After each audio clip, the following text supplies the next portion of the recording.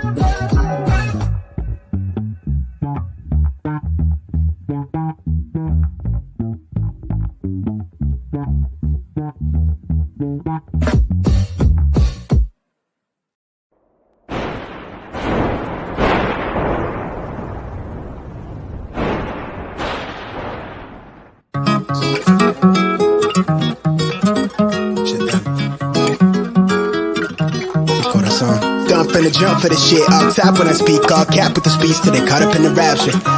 So out of line with the phrase game. Let's take a break, been a long day. Hit your line, what you fall through with the nightsticks. Maybe help me spark the ideas. We got nowhere else to go, it's only up from there. I've been on my own, just running through the fields. They vivid for the ears, I know that's how they like. Yeah, I fantasize, tell me that it's real when it's all said and done. I said it how I fit it, I let them hear the fear of a passive aggressive. Angry black man with a passion, steady grip when I shoot to the stars with a full clip. Trying line with a loose leaf, then I proofread till I lose sleep. Couldn't handle the truth in your bed with the writing. Love at first sight shit, art over hype shit. Need a sound bite for the time capsule. Press play, they pause time for a bit. Smitten, I admit it, couldn't kick it. I'm in love with the fine print. Scribble type of shit they wouldn't find behind it. White suspicious behind the eyelid. Tell a reckless with the clauses. Careful with the cost me. Need this shit forever, but I never ever stop until they put me in the coffin or they off me. Fuck niggas quick to auction, they false print. Always treat this shit with a caution. Hold it 10 toes down for the dogs, you can see the paw print. Searching for the answers in the bottom of the last strip of the handle. The beginning of the candle, doing shit to myself, yummy fears when I'm looking in the mirror. I'm seeing somebody else, yeah. Mi corazón is on my sleeve shoulder. Wrist thing and they rose gold and right glow from me. Couldn't pinpoint on the globe, so I wanted to go from it. Just know that I don't fit in, but I wanna feel everything, yeah, everything, yeah. Everything, yeah, everything, yeah. Everything, yeah, everything, yeah. Everything, yeah, everything, yeah. I got my eyes low with the sky foes where the rhyme flows, I don't really know just what we might go with the mind scope. So many things I never learned with my eyes closed. Too busy with the schemes on the telling of my dreams. On the rail, bitch, I grind like my life's on the line, hella wire. So fall through with the light sticks. We open up when the light flicks. On sight, yellow casseroles, everything around me. Hunting for the bounty. Wait, that nigga. Ladies and gentlemen, what's up? What is up? It is Tuesday, Talk That Talk Tuesday. It's good for me to be here. I'm breathing today. Yeah, give myself some love today. Hey, listen, you know what I first want to do? Because, man, we got some powerful women in the building tonight. I don't want to waste no time, but I do want to go to the people that make this possible. So I want to go over right now to the chat, and I want to see who's in the back. Let's see here who's in the sanctuary today. We got Jenny, one of the best mods on this side of earth. Jenny, thank you for being here tonight. We got Shoo in the building. Y'all know Shoo. She gonna do tonight because she's in the back. All right, so we got Eugene still in the back. What's going on, my guy? Glad you're here. Y'all know we got the mosaic here. Come on. We're going to introduce her in a minute. We got Von Bryant. Come on, the deep voice, the sultry Billy D. Williams type Von Bryant in the building tonight. We got Stephen Day. All right, let's see who else we got in here typing up in here. All right, so we got Bethany in the building tonight. Bethany, it's good to see you as well, sweetheart. All right, so guys, tonight we're going to have a conversation. Right now, I know I do, first Tuesdays are designated for women, but I was encouraged. I was inspired.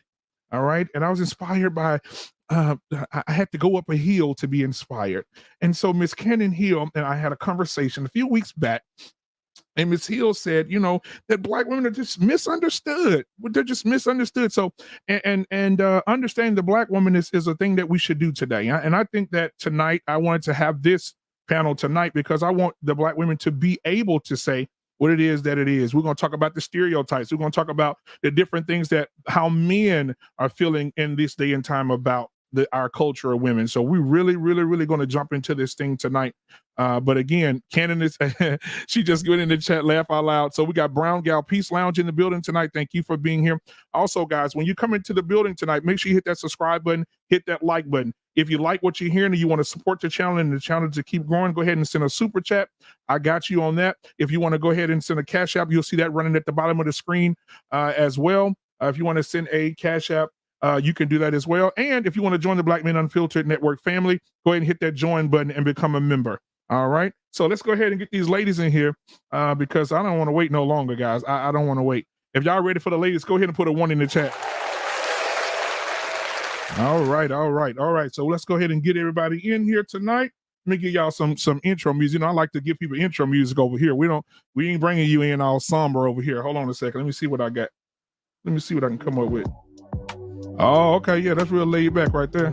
Hey, okay. So ladies and gentlemen, we're going to bring in the ladies tonight. We're going to start with the one that inspired this whole conversation, this whole question. The beautiful, the lovely, and guys, the married Cannon Hill is in the building tonight. Let's give it up. What's going on? How you doing, Shug? Hey, I'm good. I'm glad to be here. I'm absolutely liking the topic, ready for the conversation, and I love the music. Absolutely. All right, ladies and gentlemen, all the way from New York, let's give it up for you. She's an actress. If you haven't seen her on Law and Order, man, y'all need to go watch her on Law and Order. She killed it. Let's give it up for my girl, all the way from New York. Shoo shoo. Yeah. All right. Listen here. This young lady right here, her mama gave her a name, and she said, I don't want it to be like the one in the Bible. Spell it with a J. We got the book of Genesis in the building tonight. Give it up. All right. Hey, listen. Now, if you want to get growed up, you got to go and talk to Auntie TJ. Auntie TJ Randolph is in the building tonight. Let's give it up for her. Auntie is in the building. What's going on, ladies? What's going on? All right, guys, listen. If you know that you're going to die one day, which we all are going to die one day, you need to get insurance. And this lady right here is not playing with none of y'all. Chastity Wells is in the building tonight. She got all your insurance needs, and she's going to have some diamonds to throw y'all tonight. Let's give it up for Chastity in the building tonight. Hey. All right. Hey, listen. Now, we got Candid Ann in the building tonight. She's candid, but she's straightforward. Let's give it up for the Candid Ann is in the building tonight. This is a men's challenge. Oh, sure. All right, now, last but not least, my co-host for tonight. She's raw. She's out of control. She's going to say what she want to say, and she got a fan that she just dropped down like this. Okay. Let's give it up for yours truly. Raw B's in the building tonight. Yes. All right, now, all the ladies to dance real quick. Loosen yourself up for this conversation. Let me see them shoulders move. Come on, Genesis. I see you. Hey. Come on, there we go. Hey. All right. Yeah. All right. I love it, man. Y'all look good tonight. Y'all look good. Wonderful. That's it. Let's go. Man, it is good to see each and every one of you guys. Thank you for being here. Thank you for taking your time out to be here. You could have been anywhere else, so I really and truly appreciate you. I see that my auntie's in the building. Unsolicited security boss is in the building tonight. Yeah. We got Gio's Chocolate Boutique is in the building tonight. All right, good to see you as well. Let's see here. All right, now, guys, I want you guys to let me get this out of Genesis' face. Genesis is trying to get married. Let me see. I'm just not gonna Listen, see don't Genesis' don't face. put that on me. Don't put that on me. No, yeah, I ain't gonna tell nobody. We'll keep it a secret. All right, but anyway, let's go ahead and get started, man, guys. So I want to start with a simple question. I want everybody to introduce yourselves. I've already introduced you, but it's better to hear you guys as well. Introduce yourselves and tell us the state of the Black woman right now in the world today. We'll start with the lovely Miss Cannon Hill. Hi, I'm Cannon Hill. As you alluded to earlier, I am married. I have been married for 6 years. I have children, and I think that the state of the Black woman right now is the best that it's been in the history of this country right now. Okay. So yeah. All right. Now, all right. So we'll move on to my girl over here. Let's go to TJ Randolph. Let me hit you up. What you got for us tonight? Good evening. I am TJ Randolph, and I am a wife, a mother, and a grandmother. And my baby, my namesake, just started walking for my birthday this past weekend. Okay. 1 year old. 1 year old. You know, interestingly enough, I have to be honest. I really haven't thought a lot about the state or the image of the Black woman holistically, really until I came to this space. And what I mean by that is I knew how I moved and how I operated and how my friends and family operated, but I did not understand how others viewed us. And when I started to take a look at some of the things, I can see that there's some validity to how we are seen, and it's not necessarily positive, and we've contributed to that. So. All right. Thank you for that. All right. So let me go ahead with the book of Genesis. What you got for us tonight, hon? First of all, before you do that, because I made a mistake here, I do want Cannon to if real quick shout out your YouTube channel as well, so people can go ahead and they'll do it in the chat as well. But go ahead and shout out your YouTube channel as well. Yes, we have the Ladies Room podcast, and we come on every Wednesday at 7 p.m. Central Standard Time. And we also have a Facebook group that's pretty lit. So it's the Ladies Room podcast group chat. So you can go ahead and join us on Facebook anytime and join the conversation. Thank you. Absolutely. Now, TJ Randolph, go ahead and hit yours as well. Oh, I am Mosaic with TJ Randolph, and I talk about everything from life, love, mental health, mistakes I've made in all those areas. And I just try to help grow y'all real, if you will, based on the things that I've experienced in my 55 years. I'm double nickel now, y'all. What? But yeah, I'm double nickel. That's about it. All right. Now the book of Genesis. Go ahead and introduce yourself and your channel. And then tell us a little bit about yourself, hon. Yes. Good evening to the beautiful ladies tonight. Anyway, I'm Genesis. I'm on all social media platforms as the Book of Genesis with a J and 2 N's. As far as the state of the Black woman goes, I'm not really sure.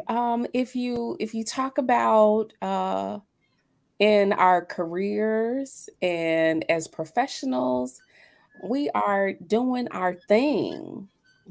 When we talk about romance and marriage, can't really say we're doing our thing there, but we're hopeful.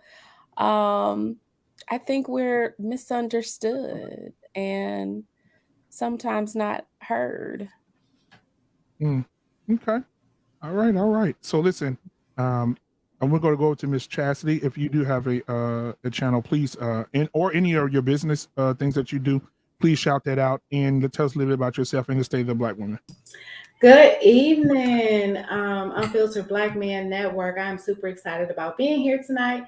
My name is Chastity A. Wells, better known as the Insurance Lady. You're able to find me on all social media platforms as Chastity A. Wells. That's just one T in my name, CHASIT as in Tom Y. I do assist everyone with making sure you have life insurance outside of your job, because insurance at your job is just that. It's a benefit while you work at that job. So after you transfer or anything else you decide to do or become self-employed, you got to make sure you got life insurance. Hit me up. Again, you can follow me on all social media platforms, Chastity A. Wells, CHASIT as in Tom Y. And then the question is, you said the state of the Black woman. Yes. That's a complex question. It's multifaceted. I believe that as a country and as a world, people are waking up to understand how divine and how powerful and how magical we really are. Are we receiving the respect that is due us? I feel like as a whole, no. And we just, it's multi-layered. This is going to be a good conversation. Absolutely. Absolutely. All right. So Candid Ann, what's going on, hon?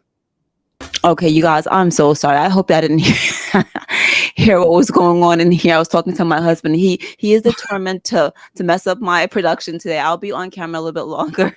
Okay. But the state of the Black woman, guys, I'm on here because Black men asked me to be on here. I'm not an expert. I've been married for a little while, and I'm an expert in this man. I'm not an expert in men, right? And so I don't know what the state of the Black woman is. There's some things I see we need improvement on, and I think we're doing wonderful in some areas as well. And so I'm here to have the conversation, and that's where I stand. I'm here to share my experience. I've been married. I've been with this same Black man since 1997. I've been married since 2005. Hey, thank you, ladies. And so I'm just here to share my experience as it pertains to that, because from what I'm hearing, there's not that many Black women that are married. And so I'm just here to share my experience. Absolutely. Thank you. And I ain't gonna say last but not least, but Ashley, thank you for being here tonight as well. I want to welcome you. I'm so happy to be here. Hey, everyone. Yeah. So tell us a little about yourself. Shout out your channel. And then also, what is the state of the Black woman? Well, I'm Ashley Michelle, as the tag says, and I'm one of the hosts of the Ladies Room podcast. As Cannon mentioned, we air every Wednesday night at 7 p.m. Central, and we talk about everything. We talk about many different things pertaining to women, and on the show, I tend to share more of a, more wholesome Christian minded viewpoint. I am a Christian woman, and it's a big part of my life. I'm not married, but I chose a life of abstinence for most of my life, and it's something that I am very passionate about sharing with young women, and so I'm just happy to be here. Absolutely. Thank you for being here. I appreciate you and sharing that with us. So last but not least, I know I'm gonna get the fan before she speaks. So, and then she's gonna try to wear purple like me tonight. I don't understand. But anyway, it's we got shoot. What happened? What y'all pointing at? Listen. You just gonna tip over me, okay? Listen, I'm not going. Listen, I'm gonna get Robbie last because she been getting on my nerves for the last 48 hours. But so I'm gonna get on Shushu. So Shushu, I'm so sorry, honey. It is so good to see you guys. Listen, again, if you haven't seen her on Law and Order, if you haven't seen her in anything that she's acted in, guys, please go and watch this young lady. She can cry I don't know what makes it. She can just cry like this. I don't know what it is. But Shushu, all the way from New York, baby. Introduce yourself and introduce your channel and what you do.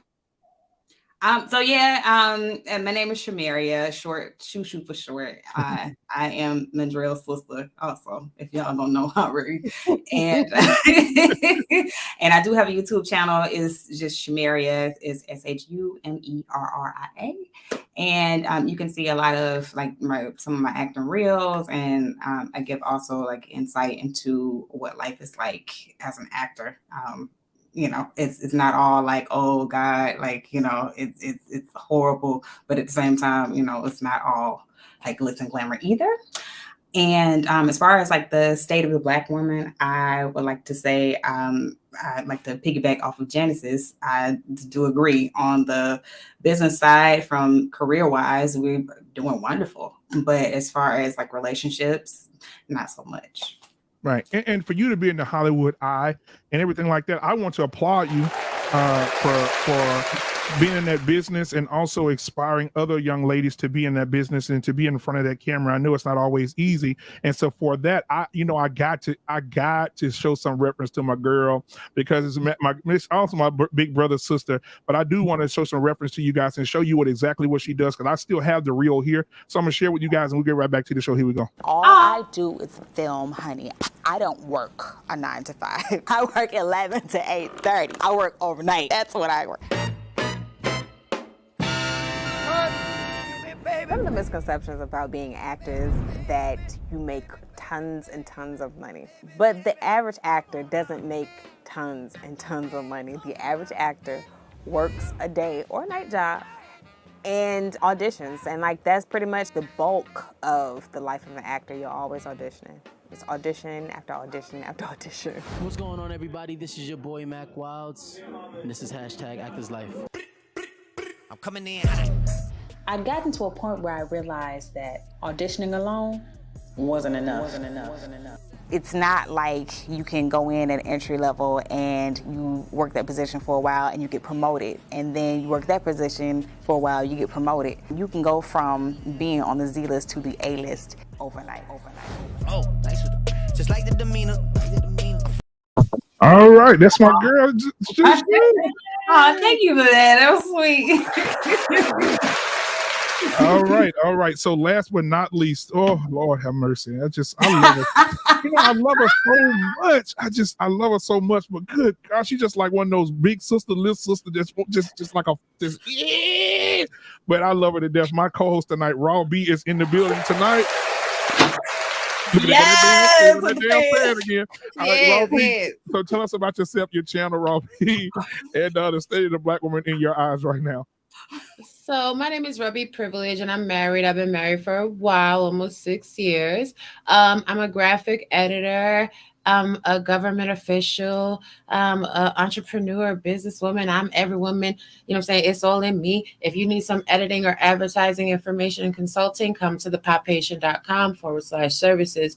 Make sure you check out my YouTube channel, Ruby Privilege. And it's Ruby Privilege everywhere. If you're not following me, you missing out. We're giving you opinions, reviews, pop culture, and a little bit of advice. Now, as it comes to the state of the Black woman, we're at war. And that's just all there is to it. Like, even though we're making great strides and advancements on the business fronts, as these other ladies have said, on relationships in the home field, it's a little bit of a travesty. And hopefully by the time we finish this discussion, the audience will have a clearer picture on where that war starts and how we can repair it. Now, to you, Black Man Unfiltered, I don't know who told you to peek into my closet and wear my color. Hey, it ain't had nothing to do with me, but that's fine. That's fine. I mean, it ain't had nothing to do with me. I'm sorry about that. I mean, it is what it is. I guess great minds think alike. Great minds. Mm-hmm. Hey, okay, we'll have a truth for right now. All right. Well, so again, welcome everybody for being here, guys. If you heard that they do have their own platforms, so let's please support our Black women tonight. Everybody that's on this panel in any way you possibly can. Let's uplift them and support them. Now, I want to start out by saying there's a lot of Robbie said something about you guys being at war. I want to ask you guys, why do you think between black men and Black women, why do you think there's a gender war right now? What is the root cause of it? I'll start. Yeah, Cannon about that. I know she's about to come through the screen. Cannon, go ahead, sweetheart. You will start with you. Why is there a gender war right now? I think we have to look at, the state of the country, and we have to look at a lot of the different systems that are in place that cause division. So I think a lot of the root of cause comes from white supremacist patriarchy is where a lot of that root cause comes from. But I also wanted to say that in order to understand Black women, you have to first start with like Black girls and like us growing up and things like that. And what I really wanted to hit on today was talking about the adultification of young Black girls and how a lot of it kind of starts there, and how Black girls are already seen like from the age of 5 years old or something as being more responsible for their actions and more aware of the world than what you would expect a regular 5-year-old to be, and are treated as such. So I just wanted to start there. But yeah, I think it comes from white supremacist patriarchal idea that that's these very rigid boxes that people put themselves in. Like a man is these very strict things, and a woman are these very strict things, and it falls along racial lines because it's never really been for us. But we're trying to fit into that box. So therein lies the war, especially when it comes to Black men and Black women, because a lot of it comes from one of the biggest things is the man as the provider, right? As the financial provider. But when you look at the economy and you look at the statistics, I mean, Black men are just not in that position to be that. A lot of men these days, period, is not in a position to be the primary breadwinner. And if you look at the statistics, actually 40% of women in general across the board are the primary breadwinners in their homes now in 2022. So, but when you still have these strict ideas like I have to be the boss and I have to do this, right? And it's not really lining up with the way that you need to be more cooperative because it requires it, then therein lies the war. Because you have this one side that's like, hey, I want a voice, I'm doing these things and I'm doing that, times have changed. And then you have this side that's like, no, I want to keep my privilege and I want to do XYZ, but it doesn't really line up with reality. So I think that that's where a lot of it lies. And I think once we can kind of get a handle on that, then it'll be better. All right, Ashley? Well, I think that our issues do partly stem from some of our challenges just being minorities in this country. I think that our history has definitely played an impact on that.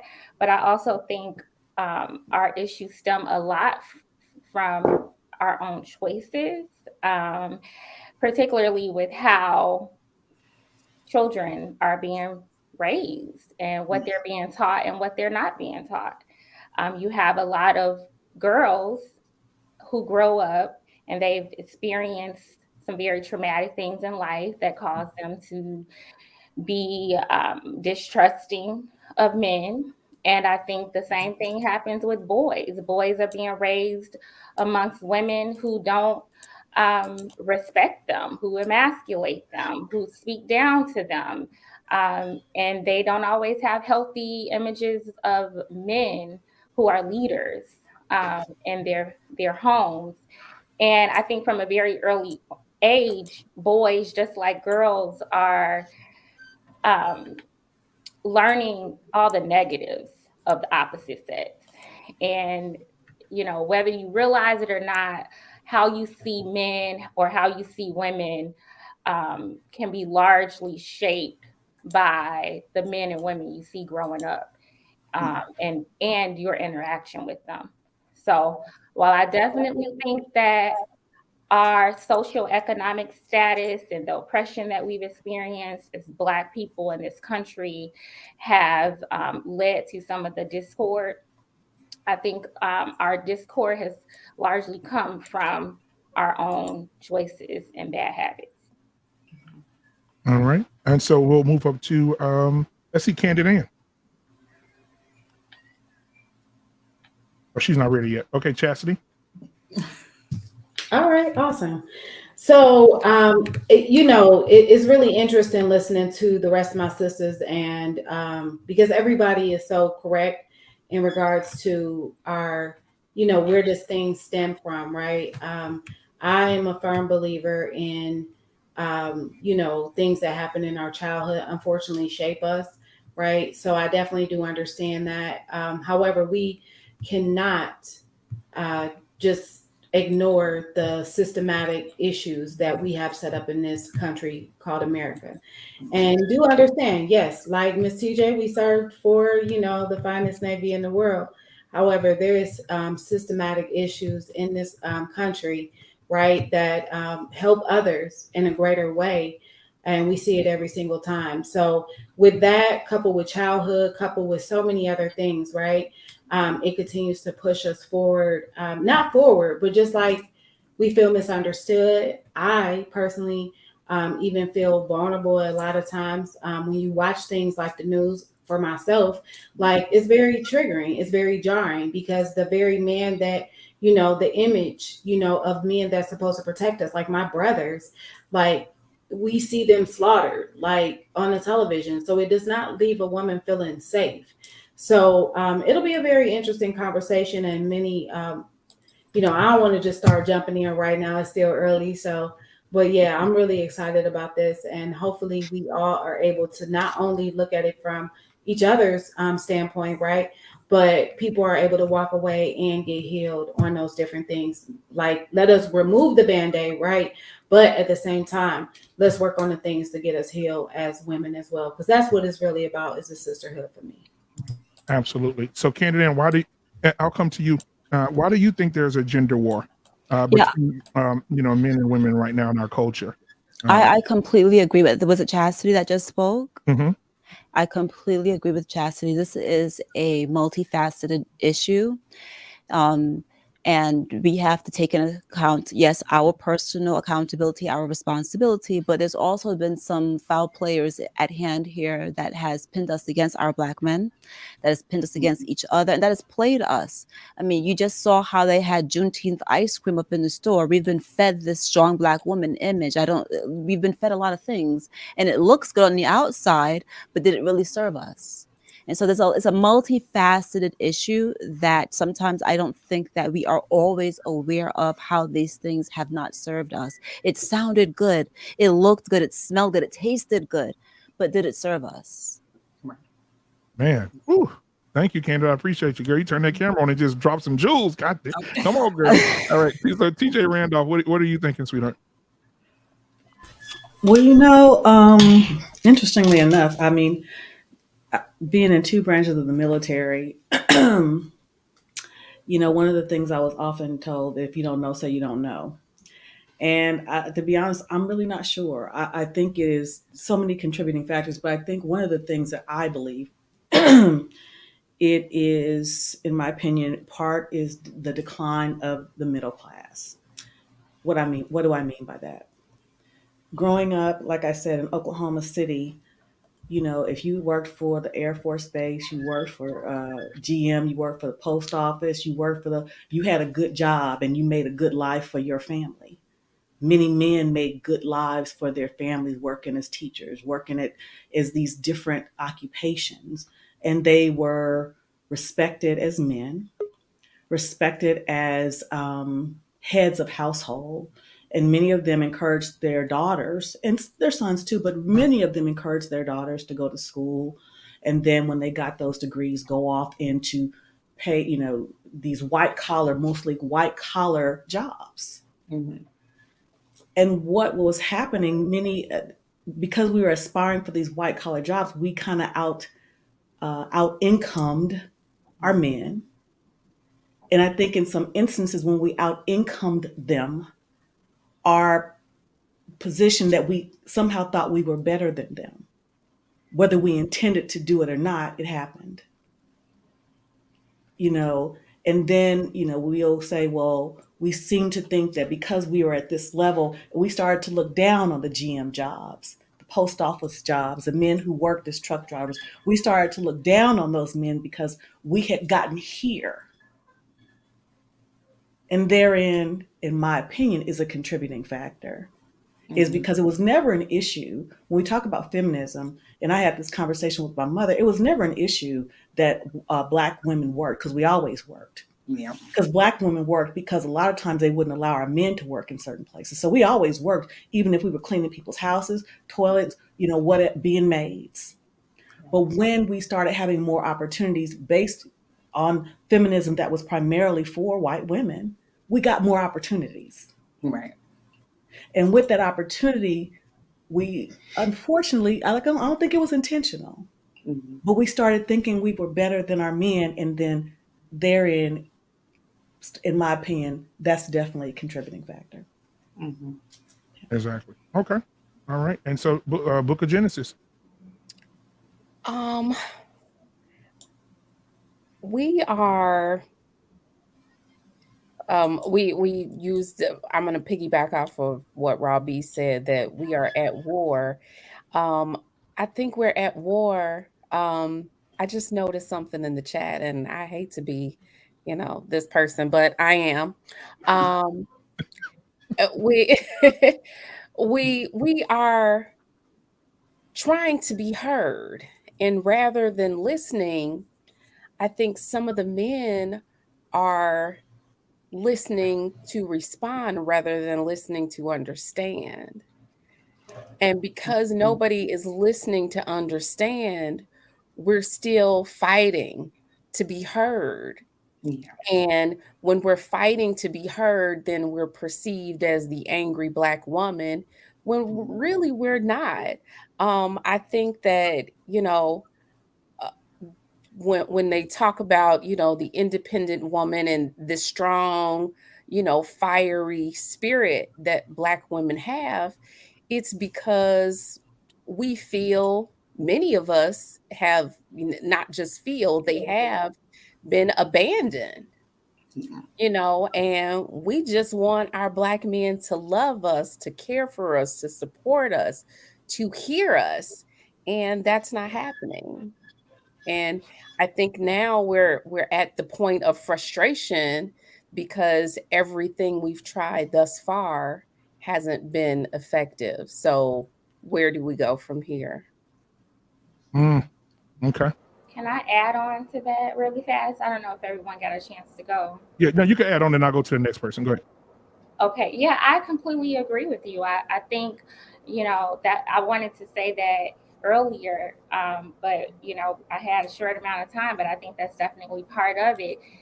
We're bullheaded. A lot of people are bullheaded. I know a lot of Black men talk about Black women not listening, and there are tons who don't listen. They don't listen to understand. They listen to reply or to retort. And we see a lot of that amongst our men as well. And I think that it's not about who's dominant, who's the leader. It's about who's wise and what's wise and doing what's right and what works. And so I know the gentleman in the chat said something about genocracy. And, he said, oh, I apologize for, going against the genocracy. This is not about women taking over. We have a voice that needs to be heard in our communities. And I think that a lot of times men have a hard time accepting things that we say when they don't agree or when they don't understand, when it would be more productive if you at least just try to understand and let go some of the rhetoric that you've been hearing. At least try to understand. We got to do better with listening to each other and being okay with being wrong. All right. Thank you for that add on. I appreciate that.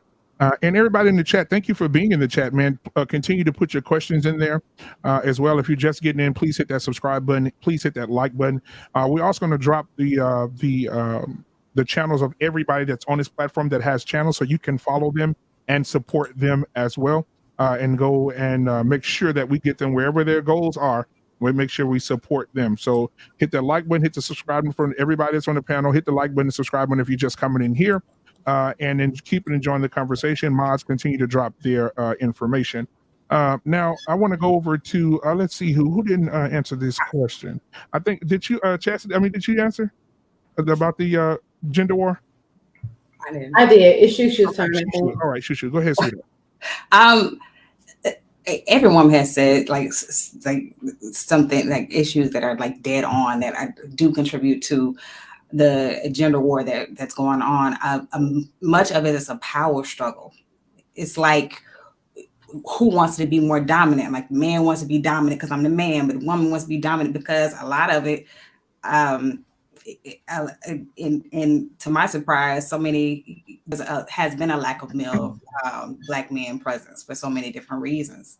And for me personally, I grew up in a 2-parent household, like, 2-parent, being married and all of that was like the norm for me. But when I got out into the world and I saw how many people grew up in single-parent households, like that was shocking to me. If anything, I feel like that's like my upbringing was abnormal. And I think part of too, it like I forgot who says, I think it was Ashley who was saying upbringing, like how we were raised, that shapes us. The examples that were set for us, that shapes us. Even when TJ was saying, that was a beautiful point, how we were encouraged to go to school and get degrees, and when we did, what ended up happening was we ended up thinking we were better than our men because we were out earning them. And that was never the intention. The intention was you can get a better job to give you better economic opportunity. So there would be more finances in the household. Because if you put your money together, you can go farther. But what happened was women were still expecting men to pay for everything. So that's a problem. And then I think something else too, this whole I'm an independent woman mantra. We don't need no man. I don't need no man. Well, that sends a horrible message too, because everybody wants to be wanted. But if you tell your man, I don't want you, then that's hurting. That's hurtful. So that's something that we need to stop also, because it's drawing a bigger rift. Like there's nothing wrong with being able to support yourself financially. There's nothing wrong with being able to, because if need be, push comes to shove, you can support yourself. You can take care of yourself. But to say that I don't need my man, like, you do need companionship. That's a basic human need. You need companionship. So that's something we got to stop doing, and we have to end this power struggle. You know what I mean? Because for men, it doesn't emasculate you to let your woman have a voice, or to hear her out at least. And women, it doesn't, we really have to stop over talking and overrunning our men, because as a result, I think a part of the reason we do that is because we don't feel like we're heard. We feel like we're silenced. We feel like we're belittled. We feel like we're small. We feel like we don't matter. So what happens in return as a result of that, we just fight so hard to be seen. We fight so hard to be heard. So I think that's a lot of our problem. Yeah, wait a minute. The guys down in the chat going crazy. Shoot. Hey, listen, so Raw B, oh Lord, the fan first, and then the fan relaxes you. So that's why I'm committing the fan.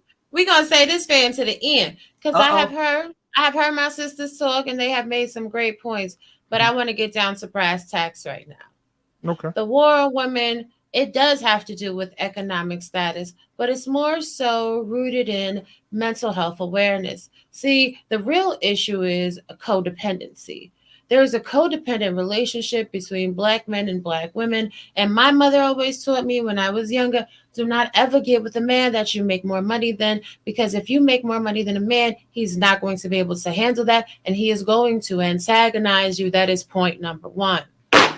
Now, the real issue when it comes down to the education and the economic uprising of the African American woman in America is this: our male counterparts, for whatever reason, be it the systems of white supremacy, be it the lack of being pushed, ambition, or drive, have not matched our energy. And instead of actually matching the energy and looking at their own mental health issues or any barriers that are holding them back from advancing, what they decided to do was divest from us and tell us how worthless we were. They decided to lift up the Asian woman, the white woman, the Hispanic woman, and say that we were angry Black women and we didn't deserve them. But meanwhile, back at the ranch, when we started to date counterparts from other races that were actually matching us on a socioeconomic status, then they turned around and called us race traders. So we have this constant struggle where they want someone else. We get it with people that we're meeting at our jobs, at our educational platforms, and what have you, and then they feel like we're abandoning them. But, as one of the gentlemen said in the chat, and I've yet to hear any of these ladies on the panel say it, they feel like they're only good for sex and entertainment. Funnily enough, that's not what I view a Black man as worthy for. But again, I don't have those codependent issues because I grew up with a strong Black man as a father. So codependency, for those of you that don't know in the audience, stems from childhood trauma. Now, I'm going to say this as a disclaimer. If you are dealing with residual childhood trauma, please seek therapeutic interventions, because until you heal yourself, you will never be able to love anyone else. And you will project your insecurities and your malfeasance onto others. And that is what African American women deal with every day. Even right now, we're trying to have a simple conversation. We barely got through the first round of the conversation. Here comes the cap, this, that, and the third. Black women are never taken at our word because of all of the traumatic interventions these men have dealt with, be it from their mother or their poor decisions in partners throughout life. I am not her. I am not your mama. Please be kind to me. At least give me 5 minutes where you hear me. And then if you don't like me, we can take it from there. That's my answer to that question. Thank you. I'm not coming to your ass no more tonight. I'm just sick of you. I'm just sick of your ass. Just sick of you. Okay, anyway, so guys, anybody want to respond to Raw B? A whole sermon. I have something that I think we need to hash out, though. I appreciate everything that you all said. I think we have to acknowledge some nuances. I think that we have gained more opportunity, right? And there are a segment of women who have let that, I guess, go to their heads, so to speak, or they start looking down on men. I have witnessed that myself, but I don't think that represents the vast majority of women who are at a certain income level. I think that's perceived. I do think that, like, I'm sorry, is it raw privilege? That's Raw B. That's Raw B privilege. Yes. Raw B privilege. Like she mentioned, there are some men who do have some insecurities when they are interacting with the woman who makes a little bit more. So it goes both ways. There can be issues on both sides. However, I'm not quite sure we're pinpointing the right problem. Because here's the thing, most Black men still do make slightly more money than most Black women. There are about 25% of us who have gone to college, and many of us pursue a career where we are above average income, right? But that's still not most Black women. That's about maybe a third of us at most. And marriage is actually more common amongst college educated women than it is amongst lower income women. Except Black women, though, I think. No, I think it is. I'm pretty sure it is. We're more. Okay. I'm going to see if I can find it. So I'm not quite sure if we pinpointed the right issue. We hear that a lot, that we're not getting married and it's because we're too independent or because we think we're better than average earning men. But I think marriage rates are higher than amongst those of us who do have higher incomes. And I'm trying to find it on Black demographics, but I'm pretty sure that's the case. Man, interestingly enough, I don't profess to be an expert or in any shape, form, or fashion in anything, nor am I an avid researcher. Maybe I should, but I haven't. But I will tell you, based on, and I guess this is anecdotal, but I think over the past, I graduated from college in 92. And I think of the women that I went to school with, and of those, how many are married? It ain't a whole lot. Mm-hmm. And I just got married at 51. I'm 55. So, but again, because many of us, and the women I know, I'm talking about women that I went to high school with and college. I'm just kind of thinking, many of them at the very minimum have bachelor's degrees, but many have masters, JDs, all that. And I'm thinking, no. Yeah. And many of them, may have wanted, well, I will say did want to be married, but in certain instances, as we went up the ladder, our counterparts, if they were going up the ladder with us, we didn't mesh. Because when you go up the ladder, I mean, look behind me. You can't be a military officer, a female officer, in not one but two branches of the military, and not be be a little bit dominant. Well, that don't mesh well in some instances. And I did not really get the correlation for a long time. And again, like I said, many of people I know that have gone up this ladder and we didn't intend to, I'm not saying we did it intentionally, because I don't think we did. But that's just something that goes along when you go up the rank in any organization. You become more dominant because you're dealing with men, and you have to be. And when you go home, if you don't know how to turn that off, even in a dating realm, it's not going to work to your benefit. It took me a long time to understand that. Thus, my first marriage didn't work because my first husband, my daughter's father, was an Army officer just like I was at the time. And we were like here. Me in the federal service, working for the federal service, going up to very high level, the dating market, we were like here. Especially if I dated someone who made less than me. Yeah. So, but it took some rearranging up in this mind to make sure that I was not putting that, like Robbie said, I had to get some therapy.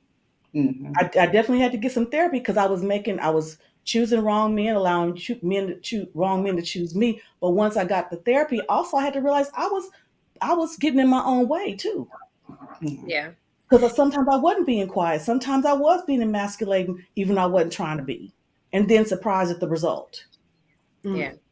So I don't know. I don't think a a lot of women. I think that's true for a lot of women. But on the flip side, I could say the same thing that I know in my circle, women who are college educated, who are married, and then those who are not married are not necessarily looking down on men who make less money. So I think we would have to look at the stats to really. Yeah, what I wanted to add, Ashley. Yeah, I was about to say I want to add on this one too. I'm not gonna deny Miss TJ your experience, because your experience is your experience, right? And it's valid, right? I do think that can happen with any gender. People are in certain environments behave a certain way, like they say it with police officers, right? Sometimes police officers find it difficult to turn it off when they come home. So yeah, I'm pretty sure that was a very valid experience. But when you look at more generally, like the actual numbers, the fact of the matter is that marriageable Black women outnumber marriageable Black men by something like 2 million after death within the age range of 15 to 45 and incarceration, right? And the fact that Black women are becoming more and I'm more. sorry, that was thunder outside. That's why. And men in general are enrolling in higher education less and less as it goes along.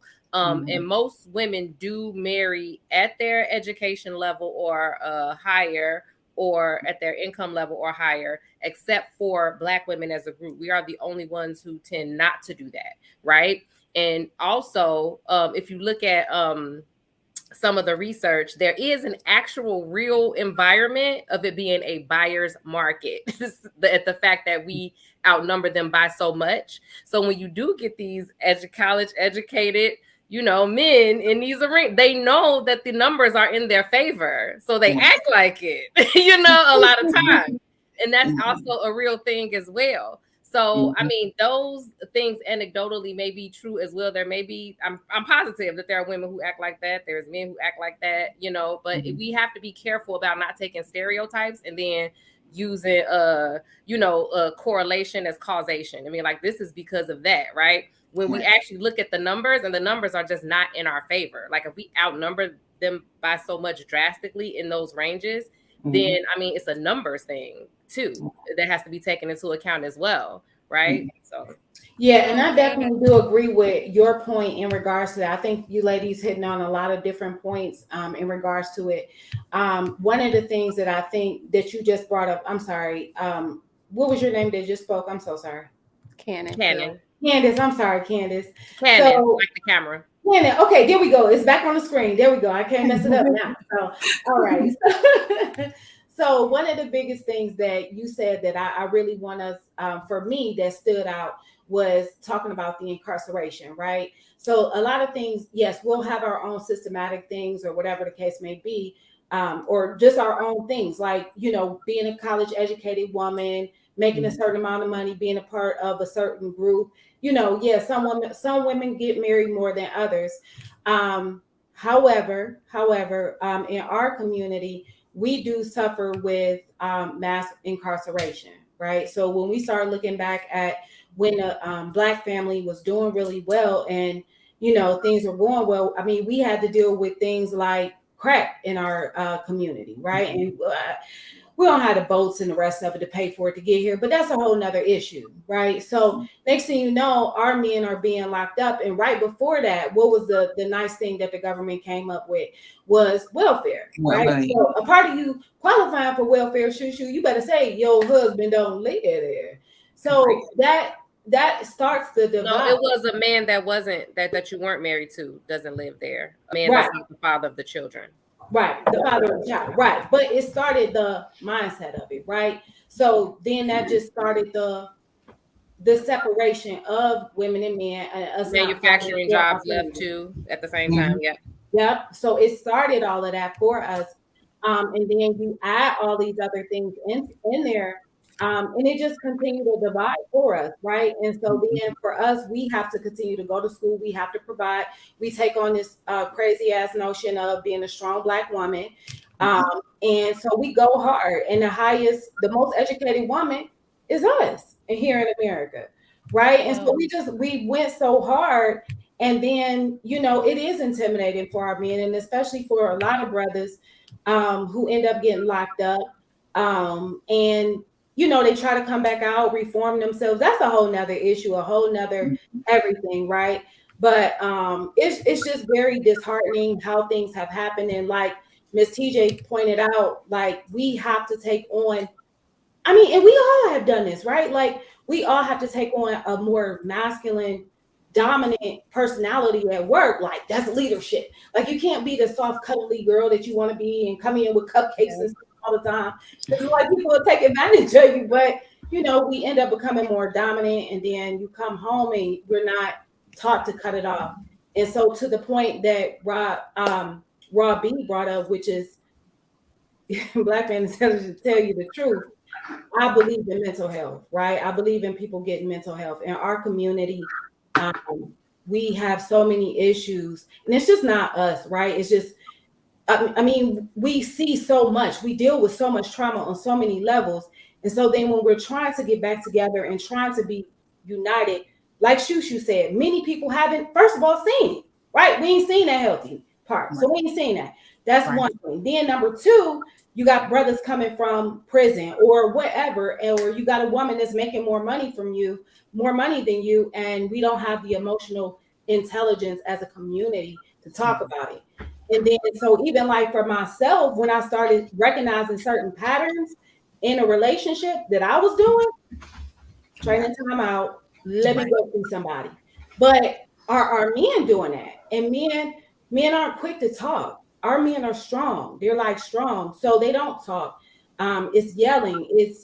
And damn, if you advise somebody to go see somebody for mental health, it's like, mental health? What, you calling me crazy? Right. Right. You need somebody that you're not having sex with to be able to talk about like what triggered that emotion. Why did you start yelling? Why did you grab your woman? Why did you behave that way? And so it's those things, like our men don't feel heard, our women don't feel protected, we don't feel protected, we damn sure don't feel heard. So it's like an ongoing thing, but we have to be taught these things. And so we have to go back to the basis of a lot of things of what happened, like even as a child. And that's why I talk about mental health so much, because I want it to become as common as talking about, like, if Robbie said she had cancer, if Candace said she had cancer, hell, we'll all be telling them, girl, I know somebody who got the best chemotherapy. We wouldn't embarrass them and be like, girl, for real, you know, she got cancer. But we do that with mental health, and we have to stop that because honestly, that's the only way we really can grow. Like, it's okay to get the help that you need. So anyway, let me jump off this soapbox, but you guys are hitting it real Yeah, good. because Okay, and I want to so say this real quick. I want to thank Peter Investor for coming a new member of the channel. So I appreciate you, man. I appreciate you, brother. Thank you, man, for being a huge supporter. And y'all keep bringing that in the chat. I got some more questions for you. It's in the words of my brother, Sir Hell Speaks. The show is about to take a turn. But go ahead, Genesis. So I think as Black women, many times we don't, well, we know personally what we're supposed to be, but we're not really clear at times about what the expectation is of us from Black men. Because, you know, as children, we're all taught, you know, get your education, secure, you know, a career where you can live comfortably. And then when we do that, it's weaponized against us because we've done what we were supposed to do. Just, you know, earlier today, a Facebook friend of mine, a Black male, he posted a photo, reposted a photo from the Shade Room of, it was Jamie Foxx in close contact with a woman who appeared to be a white woman. And his caption on it, it was, Black women, this is what you guys are going to be up against if you keep setting high expectations for Black men. Yeah. So naturally, the Black women, of course, went crazy in the comments because it's, if you don't want us to be the welfare woman, you know, with the children and all of that. So then if we get our education, if we have a career where we're a high earner, then we're not supposed to accept the same thing from a Black man.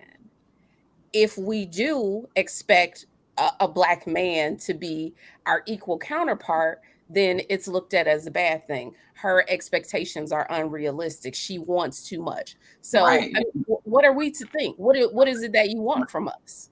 Right.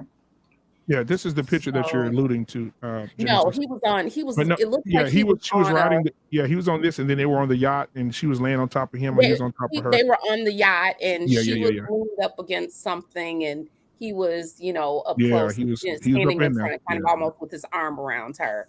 Yeah. And, you know, it's just, well, are we supposed to earn and be educated, or are we not? So I like that point. You know, I have one more. Oh, I have a point to make based on what y'all were saying about the welfare system. Now, if we're frankly honest, brutally honest, a lot of people don't have a lot of knowledge of what is really going on. The welfare system was created in the aftermath of Martin Luther King, Malcolm X, and the Black Panthers in order to dismantle and disband the Black family. It's a part of monarch programming and social conditioning in order to keep Black people separated, and we feed into it on the daily. But I won't go off all too deep into that. You know what I'm saying? I don't know. I don't know nothing about it. Look it up, though. For real, look it up. But when we talking about these dudes that like paler skinned women, Black women, I hate to say it, but if there's a whole bunch of people that look like you, that don't like you, guess what? Jose like you. Guess what? Brad like you. Why do you feel like you have to be stuck with Tyrone and his attitude? Because I tell you what, if I ever get me back in the market and somebody knows how to love on me the right way, I don't give a damn if his name is Brad, Josue, you know what I'm saying?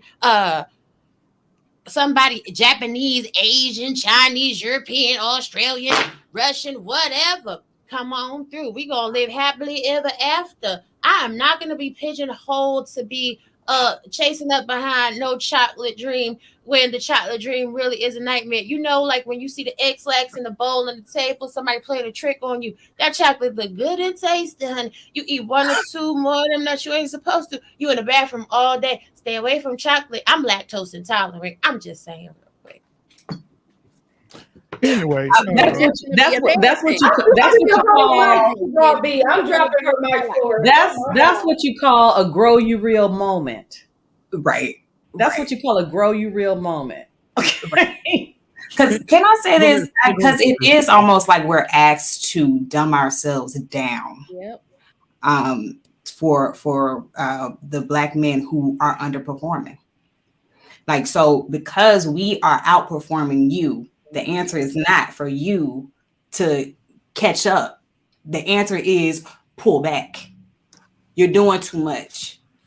Oh, well, Becky, Marisol, and all the rest of them, they put up with their men like that. Or I'll put up with my men. So you should put up with yours. Or if you don't want to put up with it, then guess what? I'll go get me a Becky or Marisol or whoever.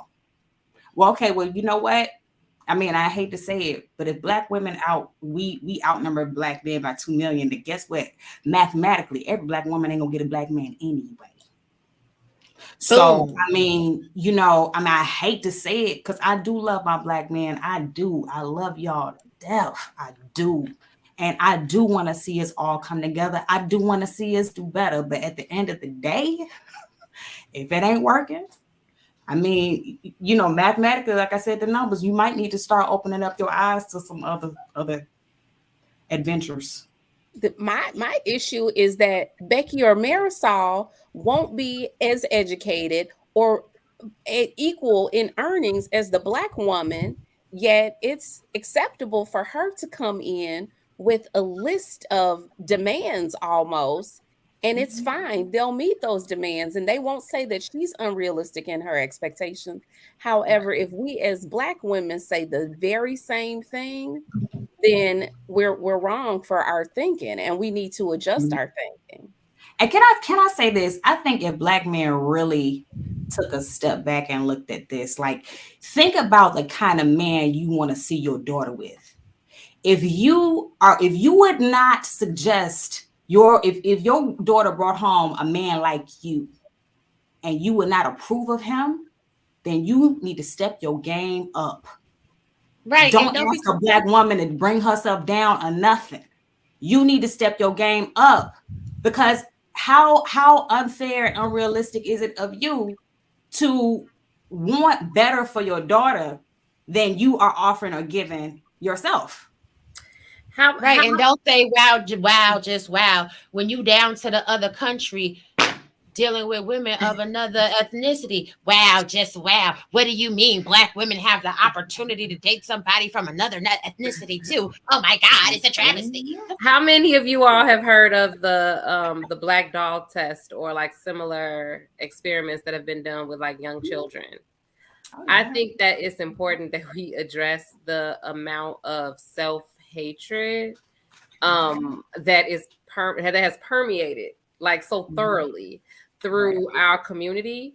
And I think, like, kind of to Rob B's point, there was a time, and I was reading, I believe it was Bell Hooks, and I think that she hit the nail right on the head, that back during that time, like of civil rights and all those other things, Black people understood that we were fighting for our souls. Like, it wasn't just like material things, right? Because one of the things that gets left out of Dr. Martin Luther King's message all the time was his message about economic progression and different things like that, and people needing to come together for that point, talking about the different, it wasn't just about racism, it was also about classism and those things. But once those movements were squashed intentionally, of course, we at some point moved on to basing our value and our esteem in material things, all of us, the Black community in general, right? And so we place so much importance on these white ideals. And that's like, we've so thoroughly just accepted white supremacist ideas, even about who we are, which I find to be extremely interesting. And if you look at the Black doll test, they have like small children, 3, 4, 5 years old, Black children, white children, whatever. And they have 2 dolls, a Black doll and a white doll. And they ask the children questions like, which one is the bad doll? The kids pointed to the Black doll. Which one is the good doll? The kids pointed to the white doll. Which doll is the smart doll? They pointed to the white doll. Which doll is the dumb doll? And that happened like across the board, no matter what the race of child was. And it happened with a lot of the children. So the question that you have to ask yourself is, what type of messaging have you accepted about yourselves and about ourselves when we're having these conversations? Because a lot of it, again, it's stereotypes. A lot of it literally goes back into stereotypes. You see the Jezebel stereotype. You see the Mammy stereotype. You see, like you said, the angry Black woman. You see, just all of these different stereotypes that we are dwindled down to, and we're not allowed to be fully realized, multidimensional human beings. I think the most important thing that I want to be taken away from this conversation, when it comes to Black men understanding Black women, is that first, just understand we are human beings, just like you. We're not cars that have mileage on them. We're not machines. We're not things that you own. We're not, objects that you smash.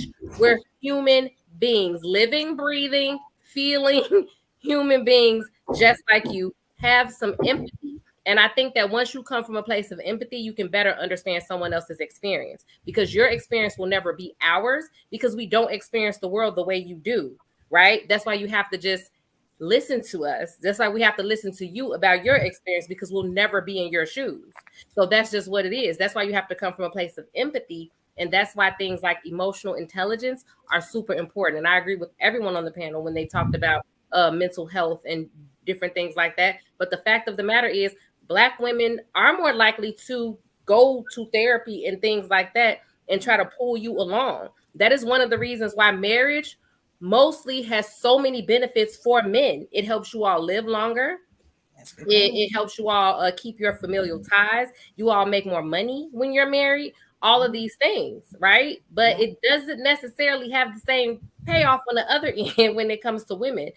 But women in happy marriages have better outcomes, but it has to be happy. And a lot of it boils down to the EQ of their partner and how willing their partner is to allow them to have some influence in their relationship. And that's why when I started, I said white supremacist patriarchy was a huge problem, because we are stuck in these very conservative white patriarchal ideas of what it means to be a man and what it means to be a woman in a house.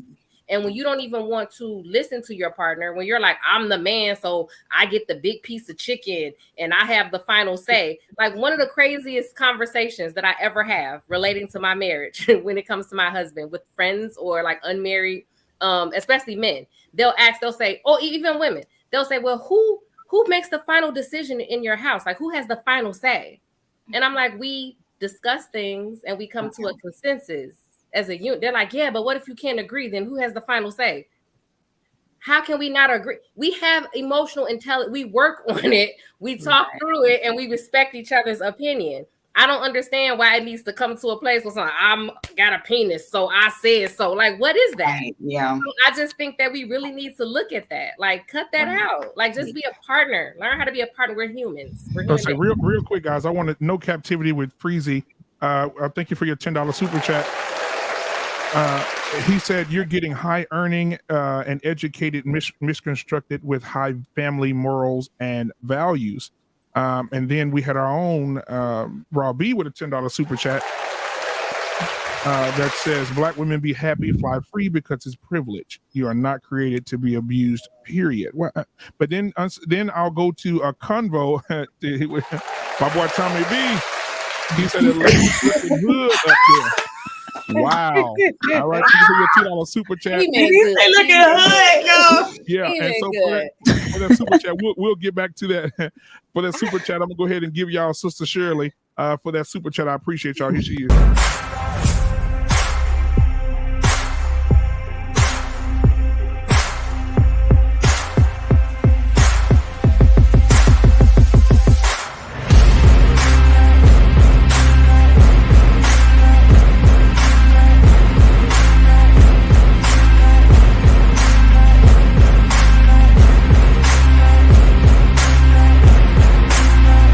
All right, Sister Shirley, I appreciate you. So listen, guys, before we, because I mean, my boy Tommy B, he wanted to do something a little different, and I know you guys gonna enjoy him.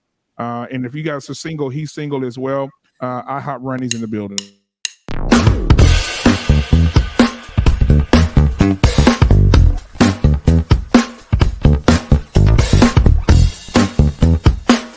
All right, I appreciate IHOP Running. Hey, thank y'all for the super chats. I really appreciate you guys. Okay. Now, I do have Security Boss. She had a question for you guys. She said, She said that, ladies, if you want to be married, we must find value in men. Absolutely. Okay, please let me get this. That's I wrote this down. Please let me say Go something ahead. to that. Go ahead. I agree with that. And I'm gonna tell you why. Because I share it with y'all. And again, it's anecdotal, but maybe some people who are listening can relate. When I met my husband, because I'm a highfalutin, high educated, double degree, bougetto female, and even in my profile, I told him I was high maintenance. And I said, I'm high maintenance, but I take care of myself. But when I met my husband and he picked me up to take me to the grocery store and in his 2001 Ford Expedition, I'm like, part of me was like, because again, I equated what I thought was value initially, because I'm, I'm growing, we're all evolving. But if I would have if I would have just focused on the superficial, and sometimes we can do that. I can say that I did. If I've just focused on the superficial of him being a truck driver and him, having this busted car, I would have missed the opportunity of the love of my lifetime. Because what is valuable is that he does have the emotional intelligence to allow me to break down mentally, because I've had some mental breakdowns, to allow me to be vulnerable, say, hey, before I met you, I had filed for bankruptcy. Can you handle that? So, to allow all these things. And then again, even though I made a lot of money, technically more than him, allowing him to still realize how important he was to me in spite of this monetary superficial things. And in so doing, I reaped the rewards of that. And now this man who had a busted beater of 2001 Expedition bought this wife my first luxury car for my birthday, because he wasn't focused on superficial stuff. He was focused on hard work, being a man of God, being humble, being kind, being a protector. So we do, to security boss's point, we do have to find value in men. And I don't think, and I say this wholeheartedly, I don't think we intend to be that way. But when we get a certain amount of education, a certain amount of income, a certain amount of lifestyle, because again, he said when he didn't reach out to me, I asked him why he didn't reach out to me, because I reached out to him. Right. He thought that a high educated, retired officer, blah, blah, blah, wouldn't be interested in a truck driver. He said that. I just wanted to say, I wanted to be able to say bye to you guys, because I do have to hop off. One of the things is because I do value my husband. We have movie night, so I got to hop off and go handle that. It's a few minutes past, but I did want to just answer her question real quick. I think that we do value our partners very much when they are partners. Like my husband, for instance, he goes to therapy with me. Like he is a friend. He is a person who recognizes my humanity. So I think that that's invaluable. That's super valuable. I just need more men to understand that is important. Your emotional intelligence in a relationship is just as important as the money that you bring into the situation. And that's what I'm gonna leave y'all with. But I gotta go, guys. But nice meeting you. All right, thank you. Good night, guys. Good night. Okay. So I did want to put, this is where it's going to take a little turn here, because I got some questions for you that you guys may have to squeeze your wrist with. But I have security. I have Bethany here. Bethany says, yes, my husband gets the bigger piece of chicken because he is the man. Plus, he can eat it. Laugh out loud. Unsolicited security boss came back with another one and said, love being a woman and a lady. We don't have to be responsible for anything. Everything. Everything. I'm sorry. Everything. Including people's issues. Like how Candace said before she left. Y'all, on social media, people are pitched this idea that a high value man makes 6 figures.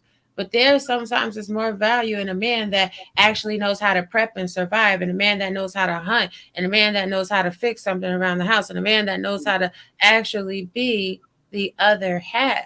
and a man that knows his weaknesses and appreciates your strengths and utilizes that together to be a yin and yang to build up an empire.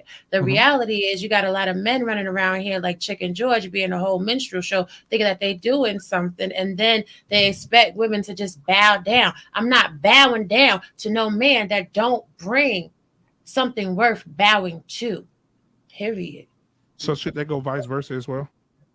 Oh, I always bring something for a man to bow down to. And when a man has the things that he needs to have, submission is commonplace. It's going to happen. When a man is providing financial and emotional security for a woman, she's automatically going to submit. She's not even going to be able to fight against it, because the way her will is set up, the way her spirit is set up, the way God built her, when he is providing what he needs to provide, she has no choice. Because when she's getting out of pocket, she starts looking at herself a type of way, like he is giving me all of my needs and my desire, and I'm out of pocket. So she's going to automatically check herself, because especially if she's already been through, if she's been through the fire, came up the mountain the rough way, and then she has a man that is putting everything in front of her, it's nothing. It's like, yes, king, what do you want? Baby, you watching your game? Let me get you a sandwich. Baby, you mowing this lawn? Let me bring you some water outside. Baby, you tired? You had a rough day at work? Let me run you a bath. Let me turn on your shower. Let me put all your stuff in the bathroom. Baby, don't worry about them clothes. Leave it on the floor. I got it. You know I don't like it, but it's no big deal. See, but a lot of men are missing it. They're not getting there because they're too busy trying to tell women who they are and what they deserve. No, don't tell me nothing. I'm from Missouri, the show me state. Show me who you are. So listen, now I got this platform tonight was for women to be Black women to be understood. And the reason that I'm allowing my lion to stay in the cage tonight is because of that reason. Because the lion right now, I just had Vaughn in it because Vaughn knows me. Vaughn has been with me since day one. He knows that I'm a lion. And so Vaughn said that, what did he say? He said something about he's never seen that much grace from me. He's something in that manner. So amen. Hallelujah. Thank you, Jesus, tonight. I'm staying in my cage. Now, unsolicited security boss says, Raw B, it depends on the foundation of the relationship. It could be a simple contract with consideration. All right. And all the men in here are saying cap. Man, this is crazy. Are they single or are they married? Some of them I know they are married, and some of them are they happily married? I have no idea. That's none of my business. But listen, I want to do this because I'm gonna open them call lines up in a minute, and I know it's gonna take a turn. But however, I want to play the hot seat game with you guys. And the hot seat game is I'm going to give you guys a series of questions. We answer them very, very quickly, and we address them very dominantly, just like Robbie just so eloquently has done. I'm just, I can't wait till next Tuesday. I'm going to get your ass. But yeah. I'm gonna get you. But so I'm gonna do the hot seat questions, and then we'll start at the top with Robbie, and then we'll go all the way around. I'll just ask, the questions. So here we go. And now these questions are a series, and I've been asking these questions to all the men that I know and men that I don't know, and I put it on my in my chat YouTube channel and on my community channel, also as well as my Facebook. And these are some of the questions that I got for the hot seat tonight, guys. So here we go. Are you guys willing? Are Black women willing to be a voice and an advocate for Black men? Robbie. I am every single day. I even have been encouraging Black men that are fathers that are complaining about their rights being violated to bring lawsuit against the United States of America, because it's a perfect time in this political economy. Okay, what about you, Shushu? Go ahead. What's your oh yeah, definitely. I advocate for Black men. I got a Black brother. I had a Black father. I got cousins. I got uncles. Yeah. Definitely, I advocate for Black men.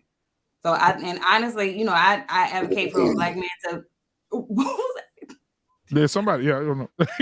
Oh yeah, but yeah, because like I said earlier, like I love my Black man. I do. I honestly and deeply I do, and I want us to do better. We all need to do better, and we need to bridge this gap. Absolutely. Okay, and then so we'll go to Chastity. Go ahead, sweetheart. Are you muted, honey? Absolutely, yeah. I Oh, just yeah, yeah. realized that. Yes, absolutely. I'm always advocate for Black men. I mean, I'm not in love with my partner, my life partner. He is not a man of color. So I am definitely with Robbie. I don't have time to be waiting after years of therapy and the rest of it. Guess what? That ain't what my man came in the package of. So, but in the meantime, I still got brothers, uncles, and other men that I absolutely adore that I must advocate for. So hell yeah.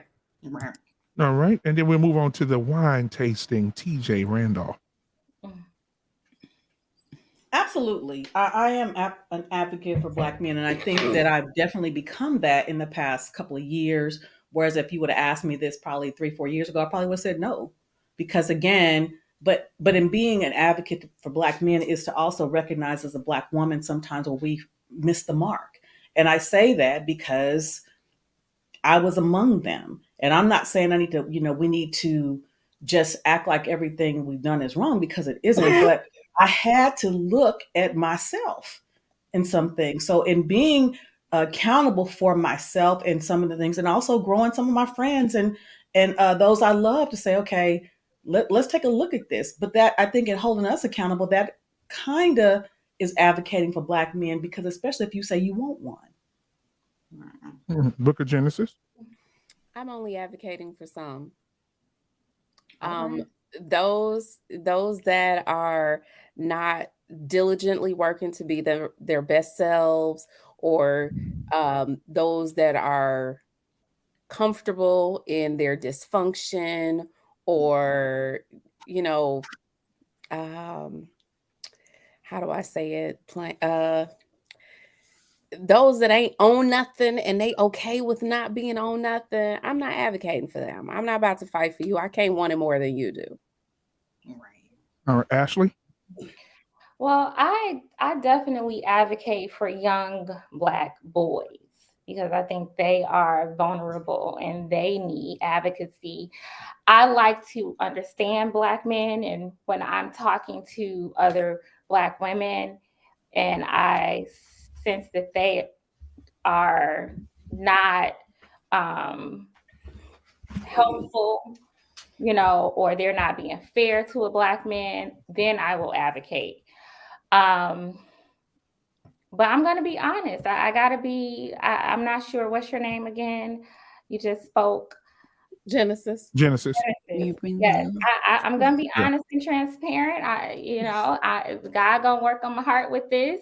I used to be more of an advocate for Black men, but I've learned to just be quiet when it comes to their issues, because sometimes I think that, they don't necessarily appreciate it, and or it's not enough.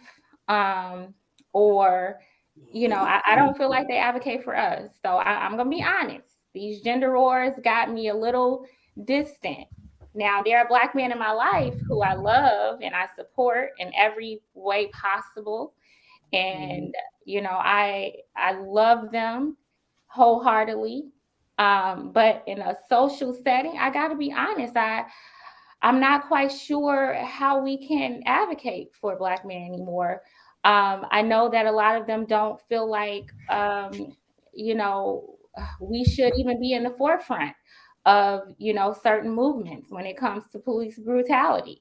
I've seen a lot of pushback from Black women about that. And then a lot of relationship issues I can be on board with, but then a lot of things I can't be on board with. So that's just a transparent answer.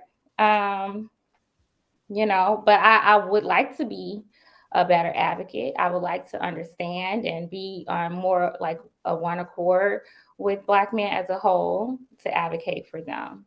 All right. Thank you. So thank you for that. L. Nixon, the voice of reason. He says, shout out to the all-star panel with his $5 super chat. Appreciate you, my brother. I appreciate you, man. I'll give you Deacon Johnson.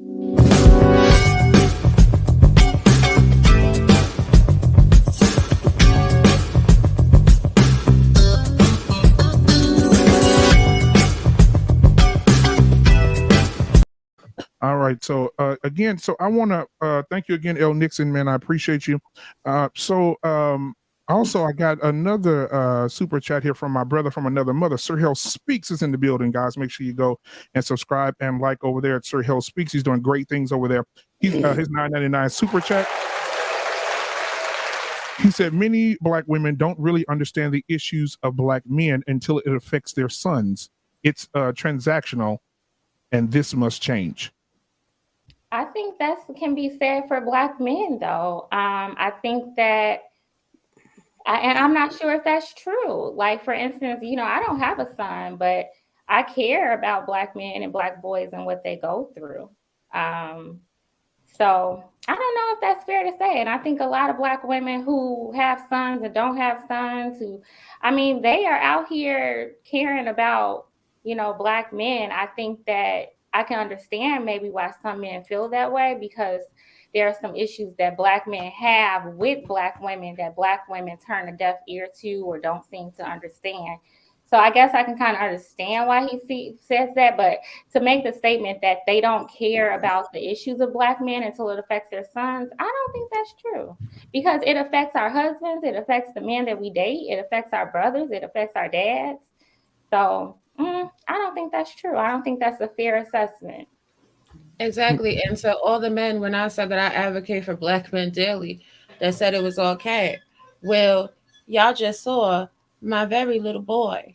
And what did he do? He came up over to his mama for kisses and hugs, and he got them aplenty. And I advocate for him to the highest level in government where it really matters. Not sitting on a YouTube having arguments with people. I actually put my feet on the ground and go out into the world and affect laws that affects his life. So I'm a need for the Black men that maybe haven't gotten enough hugs, maybe didn't get enough kisses, to stop being so bitter and thinking that every Black woman you see is against you.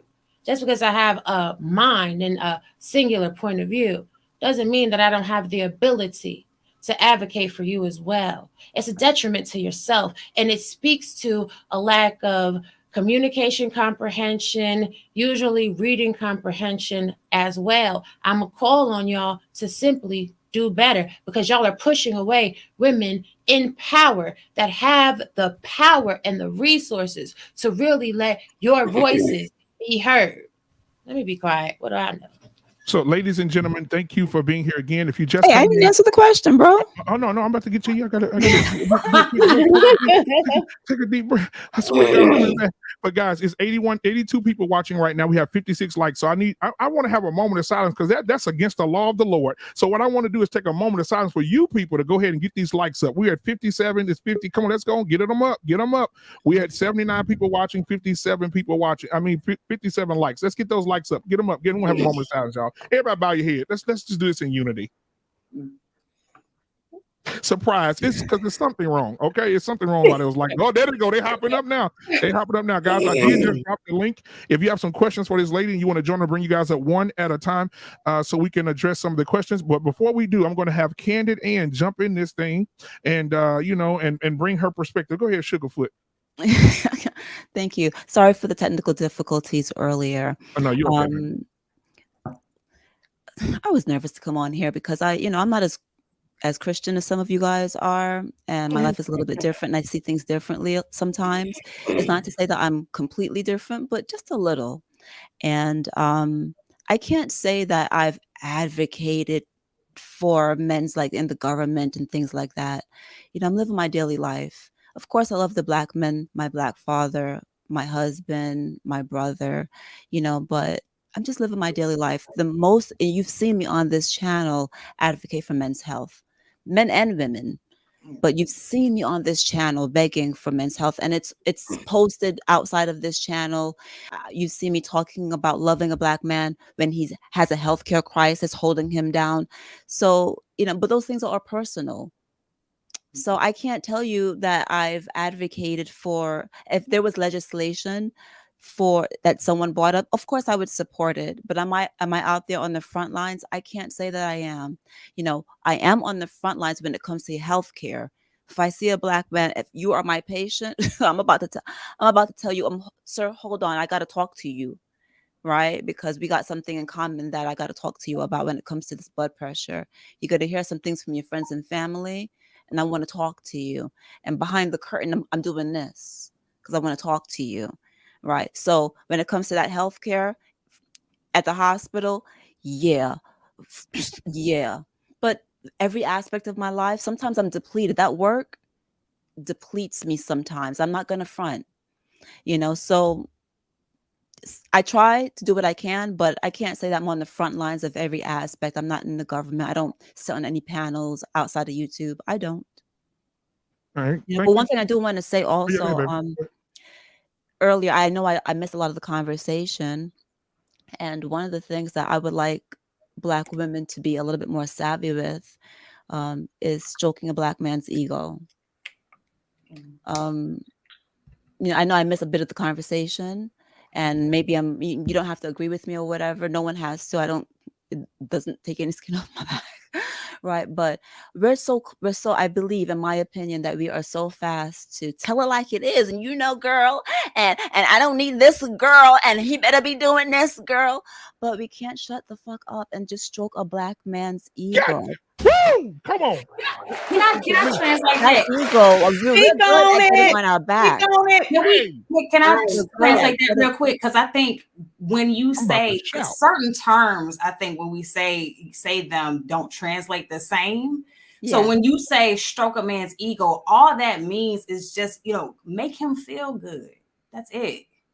That's all. It can be as simple like, thank you, babe. Oh, you look so good today. Like, damn, oh, babe, you killing it. Like, you know what I'm saying? Like, hey, you want to go back in the room? Like, just make them feel good. Like, that's all that means. And it's nothing wrong. Because we want men to make us feel good. Like, tell us that we pretty, or tell us, our fragrance smell good. It's simply, that's the same thing. When people say stroke a man's ego, that's all they're saying. Right, but right now I'm focused on us because if I'm not mistaken, I don't want to reverse this and what about us? I'm just focused on what we can do for them. I'm not focused on what they can do for us at this particular moment because they had that conversation last week. So right now, for me, my focus in this conversation is what we can do for them. Well, that's what I'm saying. Because when you say stroke a man's ego, that's not what women hear. They don't hear that. They hear like, big his head up or like make him think he more than what he is. And that's not a little bit of that. What's wrong with that? All you saying is just make a little bit of that. Good. Why not? It's being nice. I mean, quite frankly, right. And that's what I'm saying. It's nothing wrong with that. But like when you say the term itself, stroke his ego, a lot of women don't hear. Just make him like be nice or make him feel good. Because that's why a lot of women aren't receiving it like that, because they hear something different. Well, they do, and I'm gonna tell you, because I used to be one like, why I got to stroke his ego, right? And but again, that kept my ass. You understand me? Kept my ass by myself, bitter as fuck. So, but again, when I with Mr. Randolph, like, there's that chest I like. Right. There's that chest I like. Boy, you about to get this yummy look. I mean, hey. Because they want to feel appreciated. That's it. They want to feel appreciated too. I think there's a difference in the conversations we have on these panels and how we interact in our personal relationships. Yeah. If I may be, fiery, feisty, or jazzy at the mouth when I'm here, but that doesn't necessarily mean I'm that way when I'm with my man. That might be a whole different person. And I know Candid Ann wasn't speaking to me directly. I'm just saying. Yeah. Listen. But I used to be. I used to be feisty at work, feisty at home. Yeah. TJ gets what I'm saying. Tell the truth. Tell the truth. I'm like, if I want your opinion, I'll give it to you. Okay. I was like, we need to stop with that. We need to stop with that. Do you see what I'm telling you behind me? I mean, listen, people still call me to this day. Terry, if you was here, we know you get them straight. I mean, I just got a call just the other day. If you was here, we know you get them straight. But again, if you don't know what you're messing up, you keep messing up. And see, the thing about this, what I've noticed is that, and I'm not going to call out any particular race, but they know how to cry on command, how to use their femininity to get what the hell they want. And why are we over here why are they calling a Black woman to come fix some shit? Why? Come on, Candid. Why are we not using our femininity to be coy, to be soft, to to get somebody else to fix the shit. What my damn collection plate? Okay, so I mean, come on, Candy.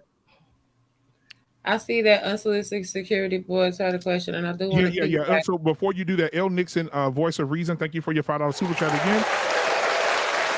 He said, love to my sister up there. There's only a gender war for those who are at war. Then he said, Black women have also had a hand in who I am. I love y'all.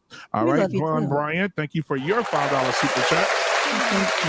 He said, I love my blacks. Oh, I'm going to do it in his voice. I love my black sisters. Thank you. You're beautiful. All right, that's for John Bryant. And then the unsolicited security boss herself. Yeah. Robbie, we acknowledge the problem, but who needs to wave the white flag?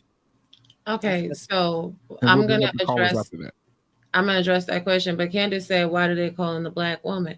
Because since we were brought here against our will, it has always been the Black woman that held down the problems of not only our families being ripped away, the families we were put into, breastfeeding the masses, children, and everything else, even breastfeeding our men when they were whipped and castigated by the master. We've always been the backbone to the family. But now, as to who needs to wave the white flag, as L. Nixon, the voice of reason, so eloquently stated, he said, the ones who lead have to lead by example. Men. I need for every single man in America to stop believing that I have to be submissive and docile and gentle to them. I only have to be submissive and docile and gentle to my man. No. I need for men to stop feeling that way and for women to stop feeling that way too. So, every man don't gotta be. Robbie, so you're gonna be nice to your man, but be an ass to everybody else? Hold on. I was. Go ahead and finish. Ooh, the line. Stay in. And I also think that women need to stop, Black women especially, stop expecting anything from these men. He's not your man. Why do you care? I tell people all the time, if people don't like your look, did you want to sleep with him? If you didn't want to sleep with him, who cares? If people doesn't like your personality, do they want to build a future with you? If they don't want to, then who cares? That goes on both ends of the spectrum. The pendulum swings both ways. People got entirely too much time caring about what the group thinks. I don't care about what the group thinks because I'm not here to walk with the many. I'm here to walk with the few. That part. Can I reply to? Yeah. I'm gonna go ahead and bring up a caller, but go ahead. While he's coming up, you can go ahead. So to security boss's question, who waves the white flag? I think that there should be, the white flag can be waved, but the problem that would still be there is fear and a lack of trust. There's no trust on both sides, and a lot of that is because of deep rooted hurt. That is there on both sides.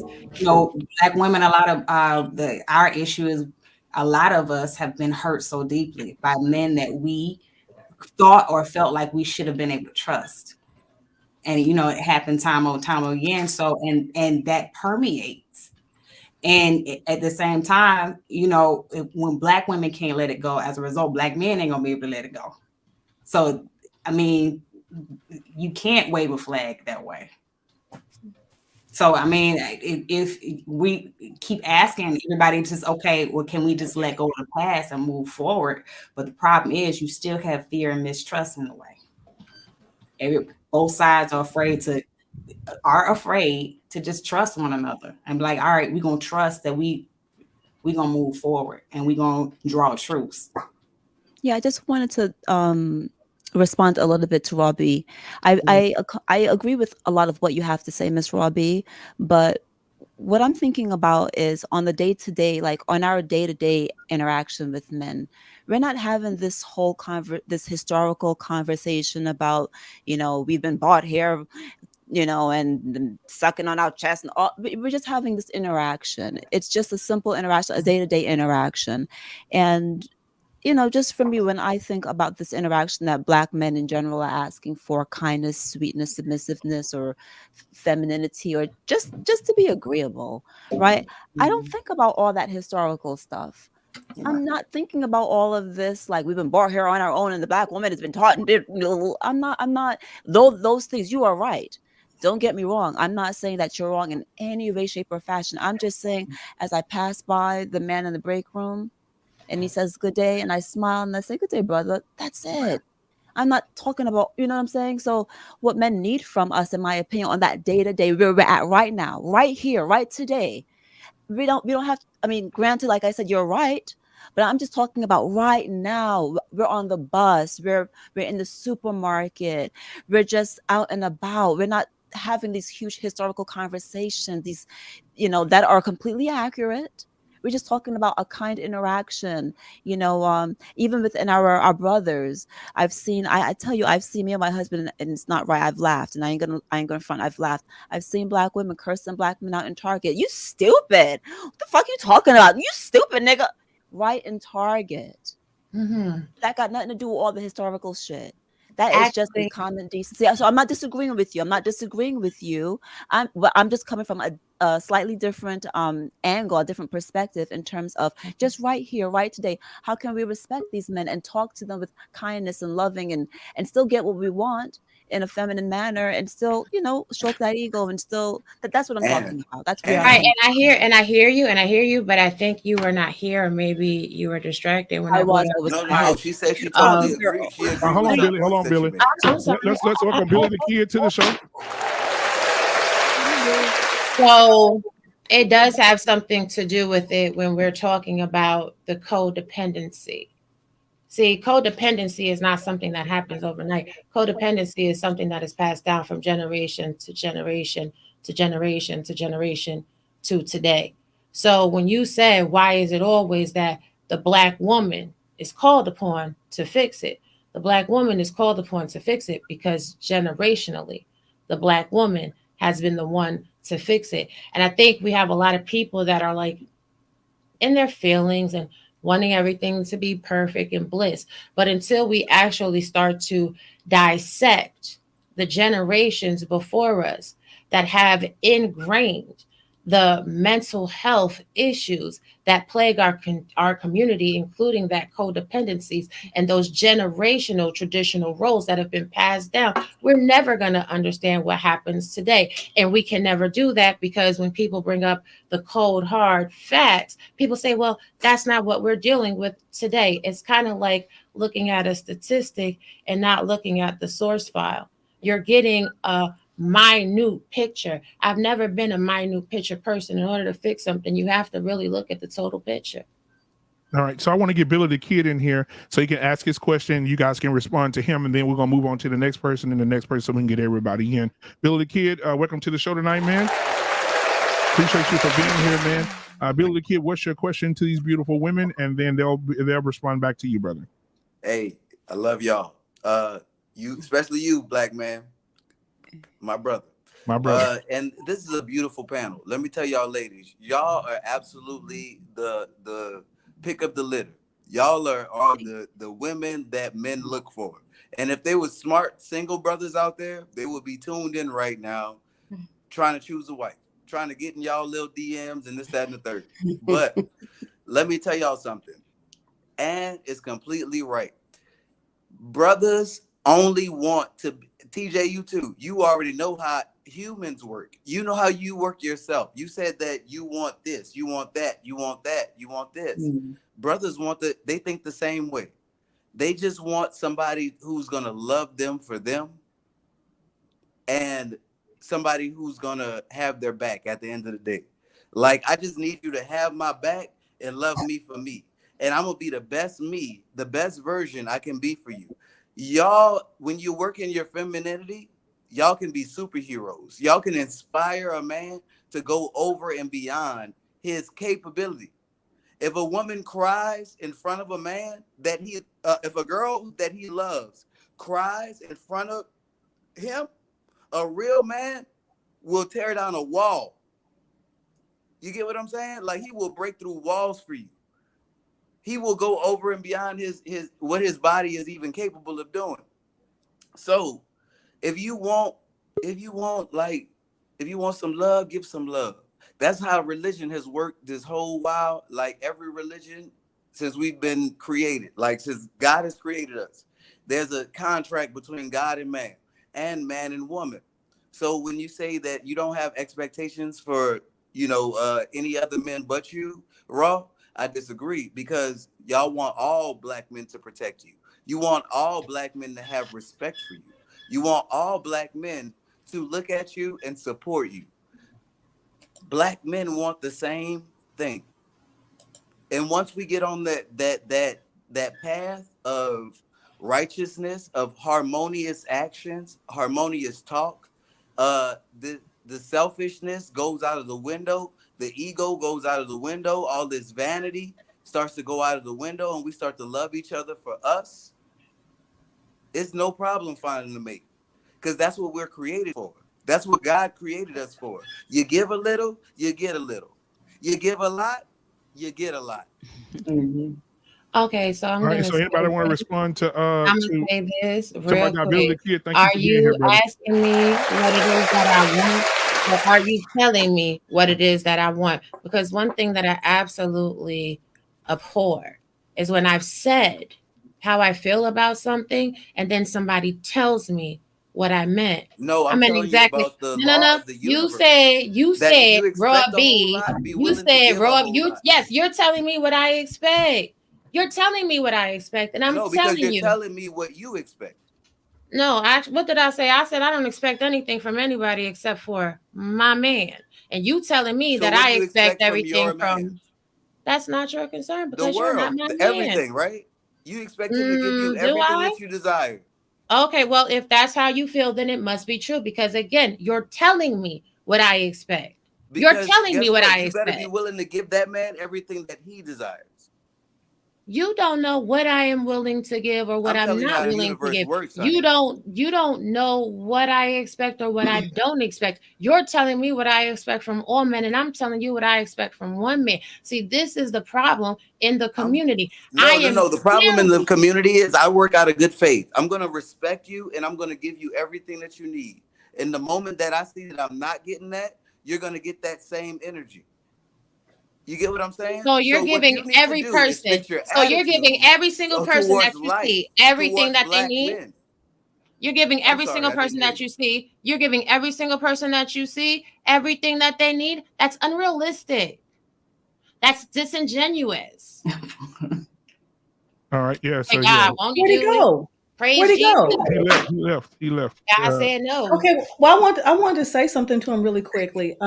I understood where he was coming from, and I'll just use myself as an example again, because again, I can only speak for myself. But I will say, to use an example when it comes to, how I have ingratiated myself, I just in being interacting with men, in a more, and I'm not saying docile, but just being kind.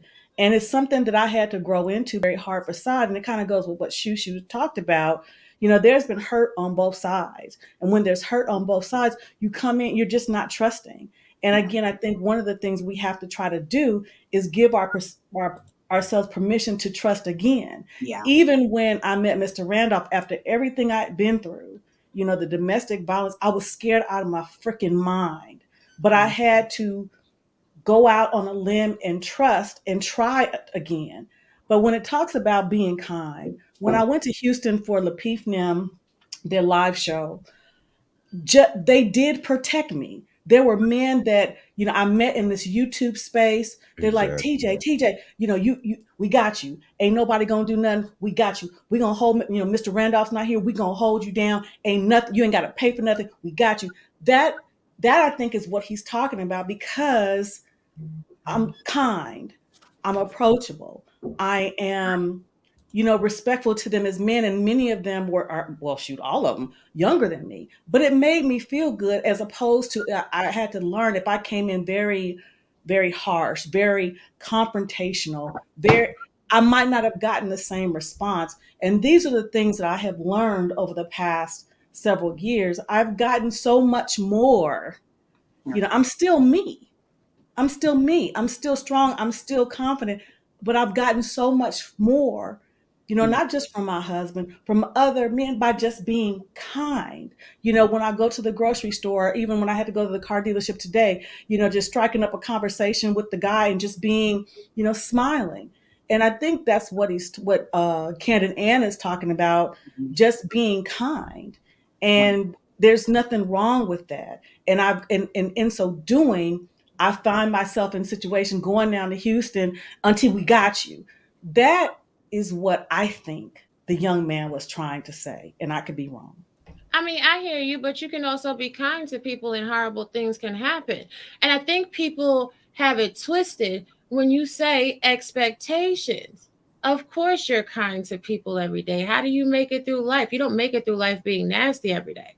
But when I say I don't expect certain things from people, I don't. I give out what I give out in the world. But the expectation for it to be returned is only reserved for the people that are in my closest inner circle. Now, I could tell y'all some real, true tea out here. She, me, her. I never have any problem with men, women, children, animals, God, the Church of Latter-day Saints, nor the Mormons, because of how I comport myself in life. However, the expectation, though, you cannot expect to get blood from a stone. When you are in these spaces and you have people that are quite negative and pedantic, and you're having conversations with them, and you tell them your point of view, and then they try to change the narrative to fit something that they can comprehend. No, I'm sorry, you're not finna do that to me. I said what I said, and I mean what I say. If you don't like it, that is your opinion, and you're not my man, so I don't care. But I will tell you. And I will say this: unsolicited security boss said empathy has to go both ways. I do want to welcome my guy here to the show. My boy 5100 CJ is in the building tonight. What's going on, man? My guy, go ahead and I want to welcome you to the court of fire on that ass. And so when you come in, I'm the lion in the cage tonight. I'm not going to be biased tonight. I'm going to allow the women to speak. I said I wasn't going to do it because Genesis, when I brought this conversation up, Genesis, the little beautiful yellow one over here on the second row on the end, she said, they said, do you think you'll be able to go without cutting the women off? And guess what Genesis said? Sit in that same chair. So I'm going to sit back here tonight. I'm not going to say nothing. I'm going to allow the women to speak, but I'm going to allow the men to call in and voice their opinion. So 5100 CJ, what's going on, man? What's up with your question, brother? Let's get it. What's going on, y'all? Doing all right? Yep. All right. Good job, Black Man. You've been doing a great job. What's up, Genesis? How you doing? Thank you, brother. I appreciate it. Oh yeah, we got 69 likes and 81 people watching. Hit that like button right now before we have another moment of silence for about 20 seconds. All right, go ahead, brother. Shout out to the growth of the channel too, man. You didn't shout off, my boy. Man, I appreciate you, brother. Appreciate you, man. All right, now I got a couple questions. I ain't trying to take up too much time, but to the ladies on the panel, do y'all understand why the Manosphere became necessary? Yeah, I understand why the Manosphere became necessary. It's a platform for men to discuss your issues and your concerns. And I mean, it's in fairness, y'all do deserve that. Okay. From my understanding, you guys have had some issues with women and you want to be able to voice them. And I know I've heard that the Manosphere supposedly gives advice to men on how to avoid certain types of women. So I'm going to say this, and I don't like being on these goddamn panels, I swear to God. My family's from the islands. That's a patriarchal society. Okay, so I grew up in a situation in which men ruled the house, men did certain things. So me looking online is something I had to be educated about because I didn't relate to some of these problems that some of the men were talking about because it's not what I saw in my house. Mm-hmm. Okay, if you ever been to a Caribbean island, ask anyone who's Caribbean here, they know that men do what the hell they want and women ain't gonna tell them what to do whether you like it or not. So that's the space I come from. There's good and bad to that. There's certainly a lot of good and bad to that. So me looking at the Manosphere, it was just really to listen and to hear this landscape of what men have been struggling with. I just wanted to listen to hear what was going on. And I do see some of the things that you're talking about when people spoke and about certain things and I look outside. Yes, yes, I did see some of those things. I did. Okay. All right. Is anybody else got want to respond to? You got anything else from me, CJ? Yeah, but I just wanted to make sure everybody got to say what they want to say. Okay. I'm especially interested in Rob B. Why do you think the Manosphere was started? I mean, do y'all really want me to speak? Because, y'all get all up in arms. The Manosphere was created because there's a whole group of men that struggle with poor relationship choices. And they wanted to gather together to try to illuminate what they felt are the bad behaviors of women, which in turn poisoned the community. The Manosphere was actually created to uplift Black men, but it has become a space of bashing Black women. This is very true. Okay. Now, my thing is this. Oh, stay. Okay, I got you. Okay, so my question would be, but thank you, CJ, for coming, man. Hold on, before I you let me appreciate go, you, bro, man. before you let me go, I just want to respond to why I believe the Manosphere was started. Absolutely, brother. Go ahead. The Manosphere was started because, like most of us have mentioned, most of us have been raised by women, correct?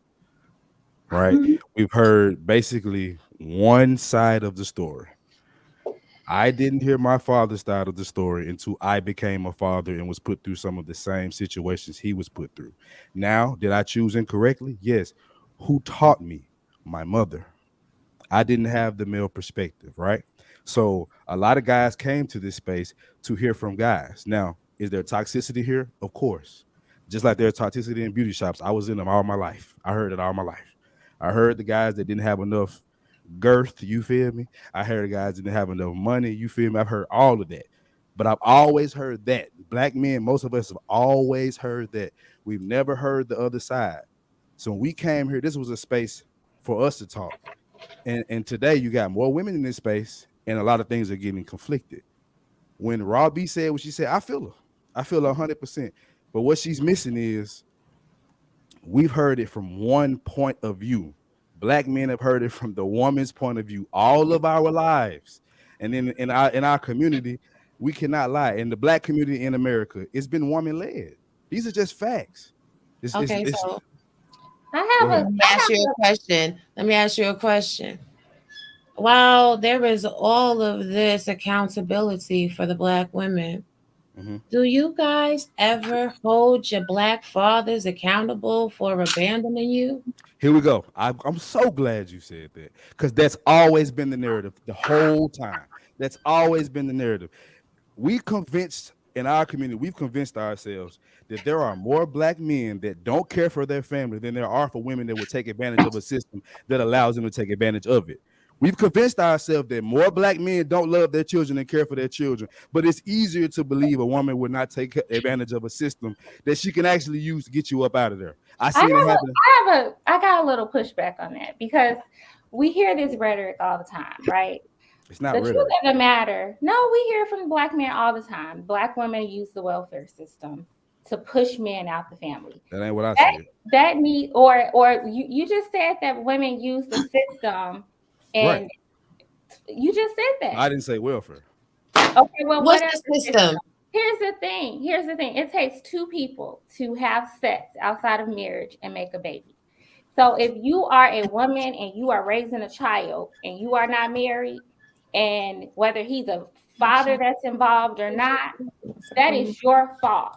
That's 100% your fault. I don't understand why Black men don't use that same logic when you are making children outside of wedlock. If you are a man that has a child outside of wedlock and you have to pay child support, that is your fault. I had a child 100% in wedlock. I had a child in wedlock, and okay. I had my child kept away from me for a year. I fought for custody, got joint custody.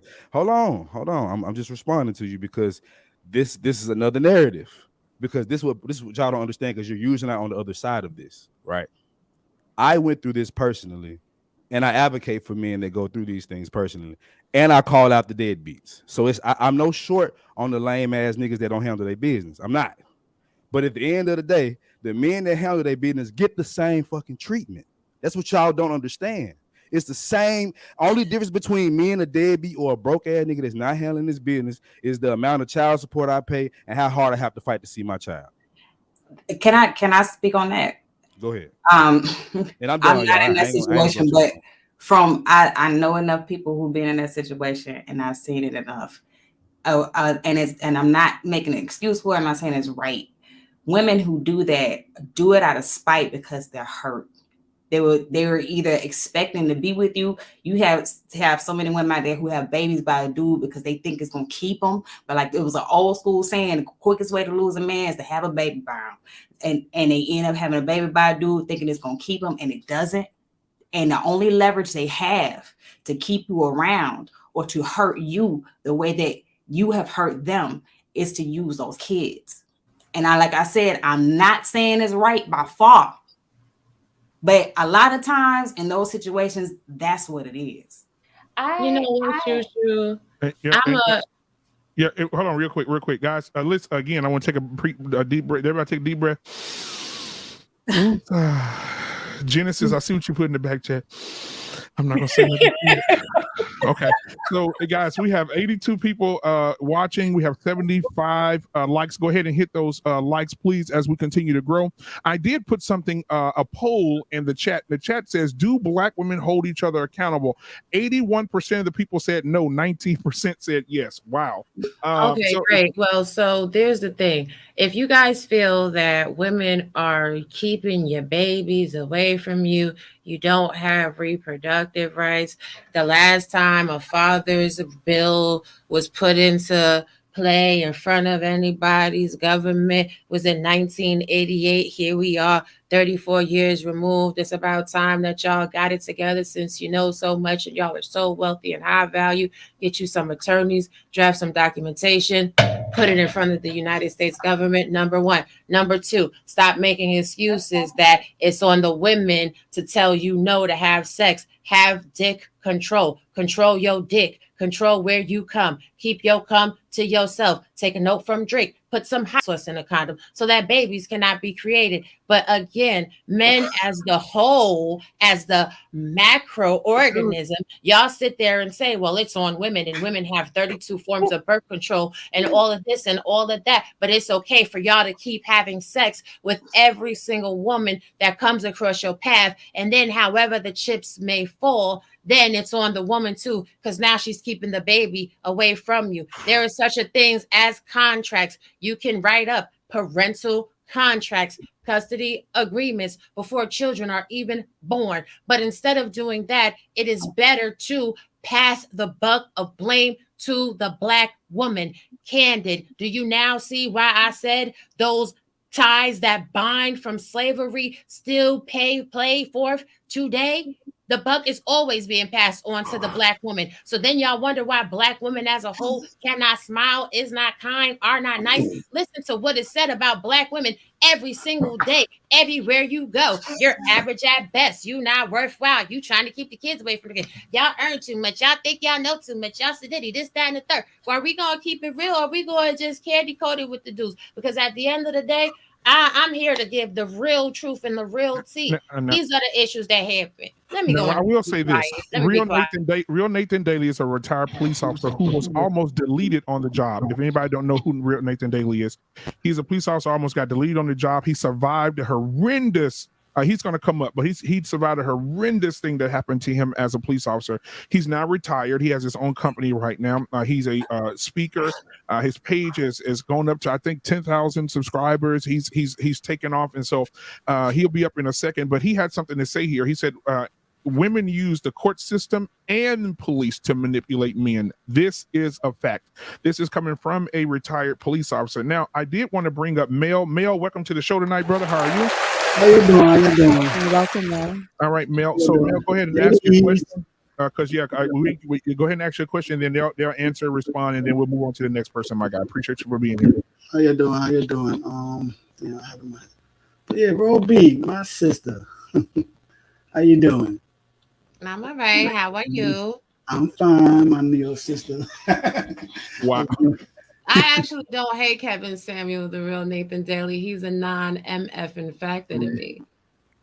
Okay. But I want to ask, like, Go ahead, Mel. Go ahead. the main factor I want to ask, and this is inspired by Raw B because penis size is you finna cry. no. Go ahead, Mel. All right. The main question I want to ask: when you hear these guys talk about black women, do y'all ever come in your heads like saying, like, you know what, it doesn't apply to me, I'm gonna let it fly? Yeah, absolutely. But when I see so many of my sisters victimized by it, when I see so many of my sisters self-deleting, when I see so many of my sisters suffering from low self-esteem and passing on that trauma to their children because of how they're talked about by Black men on the whole, anytime that I have a moment to, I'm going to speak out in defense of all Black women, period. Miss Candy Ann, do you feel the same way? Because Candid, why y'all keep calling me Candy? I'm sorry, my bad.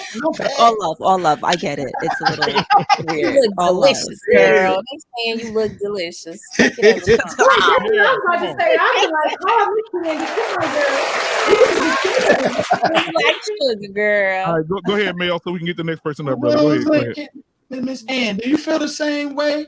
Because I get that vibe the way Raw B was telling us, bro. Like, you know, because you said yourself, like, yo, I mean, I understand, yes, what we've been doing in our past, slavery with our ancestors, but I am not my ancestor.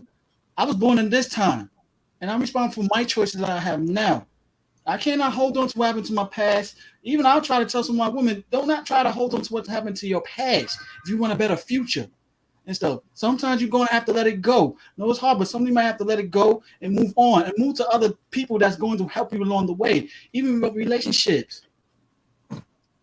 So you're asking me exactly what do I feel the same way about what? Yeah. Like, you know, like when you hear certain dudes talk negative about Black women the way they do you feel the same way and feel like you have to defend hard, like, you know, like you took it personally, or you know you can separate it, like, you know, because this is what men go through. When I hear Black women talk so negative about, if they say all men, then yeah, I will agree with Robbie. I will say something. But if they say certain men, I'm gonna let it fly because I know she's not talking directly towards me. So I'm not that Black man. You know, this is not a simple black and white question for me. So there's some things that I'll hear about, and you guys call it being triggered, right? Or that I feel like I want to speak up about.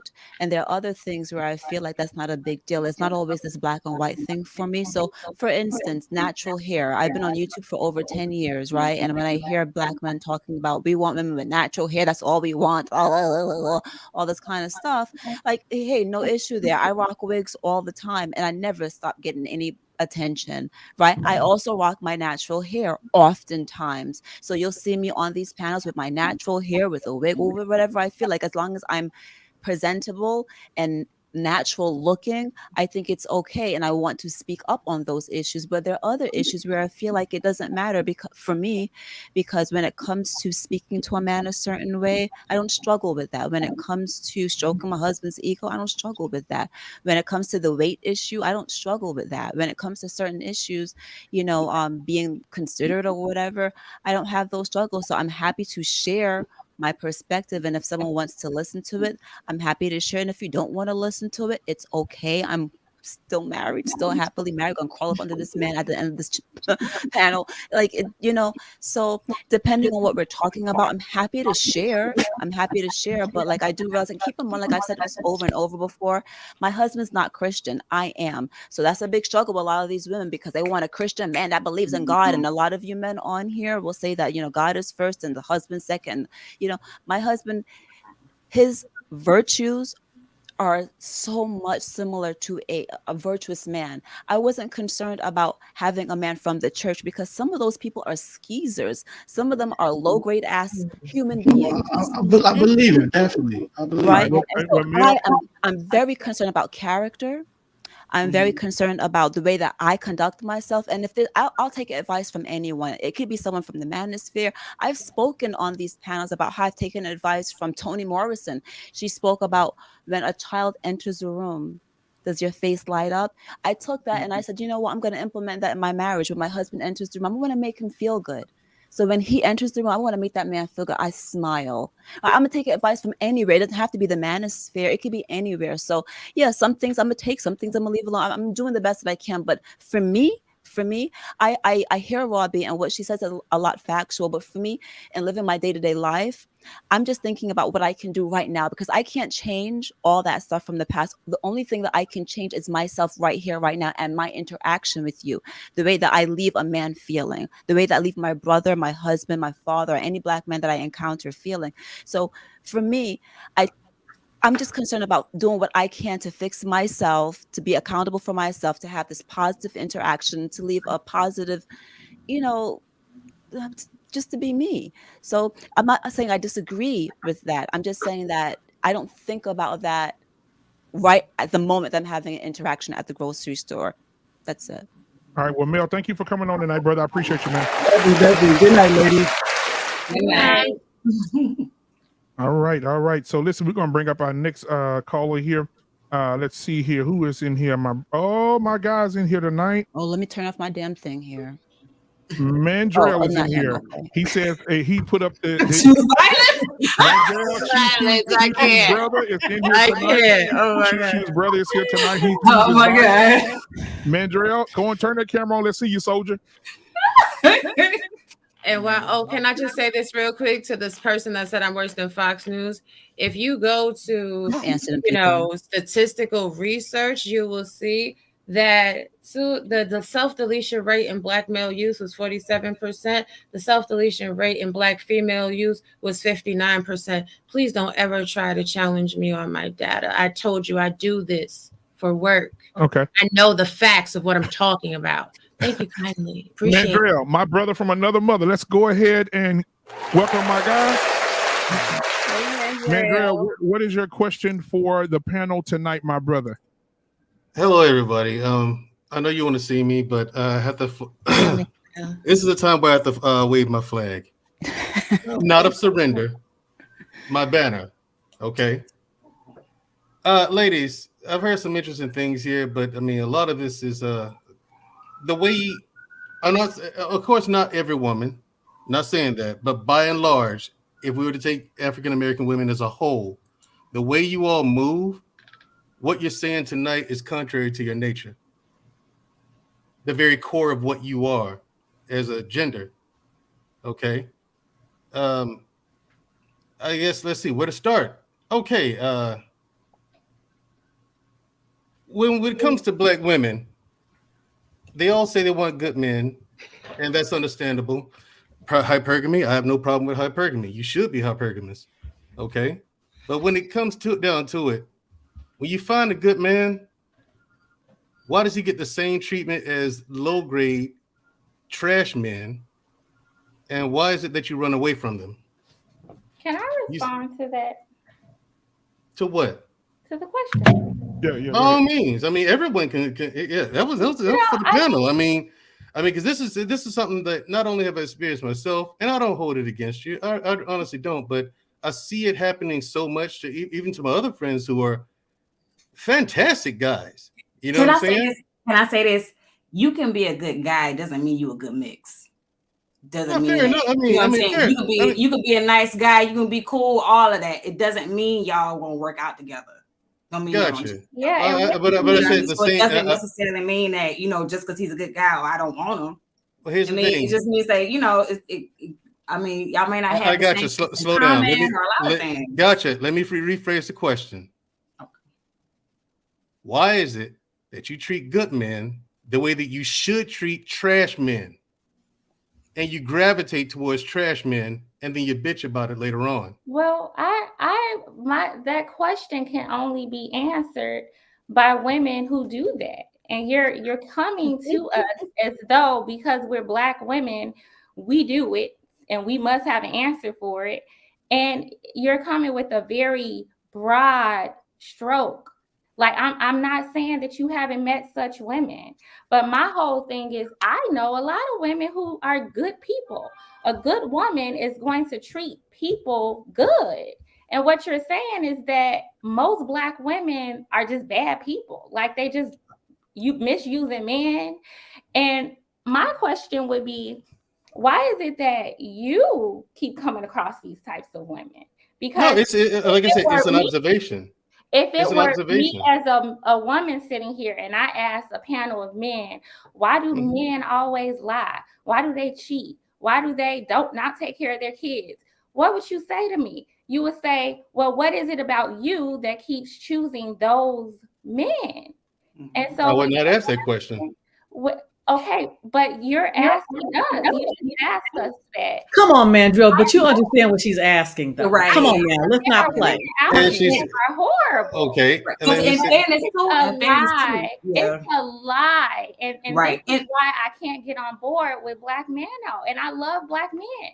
But What do you mean it's a lie? A lot of rhetoric that needs more examination. That's not a rhetoric. That's not rhetoric. You said no. Hold on. Let me say this. Problem that all of you do, well, not all of you dudes, that most of you dudes in the chat and most of you dudes that came up here have given. You have given that one category for black women, and you know what? I am not here for it. Category? I do not care. I do not care if you keep choosing the wrong person. That look at this. Look at the comment, and that's from a woman. She said she's observed that. So, but I've observed. Here's the thing. Here's the thing.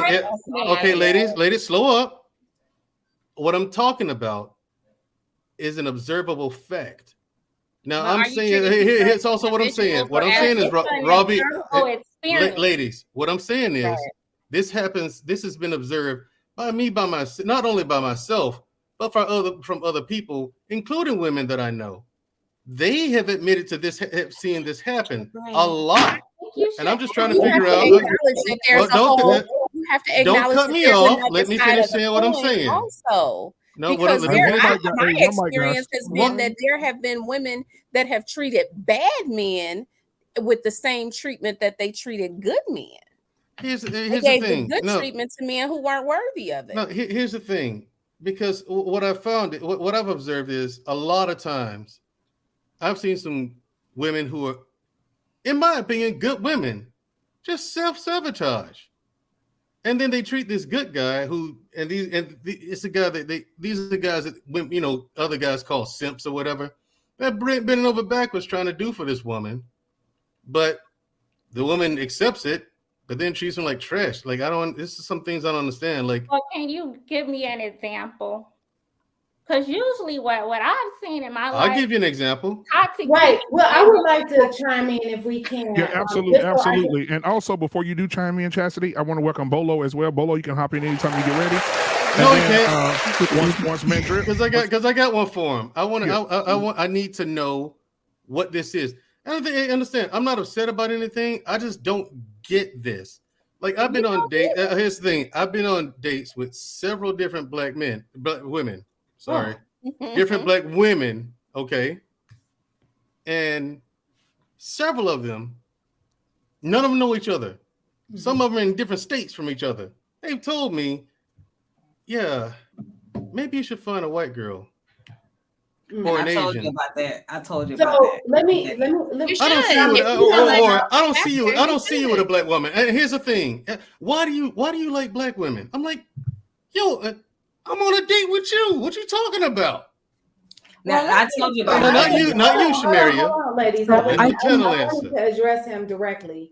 So I think this is a great question that Mandrill has taken the time to actually ask. So thank you for asking that. So I'll speak for myself that there's been many times that I've met great guys, and I probably did not. Well, no, let me own it. I did not treat them in the same accordance as what we consider as a fuckboy, right?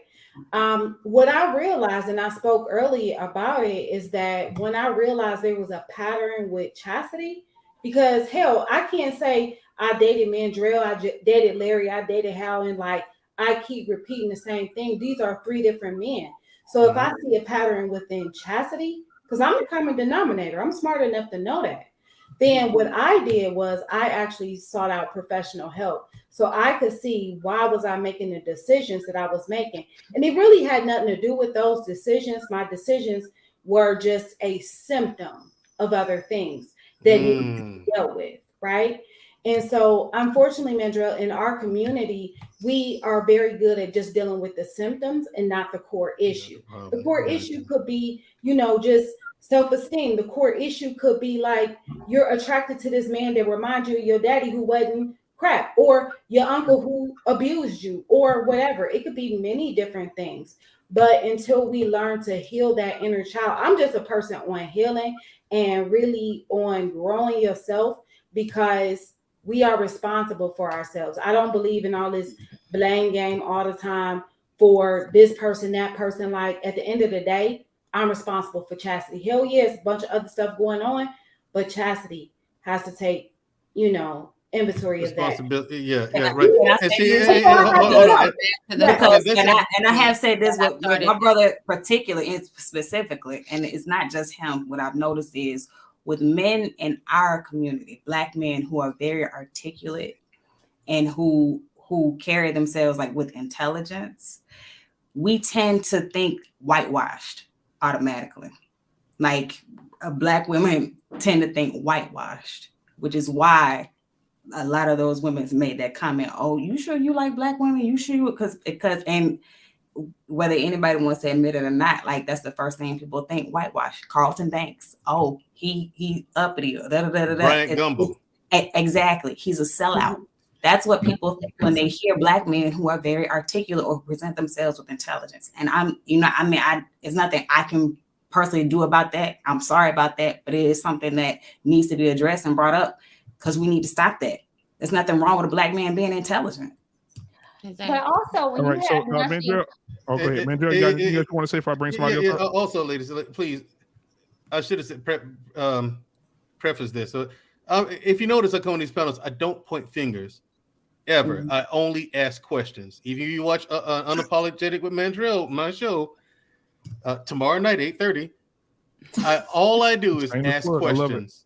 Yeah, I only ask questions. I never point fingers, because we can't lie. There's blood on everybody's hands, men and women. Yeah, we ain't innocent. No, at all. I mean, you know what I'm saying. So let's be real. I'm sorry, ma'am. What was it you had to say? You had something to say? Yeah.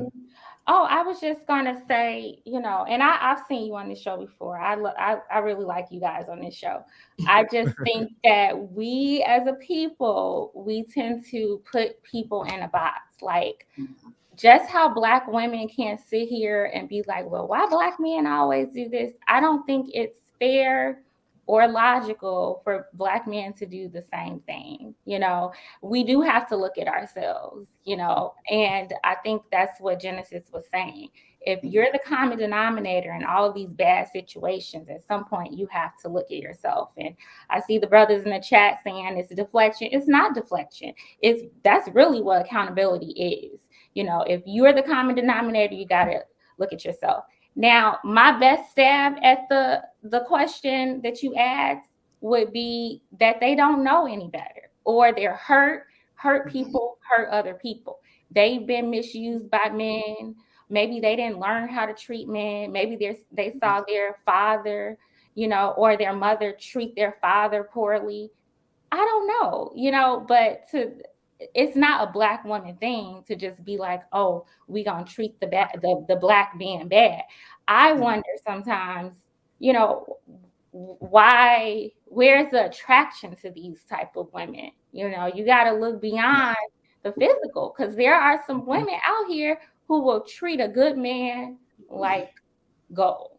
All right. Well, I gotta give Bolo. I know. Give me a second. Bolo's got a long stroke. I know, but I got two more in the back. I got two more. You've been long stroking. Bolo have his hour. Okay. You've been long stroking, bro. I'm sorry, Auntie. I had to get that out. Okay. Go ahead. Ashley, it's not the attraction. It's not necessarily attraction to these women. The thing is, we don't know that these women are like this until we approach them in the first place. So say I see you and I'm like, okay, hey man, she's good looking. Let me approach her. We meet. I introduce myself. We set up a date. We go out on the date. Then the shit starts, and that's when I'm like, yeah, I'm out. You know what I'm saying? I don't stick around for that kind of nonsense. And so, Mandrell, I would like to just say this quickly. I know that, and I'm going to be super fast. I cannot speak for all of Black women. I am in the North. You are in the South. There's a whole lot of cultural things that different all of us on this panel, but I can just say for myself, from a girl that grew up in the Bronx, right? What I saw, I never thought that somebody would want to marry me. I never thought I would get married, because what I saw around me with the pants sagging, the spitting, holding your crotch, you know what I mean? You know what I'm saying, son? I didn't want that. I didn't want that. I didn't grow up that way. My family raised me a certain kind of way. And so I didn't think that's what I saw mostly in my neighborhood. And when I got into the point where I worked in corporate America and I saw all these people with suits seeming like they were about business, that was overwhelming. I thought, oh my God, they're not going to want me. Like, I'm not cultured enough. Like, so to be honest, I'm telling you, don't look at me strange.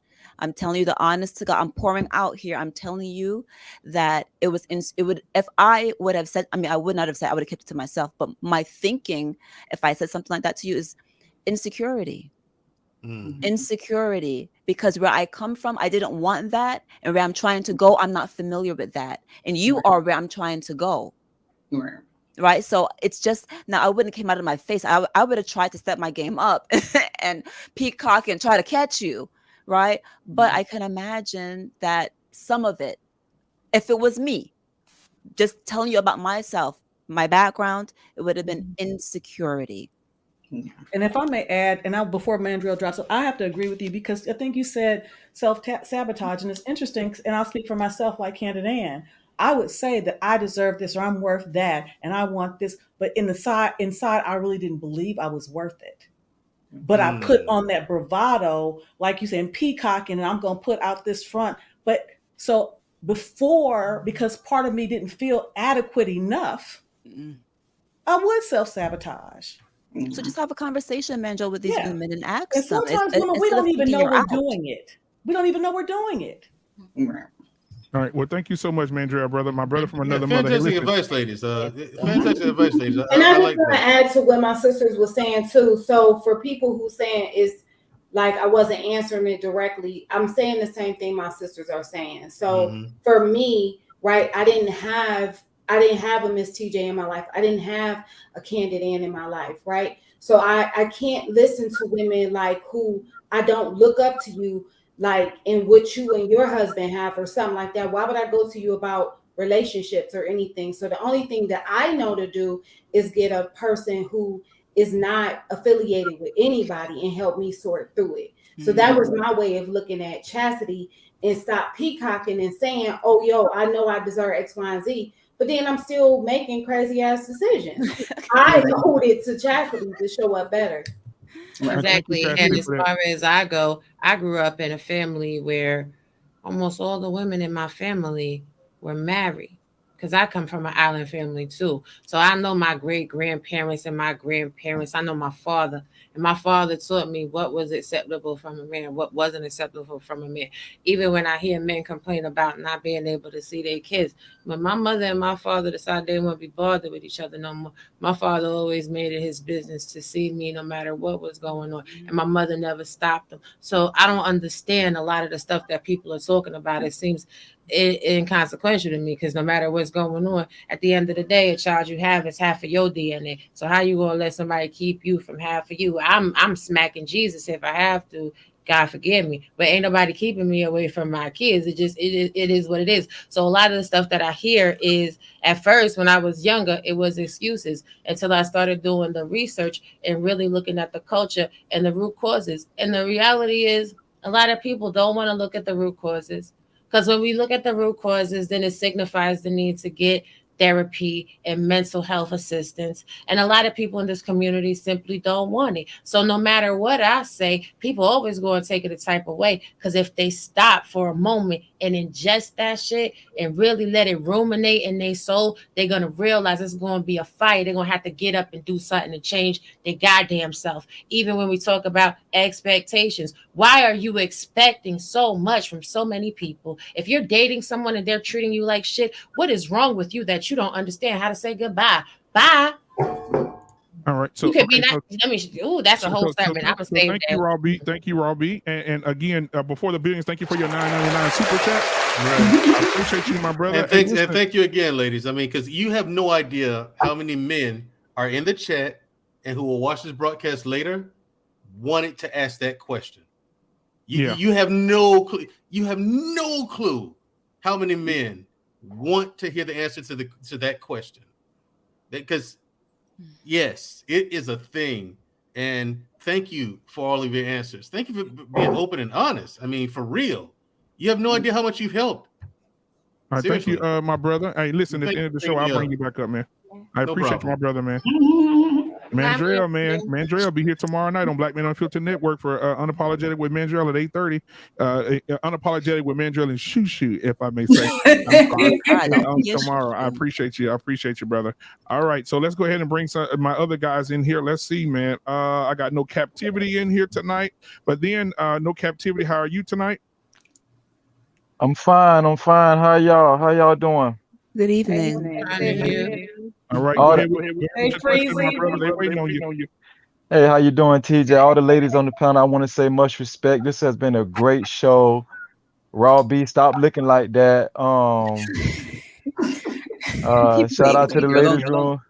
Okay, but no, real. I just want to say this. Listen, this is a great conversation, and I just want to encourage not just the panel, but everybody in the chat to understand this. And I'm pretty sure most of the women on the panel are very diverse when it comes to have been around different races or whatnot. White people, for the most part, they move as a collective. Mexicans, Hispanics, they move as a collective, right? The most divided race is Black people. When we hear things like, I am pro-Black woman, that's very divisive. It really is.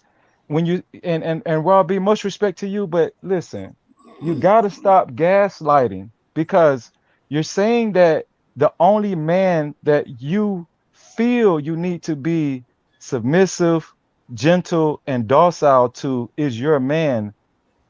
If you aren't naturally like that, you're not going to be like that with your man either.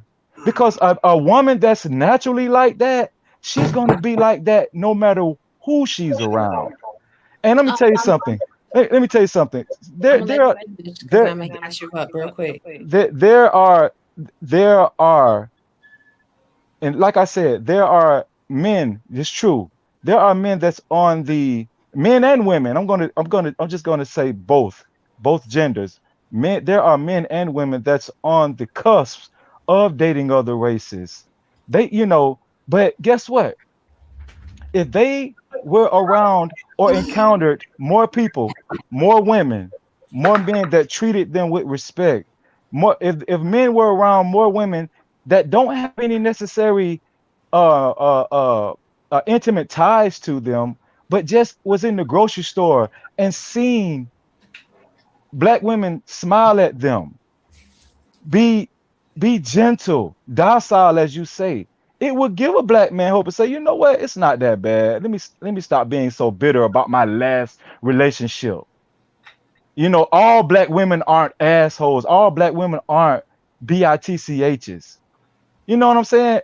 What I'm saying is, it's healthy for you to not only be submissive, not only be gentle and docile to just your man.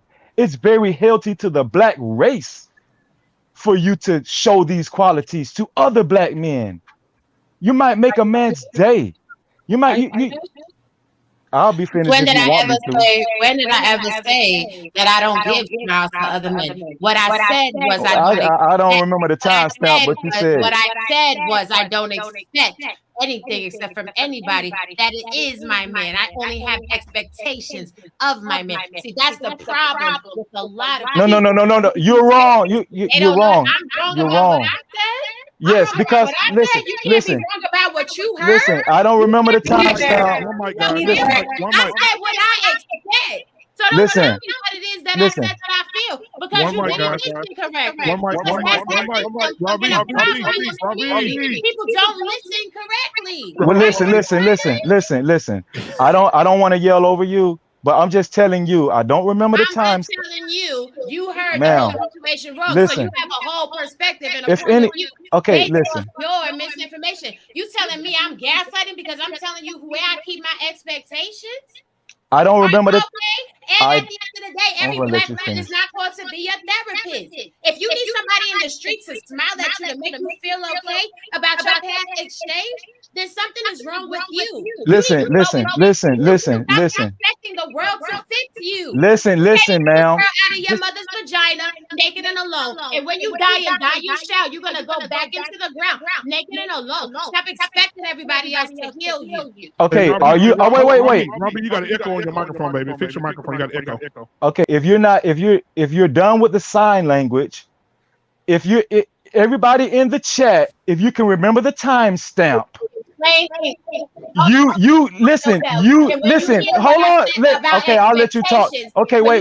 I'll let you talk. Expectations that you can come back here and kiss my entire big Listen. black behind.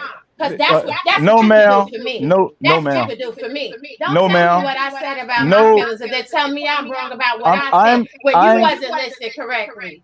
I'm telling you. That's your problem. You cannot tell me how I feel. No, You I'm cannot telling. tell me what my expectations Okay, guys. are. Listen, You cannot listen. tell me how I have to Listen, The hold only person on, you can black tell man. Wait, anything black to man. is your children or your woman. And I'm that is the point. Stop trying Listen. to tell people that don't belong to you what to do. You don't have to like nothing. Stay in your lane and worry about your goddamn. Emotional, damn it. Guys, What I was saying was, Ghetto, if chaotic truth, and so is your anybody mother. if anybody in the chat That part, nigga. if anybody in the chat can remember, she did say specifically exactly that you Now don't I'm gonna feel go like. back. Thank Black you. Man We'll go back. Unfiltered. No, I'm hold on. gonna Wait. restream your show, and I'm Wait. gonna pull out what I said, what I Please expect. hold on. Wait. Please do. That part. Please do. Because I'm telling you what you Because said. you're gonna be wrong. No, I'm not. You could put Okay. 50. You could put. We can make a bet friendly you bet. $1,000. When We you're could wrong, put. you're gonna drop $1,000 in my super chat. We could How put about 10 that? That's on what it. you're gonna do. You're gonna drop $1,000 in my super chat. Wait, black man. I just want to say that she And this is why specifically. black women are going I just away from black men, 'cause y'all don't listen. I just want to get this off because specifically, and I'm sorry I don't remember the timestamp, but specifically you said you don't have to be submissive. Gentile, hold on, wait. Gentile and docile to no other man but your man. You said that. What I said was, oh my God. Expectation from anyone but Put me in the back. Put me in the back, black man. Put me in the back, Batman. Put me in the back. I got you. Because you wrong. I think the point of contention is that there are people like Robbie who are like, well, maybe I'm wrong, Robbie, but it did. I thought you did say that too, that you didn't have to be gentle and docile and all those things to anybody but your man. And I think that you're operating with that frame of mind, which you have every right to.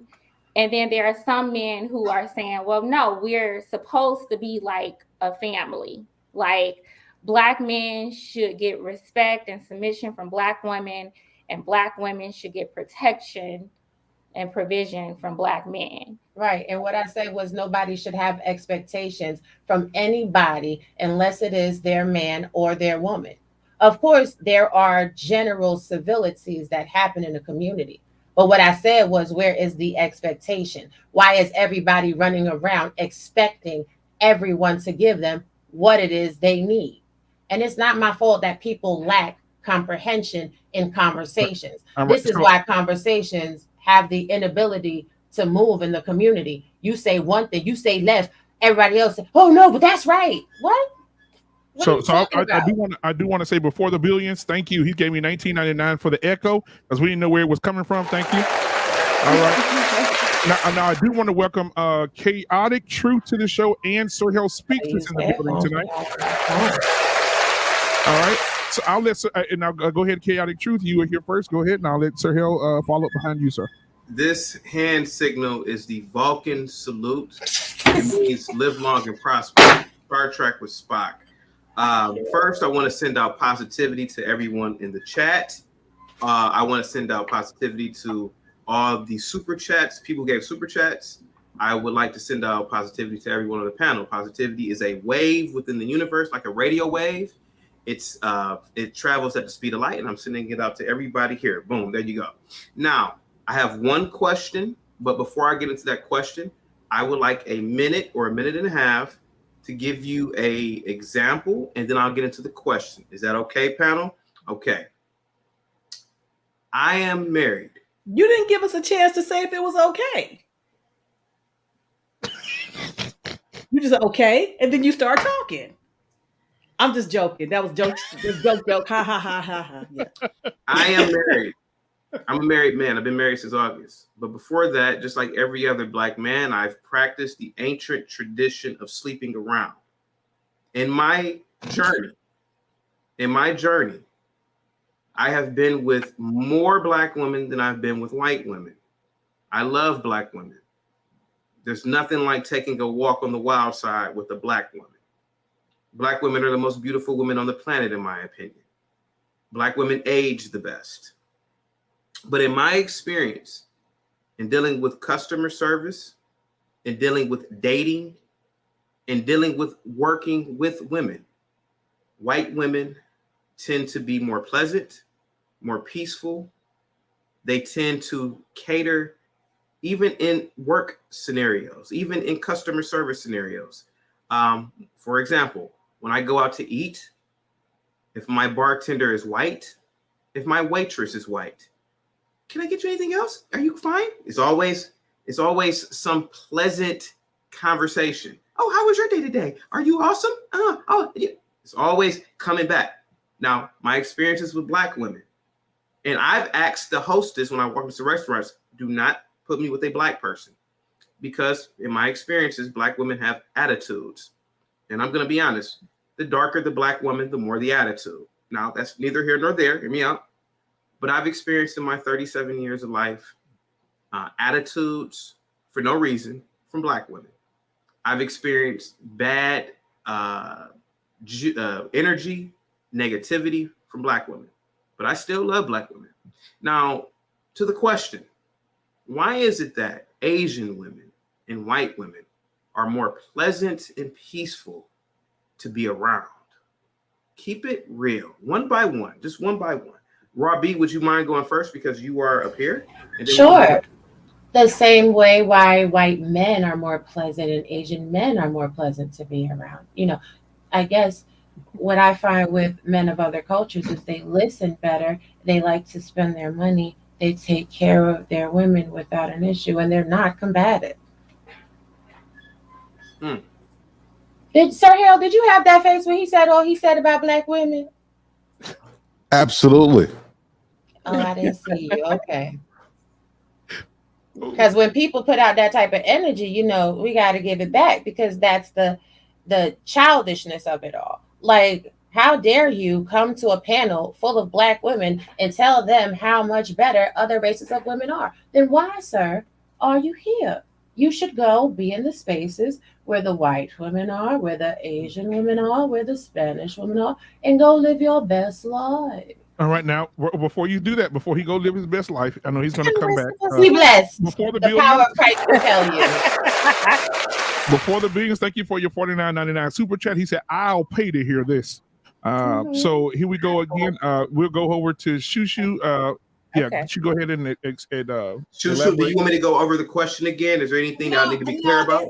I thank you. I heard, I understood the question. So why are white women and Asian women so much more friendly? Right. Okay. Well, I mean, white women and Asian women have different problems than Black women.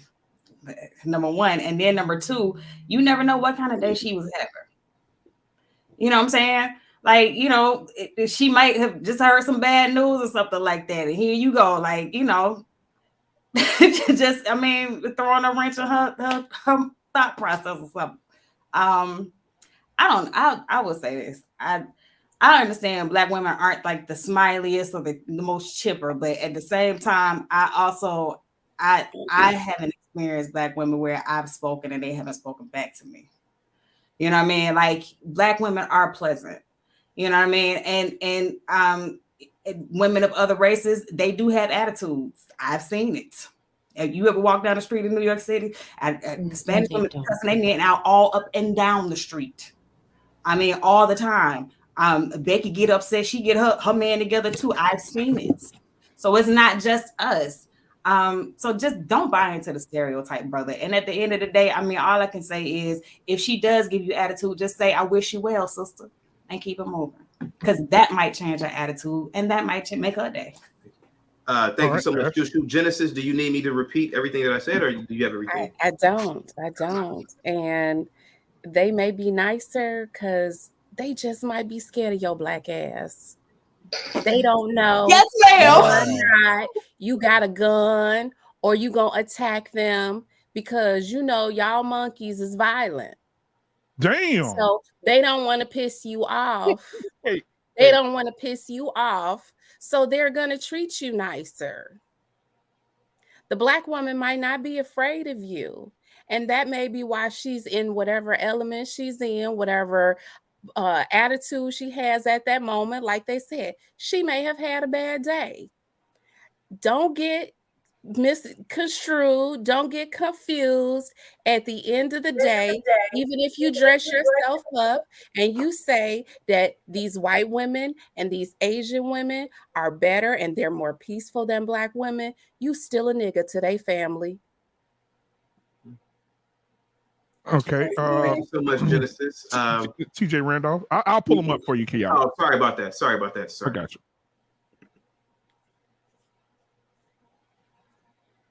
I've had a couple of drinks, so ask the question again. Okay. Before you ask the question, thank you for before the billions for the 99 super chat. Before the billion, he said, for the confident, intelligent, assertive men and the feminine, beautiful, and inspirational women. All right. Thank you before the billions. I appreciate the love, man. Appreciate the love so much, man. All right. Go ahead. Go ahead, Auntie. Well, she wants me to ask the question again. Okay, go ahead. May I be put on the solo screen? Absolutely, sir. Absolutely. So the question that I had was, and I gave an example. In my lifetime, I've dealt with white women and Asian women and black women, obviously.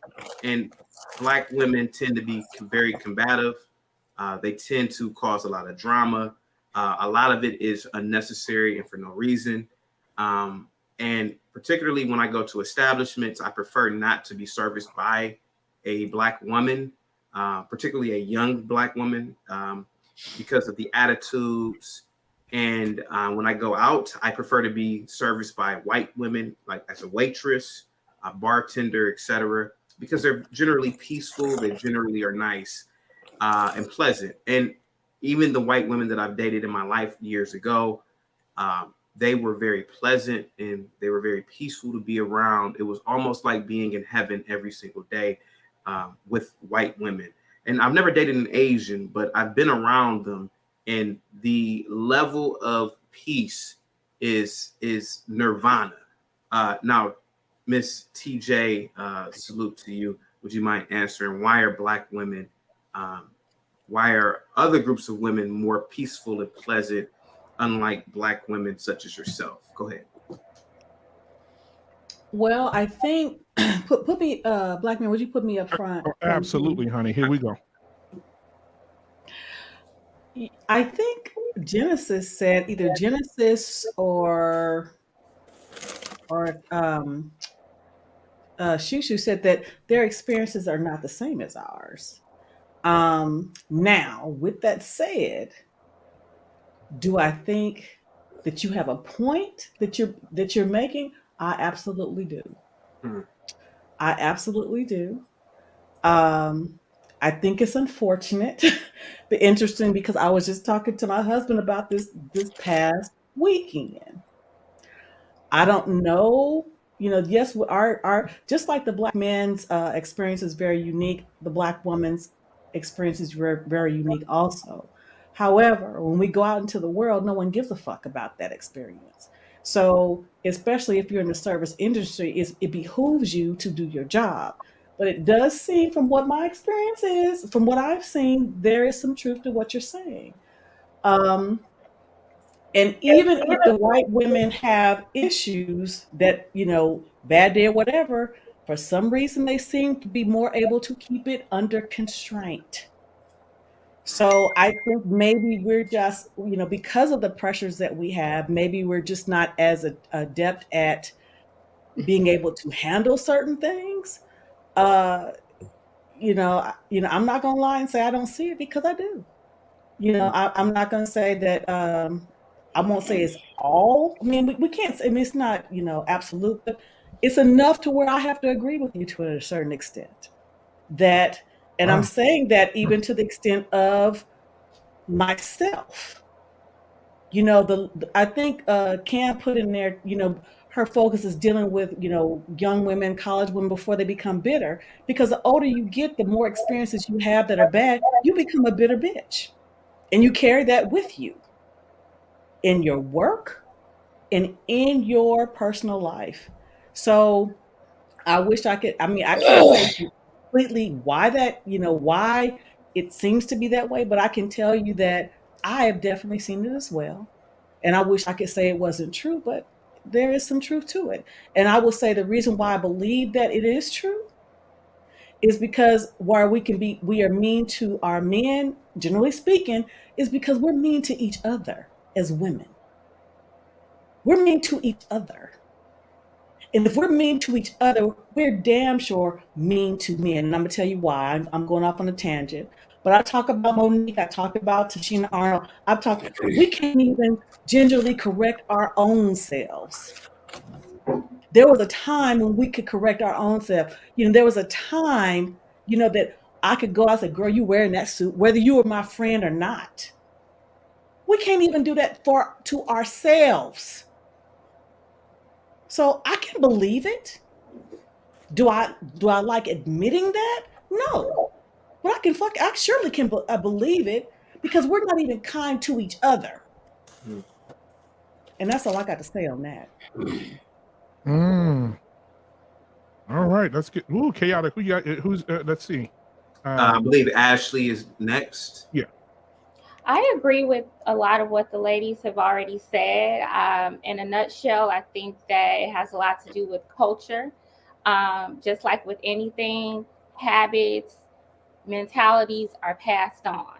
You have children who see their moms, and not just their moms, but their dads, dealing with conflict in a way that's very irrational, that's rude.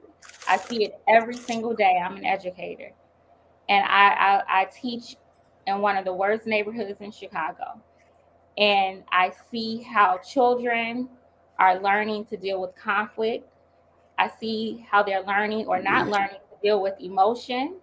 They have a lot of trauma. They have a lot of experiences, a lot of anger, a lot of hurt, a lot of things going on. And they are not being taught how to effectively and rationally deal with these things. And I think over time, they do what they've seen.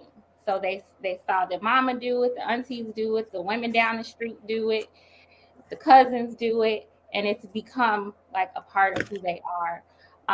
So I think it's a lot about culture and mentality. It doesn't excuse it. It's what they've been seeing their whole lives. And I do want to say, fortunately, I have had very many positive observations of Black women and experiences with Black women. So I've seen what you were talking about, but I don't paint the broad stroke that you do. And I haven't seen, I've had a lot of great encounters with white women. I can't say the same for Asian women, though. I think that, but that's your experience. I do think that we manifest things differently. You're going to find attitude and disrespect across all races. It tends to manifest in a very loud way with Black people. Very loud, boisterous, animated. That's become a culture, unfortunately. It stems from what people have seen in their lives. All right, who's next? Kate. Let's see. Was it Shushu? No, I went. Oh, you went already? Okay, Chastity. All right. Yes. So I wanted to be able to stay on here, and I think this is an interesting question, Mr. Chaotic Truth. I think it's a good question in the manner of wanting to understand the woman's perspective of it. Why do you feel that way? I definitely agree with my sisters that women of color have different life issues and struggles than a Caucasian woman or an Asiatic woman here in this country. So when a woman of color is coming to work, um, she might not have had a daycare system or just anything, right? But because I am a woman of color, I understand the different obstacles that we have to encounter sometimes to get to work. Well, any woman, but especially yes, because I am of that diaspora. So I will ask that sister what's going on. However, I feel like honestly, we attract what we are thinking about. So if you have a self hate towards a certain group of person, you naturally attract that a lot more until you're actually able to overcome some things. But that's on a whole nother spiritual matter. But as a whole, our women have a lot more to deal with, right? But I think one of the things that is very offensive in our community that I do want to address to you is that what we cannot continue to do in our community is pit a woman of darker hue against a woman of a lighter hue. That was one thing that you pointed out that I am tired of us doing in our community because, as Rob B pointed out, um, when they see your darkly melanated self and my fair skinned, or what someone called me as light bright ass in the chat, we still some niggas. That's how they see it. So whoever they are, right? So we have to be more in a place of understanding one another, listening to one another, caring about each other, and stop using other people's scales to measure one another. So I think if you come off a little more understanding with your own people, then we understand that. And on another podcast that I was actually on, um, another younger woman, she said there was a lot of things because I'm in my 40s and she was in her early 30s. She said she just didn't know it. So it's a lot of things that haven't been passed down correctly in oral tradition for whatever reason in our community. But I think it requires patience with all of us as we continue to grow in this space. All right. And what's the next? Our next lady up is, I think everybody went, right? Can I say something, Black Man? I didn't Yes, go ahead. go. Oh, go. Oh, yeah. Candy Ann's next. Well, go ahead. Yeah. Good evening, Mr. Chaotic. Hello, Candid. Nice to meet you. It's the first time I've been on the panel with you, although I've seen you before. And to answer this question, this is a loaded question and I'm not going to have the perfect answer. There's, like I said earlier, the answer to this question is multifaceted. There's cultural reasons. You can call them excuses, reasons. We can go on and on. Unfortunately, a lot of this problem is because, unfortunately, our community isn't much of a community, whereas in other cultures, they have a community in which people they can rely on. And so, it's just a multifaceted question. However, for me personally, to answer this question, I can tell you that I have not sat down like Miss Robbie. She has done the work. She's done the historical research, the societal study, and all that kind of stuff.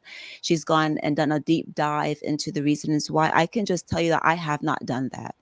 The only thing that I've ever done is busy myself with self-accountability in my own life, right? So when you meet me, Candid Ann, my name's really Andrea. When you meet me, I typically get that I'm not like other people.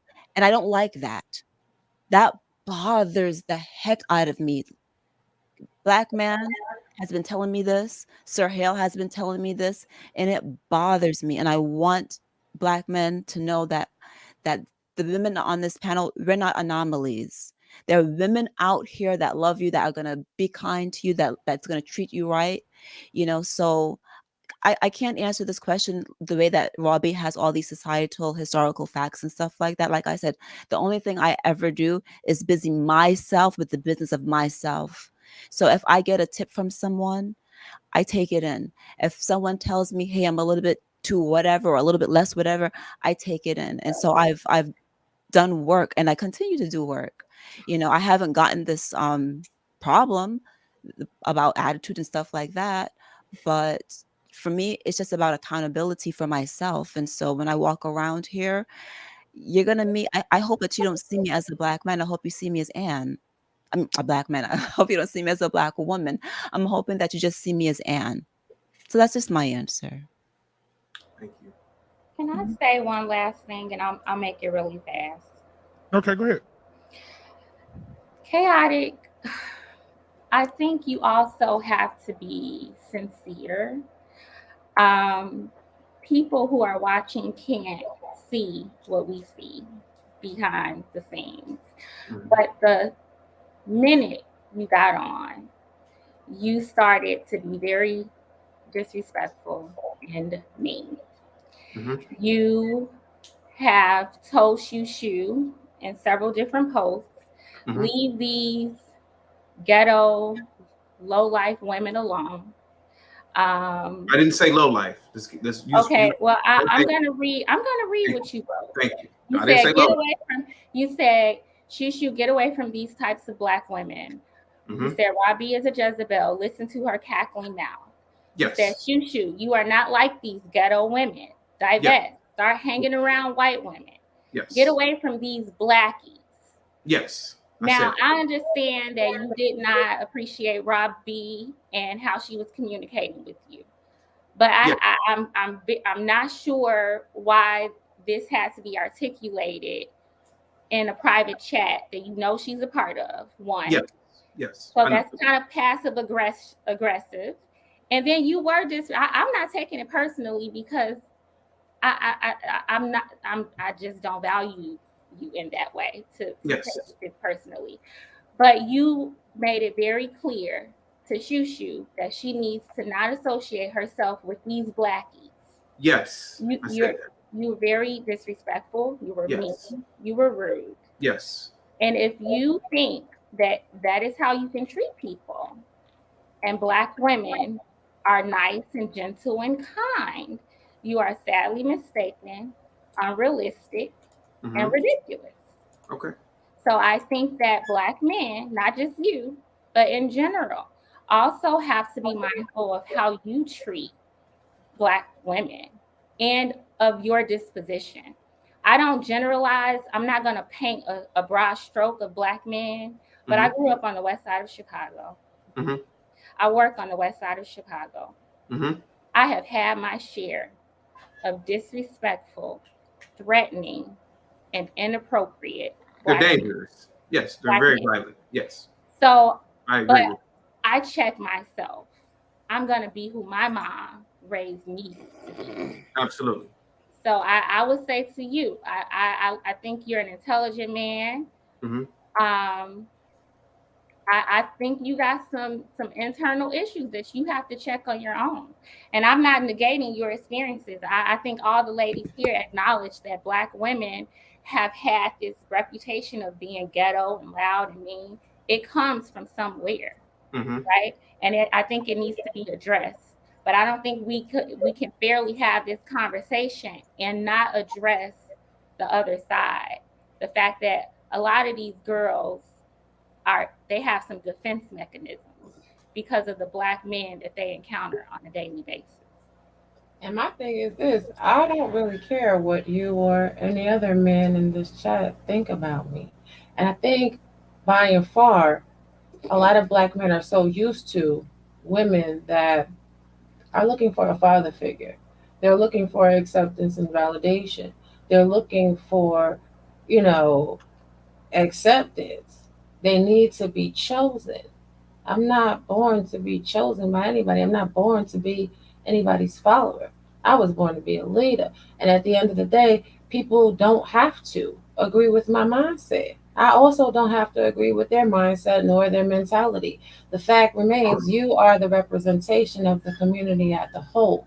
a whole lot of self-loathing and self-hate. And when you see people that are self-actualized and actually love themselves and love the community in a real and tangible way, that actually understand the multifaceted levels of the chaos that ensues today, the chaotic truth of what our community really is, it becomes a challenge for you because you're so used to women that would just shut up. Oh no, you're right. Nah, you ain't right, brother. And I've walked from when I was 3 with the NAACP, with the Black Panthers, leadership. My child is direct lineage to Rosa Parks. See, that's that civil rights fire that lives in my soul. And I'm not going to sit here idly by and listen to these rhetoric-based conversations where Black men feel like it is okay to be dismissive, diminutive, and denigrate Black women. And oh, well, the Asian woman. Oh, well, the white woman. Oh, well, the Spanish woman. Oh, well, then move around. Get good and gone. We'll be all right because Black women haven't had a choice but to be anything but all right. So what y'all waiting for? Y'all waiting for us to be nice to you so that y'all could pick us? Yes, a mess of balls? I don't fucking think so. Kick rocks. So I Okay, just so want I'm to gonna get add let me that get this go is ahead. a chaotic has been tonight, and even on other panels, has been a prime example of what Black women have to deal with. He comes on the show, he denigrates Black women, and not saying that, you all have a responsibility to say anything, but when we have to deal with things like that, there is no accountability for him on the part of other men. So then women have to protect themselves. When we have to protect ourselves against people like that, then a bit of our femininity is lost. So when you're saying that the Black woman isn't soft and she isn't feminine, it's because she has to deal with the chaotic truths of the world. Preach. Okay, did you go ahead and respond, chaotic, and then we got to get Sir Hill in here. Sir Hill, my apologies, sir. When I first came on this panel, I came in peace, I came in love, and I came from an aspect of me giving my experiences and perspectives. Now, I hate to talk about the past, but I'm going to. Robbie attacked me first weeks ago, or maybe over a month ago. She had all the flame for me. I'm sorry. I interrupted you while I was talking. I'm sorry. Go ahead. I mean, you're sitting here telling lies. I've never attacked you, so don't be a liar. Let's talk about how the last time you were on a panel, you said that Black people were apes trying to be cute and finagle a scientific classification. Please, may I finish what I was going to say? I was just trying to finish, please. Again, I come on a panel and I try to give my opinions and perspectives. And again, I am being attacked. And what I say, and I will always say this, the things that I say about Black people, I love being Black. I love my people. My wife is Black. My closest associates are Black. I'm in a Black fraternity. I'm a member of Alpha Phi Alpha Fraternity Incorporated, which is the greatest fraternity on the planet. D9. Oh, okay. So here goes the thing. The things that I say about the Black community are, in my opinion, from my perspective, but I'm also what I refer to as the David Attenborough of the ghetto. And I'm not saying that all Black community is the ghetto, but David Attenborough is the lead speaker for the National Geographic. I've noticed things in nature that occur amongst Black people. And if I'm saying these things because of what I've noticed in nature, then I don't think I should be ostracized. Now, the young lady, Genesis, said that I am the worst. She didn't say worst, but she said Black women have to deal with the chaotic truths of society. That's funny. I come from a nuclear family. My parents are still married to this day. I'm married. I've never committed any type of crime. I pay my taxes. I've opened up several businesses. I've been a teacher in the Black community. My first job out of college, I was a probation officer. I have no children. I certainly have no children out of wedlock. I haven't done anything into the Black community that the rappers, the thugs, the criminals have done that Black women seem to hold celebrations for. So Even the women that I've dated, the only problem that I've ever had with women that I've dated is that I had commitment issues. But even in those relationships, I never yelled, I never screamed, I never physically assaulted anyone, I never impregnated any female. Well, at least that I know of, but I never impregnated any female that ever had an abortion. So I find what you are saying egregious, because there are Black men that are absolutely animals, that are absolutely criminals, that do horrific things in the Black community. And for you to say that I am the Black woman's, I'm the chaotic truth is what the Black woman has to deal with, is absolutely fascinating, considering the fact that, again, I don't cause any of the social issues that actually exist or that I'm talking about. So for me to conclude, to give the floor to Sir Hale Speaks, me saying that Raw B is a Jezebel, well, did she not just use vulgarity? Did she not just say that she doesn't need a man to say, men are the leaders?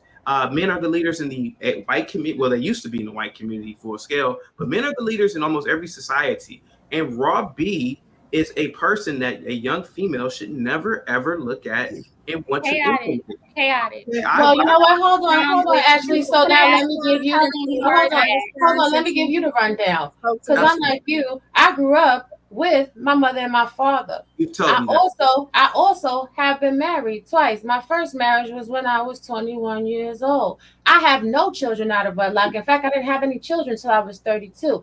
I have multiple degrees in science, in culinary, and in nursing. I have also ran kitchens inside the correctional facility. Right now, I have my own business in customer service, which does exceedingly well, and I can give you a job, but clearly you need one. At the end of the day, you come up here and you're like William O'Neill. You're one of these infiltrating, self-hating Black Negroes setting up Black people to be killed by the powers that be. See, don't try to run it. You think that you're intelligent, but really you're a buffoon. At the very end of the day, you can call me all type of Jezebel spirits that you want, but did you neglect to tell the people you were asking me if I cooked and cleaned today, then asking me what I cooked? So that seems like you have a Jezebel spirit on you. Why are you concerned with what another woman is doing when you have a wife? See, I'm not concerned about you. Ma'am, you are out of your fucking mind if you think I'm sorry, ladies on the panel. Chaotic. Chaotic. Hold on, chaotic. Don't do that. This is what you did, so don't lie. This is what you did, so don't lie. Don't lie. Oh, did you cook and clean today? I sure did. Did your wife? Did she service you? Yes. Good for you, because clearly she didn't do a good job because you're so bitter. What did you cook? And I told you what I cooked. That's what you just did in the back chat. I said what I said. You shouldn't be worried about my business. Don't make me take a screenshot and post it on the community wall. Okay, let me go ahead and highlight this screenshot. You know damn well I'm asking that question. Don't do that. See, this is why I don't respect you. Know damn well because you're not a man.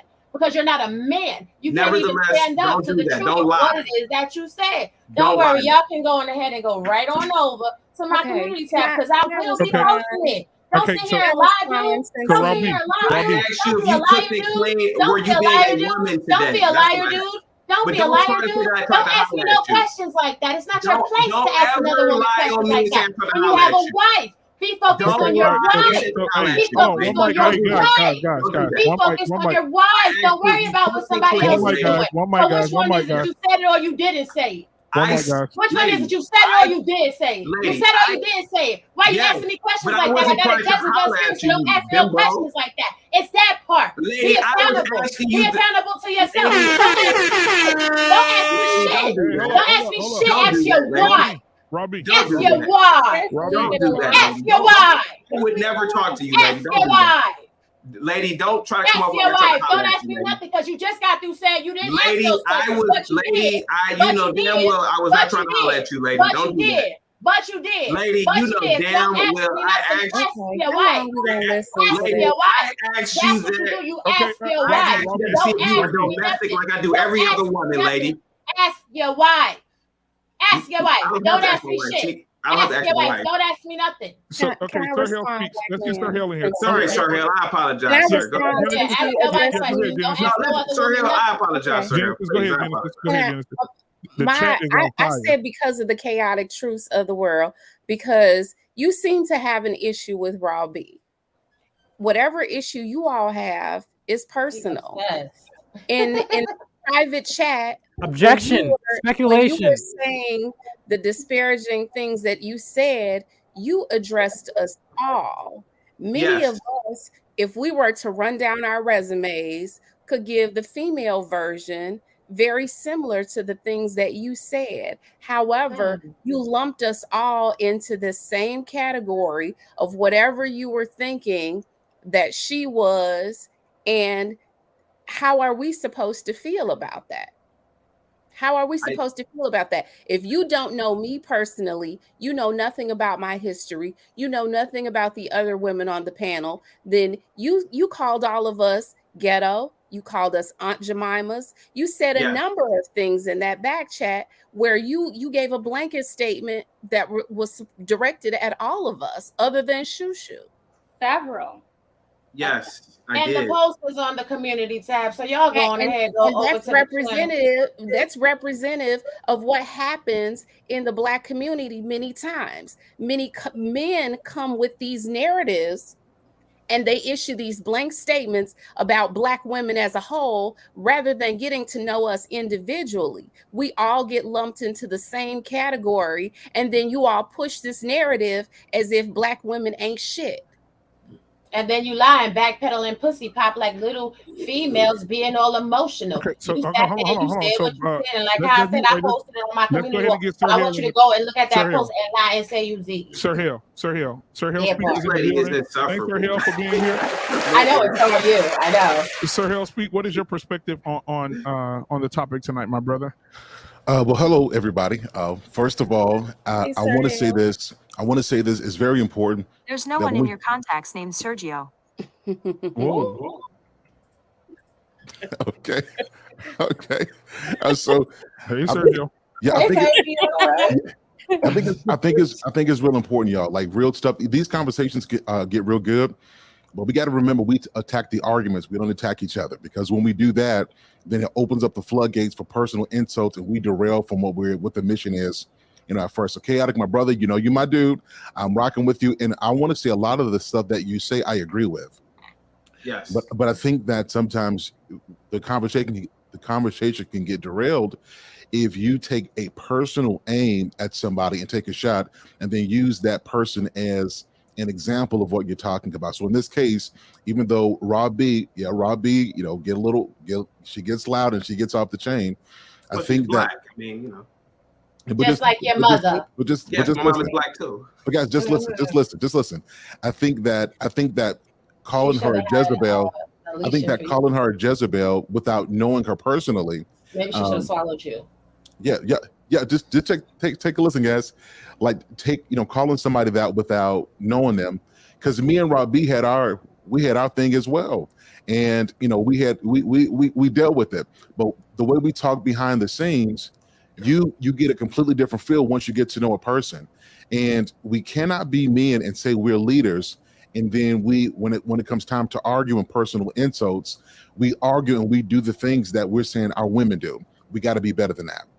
The other thing that I will say is to our women, it's very important that even when we're triggered, that when our ladies are triggered, if you go back and forth, well, we often say, well, you're attracting, women like this. It's something that you're doing. If men are telling you that this is if this is our experience, we got to stop dismissing men's experiences, saying that he manifested that because it's simply not the case. Oftentimes, a lot of times men do want to love women. They want to love black women, but because there's so many reasons not to, when we finally bring up that stuff, it gets flipped around and turned into something that it's not. So I'm encouraging the ladies as well, in as much as you want black men to hear you and respect you, I think you got to give that as well, and not say, well, you need therapy. Well, it's trauma. You got something you dealt with. Maybe that's just our experience. Maybe it was our moms and our aunties. Maybe it was our girlfriends. Maybe we've seen enough of this for this to be a truth. And I think that a lot of our women are not willing to listen to our experience. A lot of our women become defensive when we tell the truth about certain things. So I think we got to do a better job of listening on both sides. Shout out to all the lovely ladies on the panel. Before y'all start throwing flame, y'all look lovely tonight. Let me give you a compliment. You look good. You can put your file out quick. What was the title of the show? Tonight, brother. I'm gonna bring somebody else up. If you want, I'll pull you down to the back. I bring Mr. Bolo up. What was the title of the show, Sir Hill? Was the title of the show for us to understand Black men, or was it for Black women to be understood? Let me answer your question. So the first one, it is to understand women. But however, when we talk about Black issues, at this point, it's really hard to do one or the other. So if you're going to talk about Black men, because our experiences are interwoven, you're going to talk about the other side as well. This is the point, though, right? We are constantly inundated with the Black man and the Black man's feelings. From the top of this show, we have been talking, or we were supposed to be talking about Black women and Black women's perspective. And even in a one show, the whole entire show, Black men have been inserting their opinion, telling us how we feel, telling us that what we say is cap. Meanwhile, the purpose of the show was to understand Black women. So if Black men are supposed to be the leaders and they can't even sit and listen for a few hours, where's the community going exactly? So yeah, I'll answer that. So like I said, with our issues now, our stuff is interwoven. So Black Men has done a lot of these shows where we talk about the men, the women come up, and it changes as well. And I think that we have to. I think I'm echoing. No, you're not no more. Yeah, so I think that we got to be real. We got to be realistic, guys. When we talk about any Black issues, isolating it's going to be really hard to do, because our experience is birthed out of one another. Like, you don't have a Black woman's experience without Black men, and Black men don't have a Black experience without Black women. So when we bring up something, you're going to get both sides of that. I think we got to be honest about that. Actually, I'm not always angry, but what I am is annoyed that, again, there is excuses made. Oh, well, we can't have a conversation without talking about how Black men feel about a situation. No, we can. We can, in a space where people know how to govern themselves. If the topic is that we're discussing Black men and understanding Black men, and a Black woman comes in the room and is trying to express a Black woman's point of view, oh no, but we're not talking about that right now. We're talking about Black men.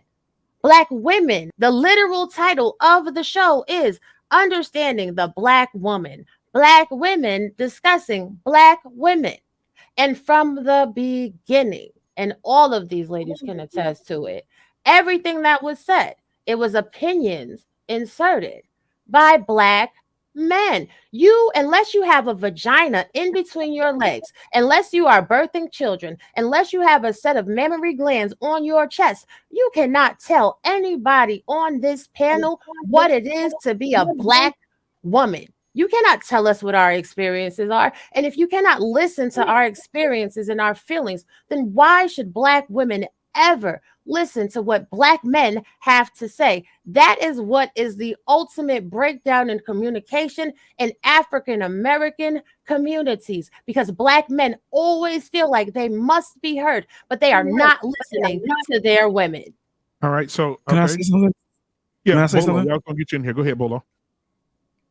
Yeah, I'm sorry. My mic was giving me problems before, so I hope you guys can hear me. How you guys doing tonight? Doing well. Finding you. Hey, Bolo. Good evening. Hey, good evening, everybody. The display that has been going on is horrible.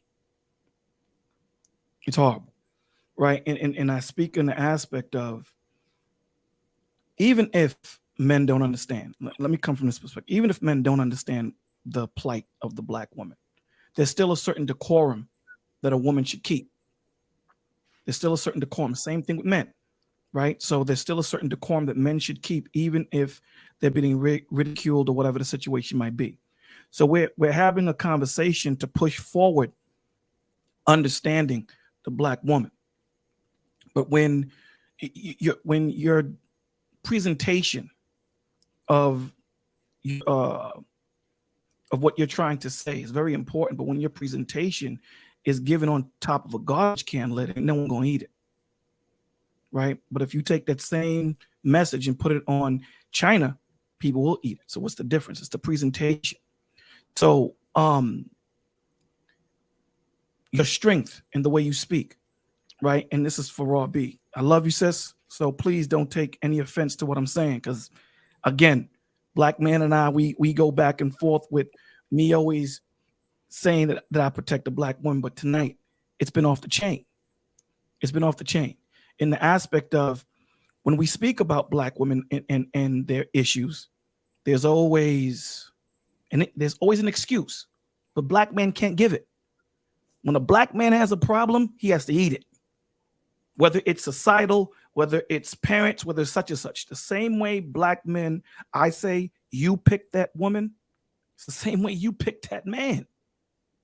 So when you tend to use the system or whatever you use against him, that was a decision you made. You should have vetted him better. It's a two-way street. It's not just one way. So if you want us to hear you, the same way we want you to hear us, there's a certain decorum we have to have with each other. There's a certain relationship that we have with each other.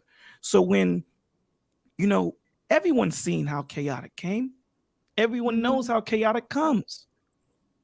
Why does he get under your, you know what I'm saying? You know that you're not, a Jezebel, right?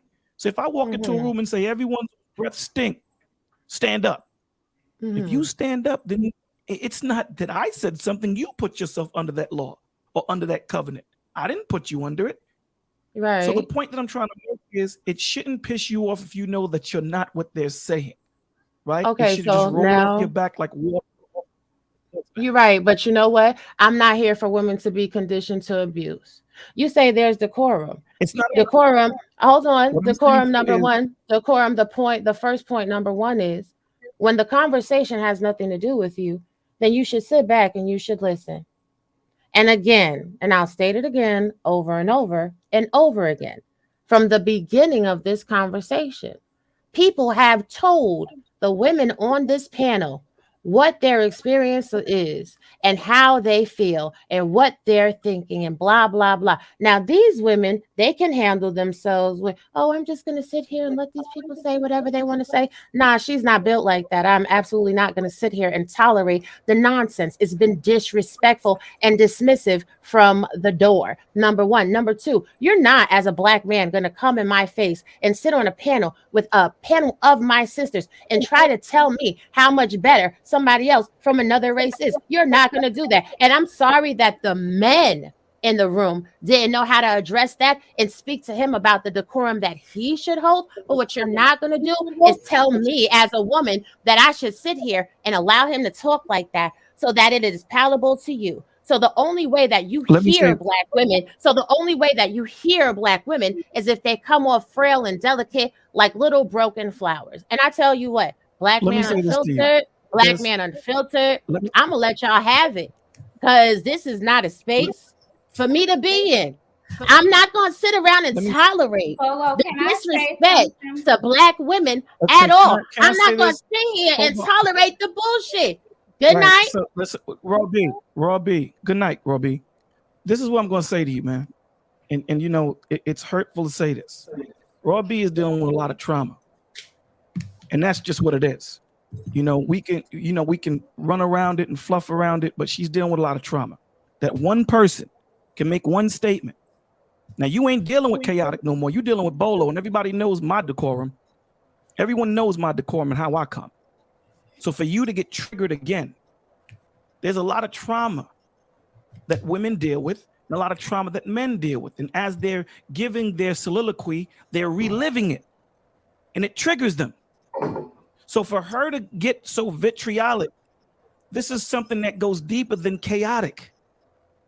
It's something that's deeper because I'm sure every Black woman on this panel has encountered men like chaotic or have encountered men that have said something crazy, but their attitude has not been the ways hers has been. Hey, can I interject really quickly? Yeah, and after you, Sir Hal, I would like to add I just want to interject. Go ahead. I personally know Robbie. Like I personally know her. We talk often. So what I'm asking, just for the purpose of this conversation, if we can talk in general about this, I don't want her to feel like she has 10 different people who are speaking down, on her. I don't want another woman to feel that. We can So speak in general. Yeah.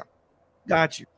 All right. So when we're talking about, and Sir Hal, I'm sorry, Chastity, I'll let you rock. Sir Hal said something that was so pivotal and so important. Okay, when he said that when we're talking about the Black experience, it is so hard to not intertwine Black men and Black women when we're talking about the effects, because so long we've had to rely on each other through slavery, through bigotry, through the situations that we have gone through. So it's hard. So when you have Black men saying, I understand what you're going through, but this is how it is affecting me. This is how it is affecting me. The same way when women say, I understand, Black man, what you're going through, but this is how it is affecting me. It's a tandem dance. It's not just the man's side that we're supposed to hold it, and that's what we're supposed to do. It goes both ways. As my sister, I'm supposed to be able to say, I understand what you're going through. I get it. I may not be a woman, but I can be empathetic and sympathetic to your situation. However, there's always going to be a however. When there is a but, it negates everything prior. It negates everything prior. So we have to understand that trauma is crazy. It's crazy when we talk about trauma. And when we're not patient enough to sit down and we don't listen, a lot of the times we speak just to be heard. We don't speak to hear that person and what they're saying, because there's a lot of trauma you can hear in the words a person speaks. You can hear a lot of trauma in the intonations that they speak and in the vibration that they give off. You can hear it both in men and women. So when we're talking about the women's perspective, yes, we're going to hear it all, right? Sir Hale said it. When men are speaking about men, women come up and critique us. We don't have an issue. You may get pushback. Of course, you're going to get pushback. But it's the same thing. It's the thing that is missing is the village. And the one person that came straight is TJ. Now, other women said things that held weight, but TJ came straight and said, yeah, you're right. When something is wrong, something is wrong. Don't make an excuse for it, because that's when you're leaving a doorway for the enemy to come in. Because the same way I'm going to say to men, dogs, you picked wrong. Stop. It's the same thing I'm going to say to women. When something is wrong, something is wrong. Accept it. Put an H on your chest. Handle it like you ask men to do. There is strength in femininity. Masculinity and femininity are perfectly created for each other. When you try to change what it is, that's when things go awry. That's when things do not work. So we will hear you better in your femininity, the same way you're going to hear us better in our masculinity. When we get out of those things, that's when it gets ignored. And now we're dealing with your attitude instead of the actual issue. Can I respond? So, yeah, Go ahead. It was Chastity first. After Chastity. Yeah. So, and I definitely hear you, Bolo, everything that you said. Tonight was my first time actually coming on Black Man Unfiltered, and I actually invited other people to the show. Just kind of jumping into the fires, not really knowing what I was getting into tonight, because I knew of another panelist or Hell and other people, and I didn't know what we were getting into, but I trusted the atmosphere. So when I get into a place, I'm expecting my brothers to be able to protect me, because that's who invited me here, right? So when we get into a space and then we have other men, a man who's attacking women in the private chat, what happens is, and I'm just speaking it from a woman's perspective, right? Like, just hear me as a woman. Like, what happens is, if a man doesn't speak up and say, yo, dog, cut that out, we don't do that over here, and you allow a man to personally attack women of color, like, he's coming for us, like, individually, like each person, and saying what he's saying, and nobody stepped up. So in spite of whatever anybody is feeling, right? What happens is if a person is feeling attacked, they want to defend themselves, and that's just naturally. So a woman, and I'm just speaking even for myself, it's hard to stay in your feminine essence if you don't feel protected, right? So that's just Well, like you're absolutely right. Right, and I want to say this as well. I apologize You're because absolutely right, I've gotten to Chastity. a point. I've gotten to a point where I try to be more hands on as far as talking and running this is. So I don't run the chat. I have an admin running the chat. I have somebody running the private chat. So I'm not looking at any of that. I have a full screen sitting in front of me right now. So I'm just talking to you guys. So I haven't even looked at the private chat. no, and it's okay, and I definitely So understand. if something did, so if he did Let offend me add anybody, this. everybody kept saying something about it, and I was like, what? So if he did offend anybody, I apologize for him offending anybody on the panel, but I'm not looking at any of that. And Bolo, Let me say this too. Go ahead, Bolo. Go ahead, darling. I was just going to say, I completely agree with everything that you said. Decorum is very important. You know, I say you carry yourself, you know, I'm going to carry myself the way my mom told me to carry myself, regardless of what other people are doing, right? I don't like the way Robbie behaved. I don't. I understood a lot of what she said. I didn't agree with everything that she said. There's no excuse for how she behaved. There's also no excuse for Chaotic coming on here doing what he did in the private chat and cursing. There's just no excuse for that. The part that we have to be real about is that piece that you said about femininity and how far it goes with men. The truth of the matter, and it's playing out in our eyes, that you can be feminine, you can be calm, you can act as though you can be a lady, so to speak, right? And largely in our community, women are not heard. I know y'all feel like this is a matriarch. In some ways it is. But generally speaking, we are not heard. We're just not. We're heard, but you all don't really, as a whole, make an effort to understand us and where we're coming from and what we're going through. Robbie, like you said, has experienced some trauma that a lot of us, like you also said, have probably experienced growing up in our communities at the hands of Black boys and Black men. And I think that we have to address that, and we can't blow up. We got to deal with that trauma, whatever it may be. But the truth of the matter is, just like we see here, people are not listening to Shushu. People are not listening unless they're saying exactly what it is the men want to hear. They're not listening. That's why every caller that called in, who did they ask to speak to? They all asked to speak to Robbie.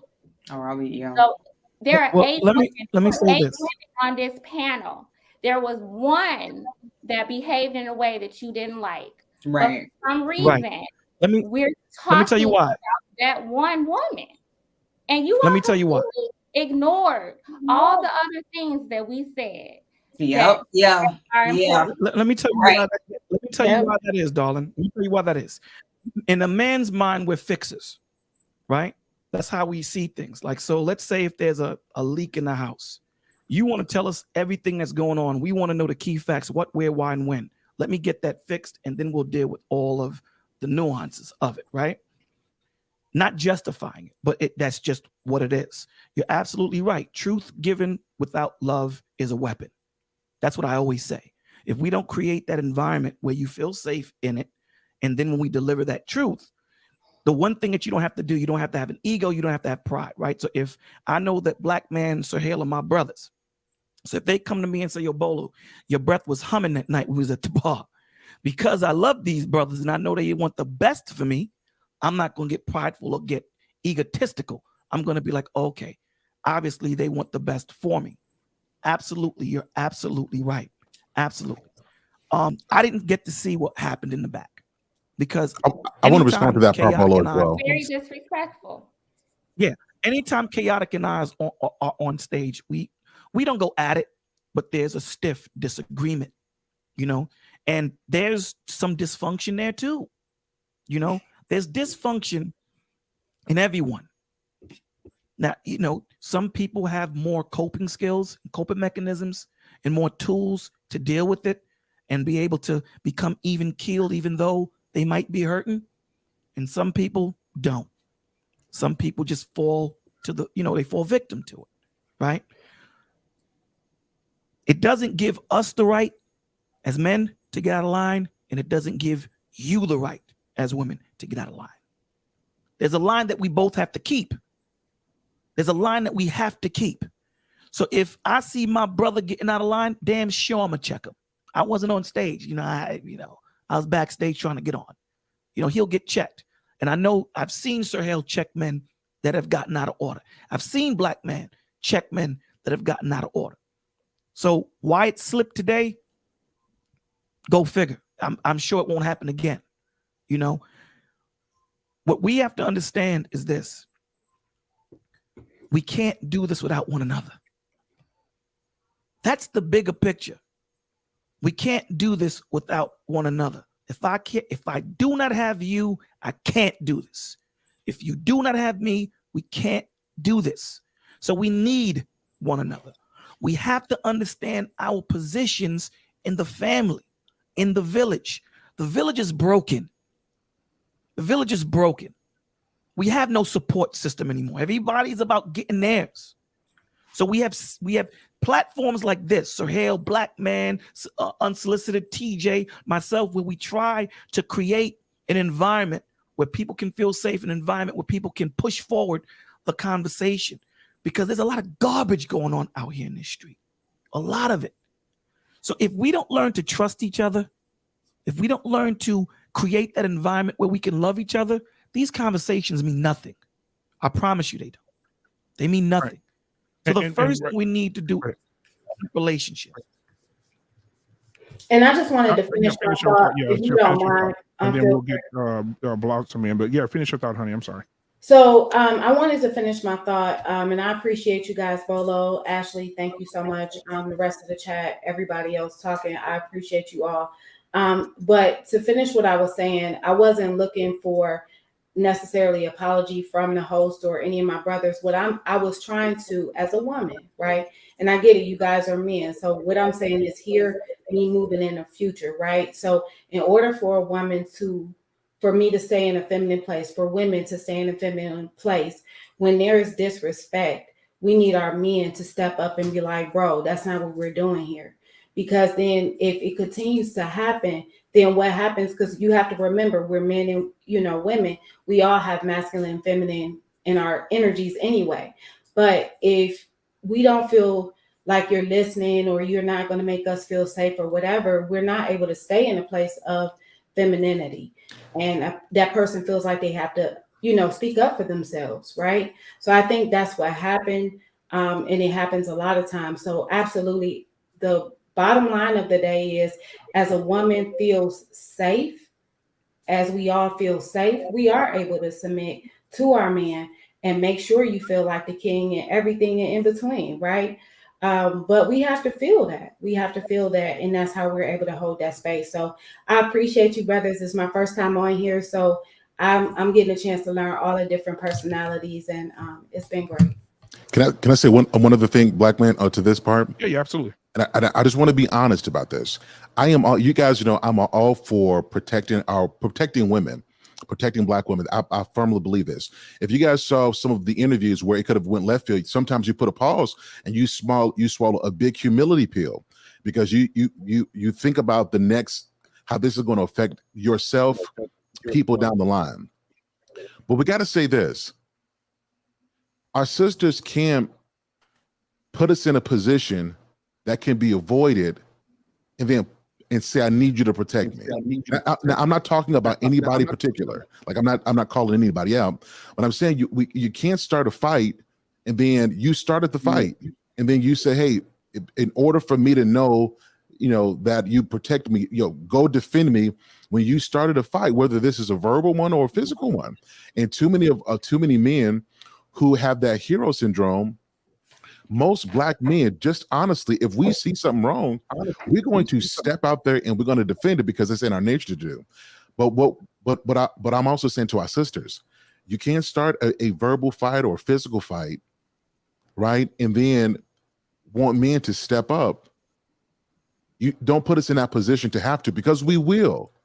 But when this is a repeated behavior, at some point, the love language is now a toxic love language where there has to be drama in order for me to prove love to you. And I think that's unfair to both men and women.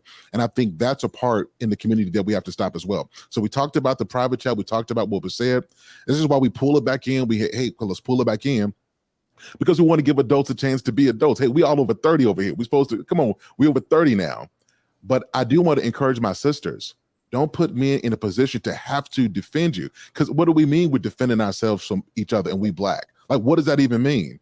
I think what it is perspectives. And I think we just have to have some humility and respect each other. But my sisters, don't always put us in a position to have to protect you, because we will, but at what cost? And when does that stop? When do we be mature?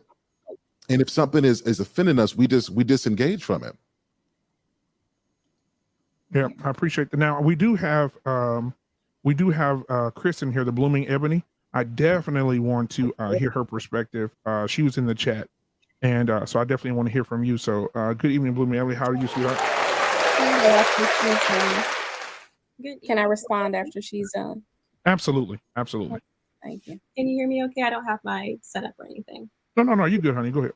Awesome. Hi, everyone. I hope you're doing all right. Hey, Blooming Ebony. Well, hello.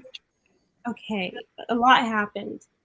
One thing that I learned, so I do femininity courses, so I take this on head on, or at least I try to, because I think it's important to be intentional in everything that I do. And one thing that I've learned is that, and try to follow me here, is not like scientific to a T, but I think it may make sense. Self-control is power, and power is a form of energy. And if energy is neither destroyed nor created, it can only be transferred. If you don't have power over yourself, who does? If that energy is in your hands, whose hands is it in? And the idea with keeping your frame is that you're maintaining self-control. It's not that you're being quiet because you can't protect yourself. You're being quiet, number one, because you know that you have protection. You don't need to protect yourself because someone else will. And you accept that and you surrender to that, right? And also, how can I say this? You don't want to force someone to listen to you. Oftentimes as women, we go into our masculine energy when we get triggered and we get aggressive and we get combative. Those things are masculine. We get combative. Those things are masculine. And when it comes to that, what happens is the man, he stops listening to us. So we're no longer giving him information that he could solve and help us through. Now he's defending himself, whatever it is that you're saying. And so we hit a stall, like it just stops. Any progress or growth stops, right? And what we saw was, I think someone mentioned that everyone that called in wanted to talk to Miss Raw B. It's not because I think necessarily they cared about what she had said before that. What Bolo mentioned, which I learned this week, so I may not have this down to a T, but the idea is when someone isn't being respectful in a sense, or it's kind of like the man's brain identifies it as a problem that needs to be solved. So they're literally just trying to break down the problem. And it's a weird way of saying it, but the women on the panel, I think you guys did it, or you women, sorry, you did a great job of your frame. And so you didn't have to be addressed, if that makes sense. What would have addressed the problem would have been to stay on topic and provide solutions to what we were talking about. So I get what Bolo was saying. He saw a big problem. He wanted to address it. But, you know, as a leader myself, there may be multiple problems. I go for the problem that I will attack the problem that has the biggest impact. So I mean, I get what you all are saying. Oh, that's how we address Robbie, but that didn't help anything. This whole show was supposed to be about understanding Black women, and we've got nothing except for Black women need to change. Black women need to do this, and a lot of us do need to change, and we need to change how we do a lot of things. But I can't say that we will walk away from this show and men will have any better understanding of Black women. We didn't even talk about a quarter of the issues that Black women deal with: colorism, sexual assault in our communities. We didn't talk about marriage. We didn't talk about a whole lot of things that affect Black women.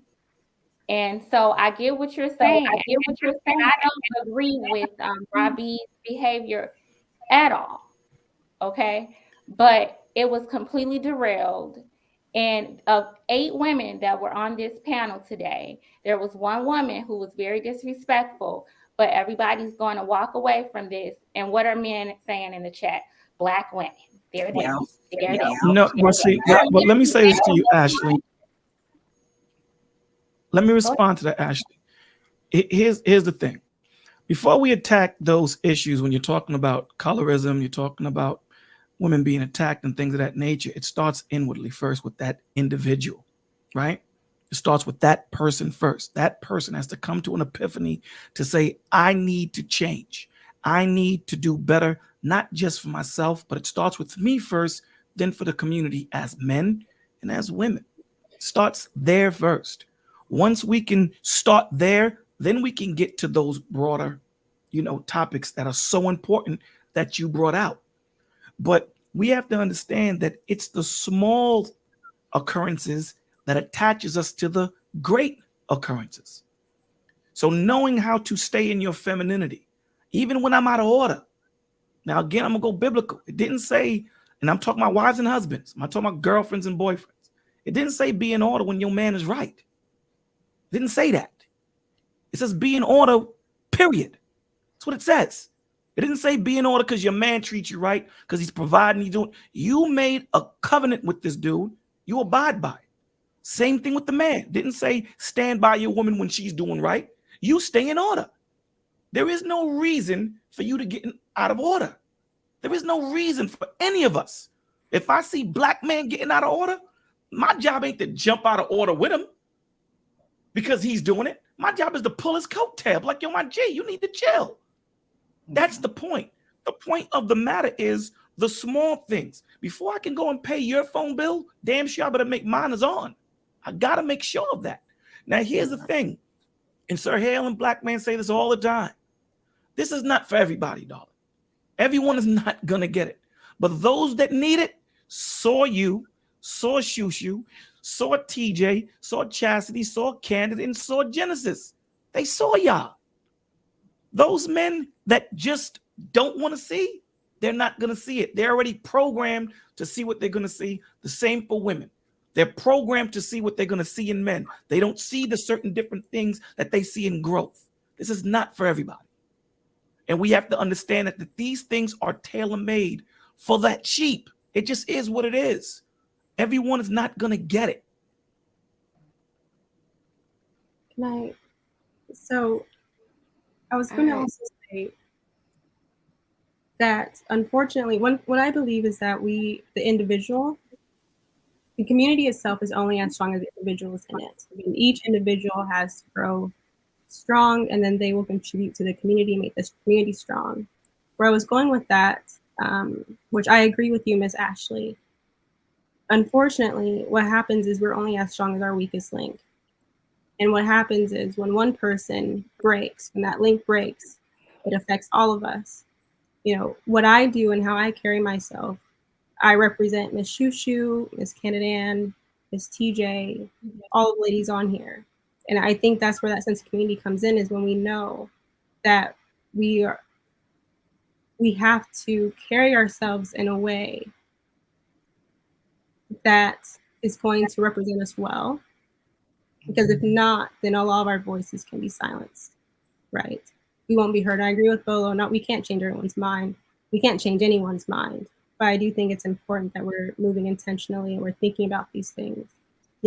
What platforms are we derailing because of our personal behavior, because of our personal traumas and triggers that we haven't worked through?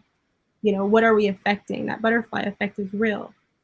One flap can cause winds across the world, right? So moving intentionally, thinking about our decisions and how it affects us and everyone else is really important.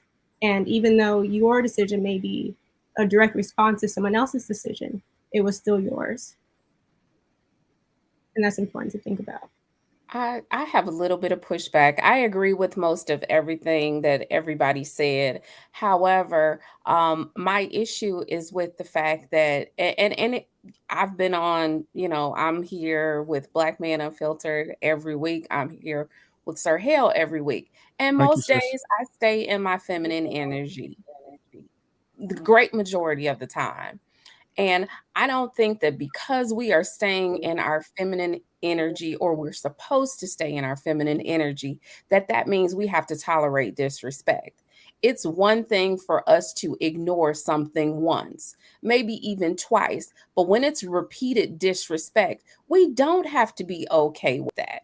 And then people are saying, if it doesn't apply, then let it fly. Or if it's not you, then ignore it. Well, I guarantee if it were the other way around and there was a female on one of these panels and she was giving blanket statements referring to the men as thugs, as hoodlums, as bitch ass niggas, or something else disparaging, everybody would be up in arms and you would have an issue with it. But because we're ladies and we're supposed to be in our feminine energy, we're supposed to accept being repeatedly called out of our names. If that's what YouTube is and that's what these panels are for, then they are not for me, because I love me more than I love anybody else or these panels, and I just won't sit here and tolerate disrespect.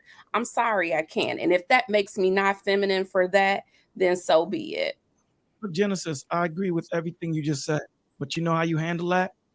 If I'm a woman and I see a man in the background calling us bees, black this, black that, I'm reaching out to Sir Hale, a Black Man. Yo, Black Man, this is your panel. This is your platform. Can you please address this, Mr. Sir Hale? And I get that. Black Man said he wasn't monitoring all that. And as a content creator, I understand that you can't do that. I addressed it myself. I got you, but my point is, I bring it to his attention. I understand that he can't see it. I got three screens in front of me right now. I can't see everything because I'm a one-man band. Me right? too. Right. Yeah. Same as Sir Hale. We're one-man bands. Yeah. So as in your feminine energy, you're protecting yourself in the aspect of Bolo. I know you see Black Man acting up. Can you do something? Yo, Black Man, you need to chill. Yo, Sir Hale, you see Bolo acting up. Can you do something? Yo, Bolo, you need to chill. That's how we protect ourselves, by staying in the decorum. You trying to come out of your energy to check me. Now I'm not looking at your feminine energy. Now I'm addressing the masculine energy that you're giving off. And the message that you're trying to give, I'm not receiving. I'm not saying that you're wrong. I'm not diminishing how you feel. I understand how you feel. It's disrespectful and dirty and yeah, I get it. I do. But there's a decorum that we have. You have 3 men up here. Well, at the point, 2 men. You address them. You address them and say, yo, Black Man, do you see what's going on back here? Nah, I don't, because I'm watching the screen. Well, let me send you a snapshot. Sir Hale, do you see what's going on back here? Nah, I didn't see, but such and such. It's like a student with the teacher. If you go and hit the student, typically you get in trouble. The student that hit you first, the teacher don't see them, they see you. You know what I'm saying? So the point is, you bring it to, and I'm not saying that we're teaching your students, just understand the example I'm giving. The point of the matter is, we're here to protect you. Give us that. When you take us out of our function, understand, when you take us out of our function, then we start to think, what is our worth? Give us a chance to protect you. Give us a chance. When you step out of that line and say, I'm going to handle it myself, you're not giving me a chance to do what I need to do to put this dude in order so that you feel safe, so that you're able to speak and articulate yourself and know that, you know what, around Bolo, around Black Man, around Sir Hale, I'm safe. I can kick it and I'm good. But give us that chance. Let us know. That's all I'm saying. I'm not saying for you not to defend yourself. If there's no man around, you got to do what you got to do to handle your business to get home. No doubt. But if you got some men that are respectful, if you got some men that are God-fearing, and you got 3 men up here that are. Give us a chance to deal with the situation accordingly, because I guarantee you, the way he spoke to Raw B, he ain't gonna talk to none of us like that. There's gonna be a certain respect that we have for one another. That's all I'm saying.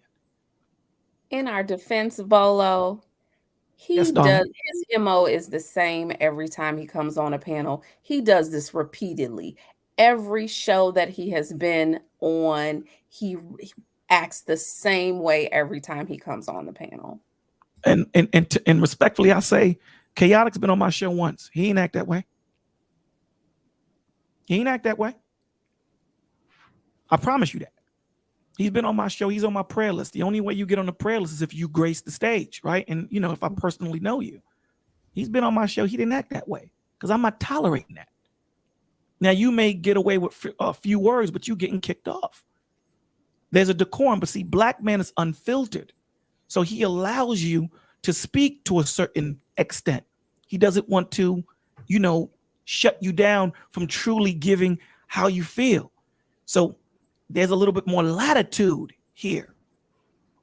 On Sir Hale's channel and my channel, that latitude is small. But see, he's setting up a platform where you guys can come and articulate how you feel and curse at times and say such and such, right? So you can kind of be free a little bit. So, you know, we have to thank him because not too many platforms will do that, but they're still in order. He's not going to let it run rampant. He's not going to let it get too crazy. He is. I know him. He's going to deal with the situation. But we have to understand, I hate using the word but because it negates everything prior. But we have to do things like when you have a child and your child gets out of order and they do something and you say, why didn't you come to me? I understand what you were trying to do. Why didn't you come to me? Because if you would have come to me, this situation wouldn't be the way it is. Because typically men know that if it gets really argumentative, it can get violent. And most men don't want violence. Most men want to quench that situation and keep it pushing. So there'll be an underlying respect that's there. Now, you do have men that just don't give a rat's ass. Yeah, you do that. But most of the time, you'll understand. You know, they'll understand. And they'll have a certain decorum. They'll have a certain decorum. And we have to understand. Hold us accountable.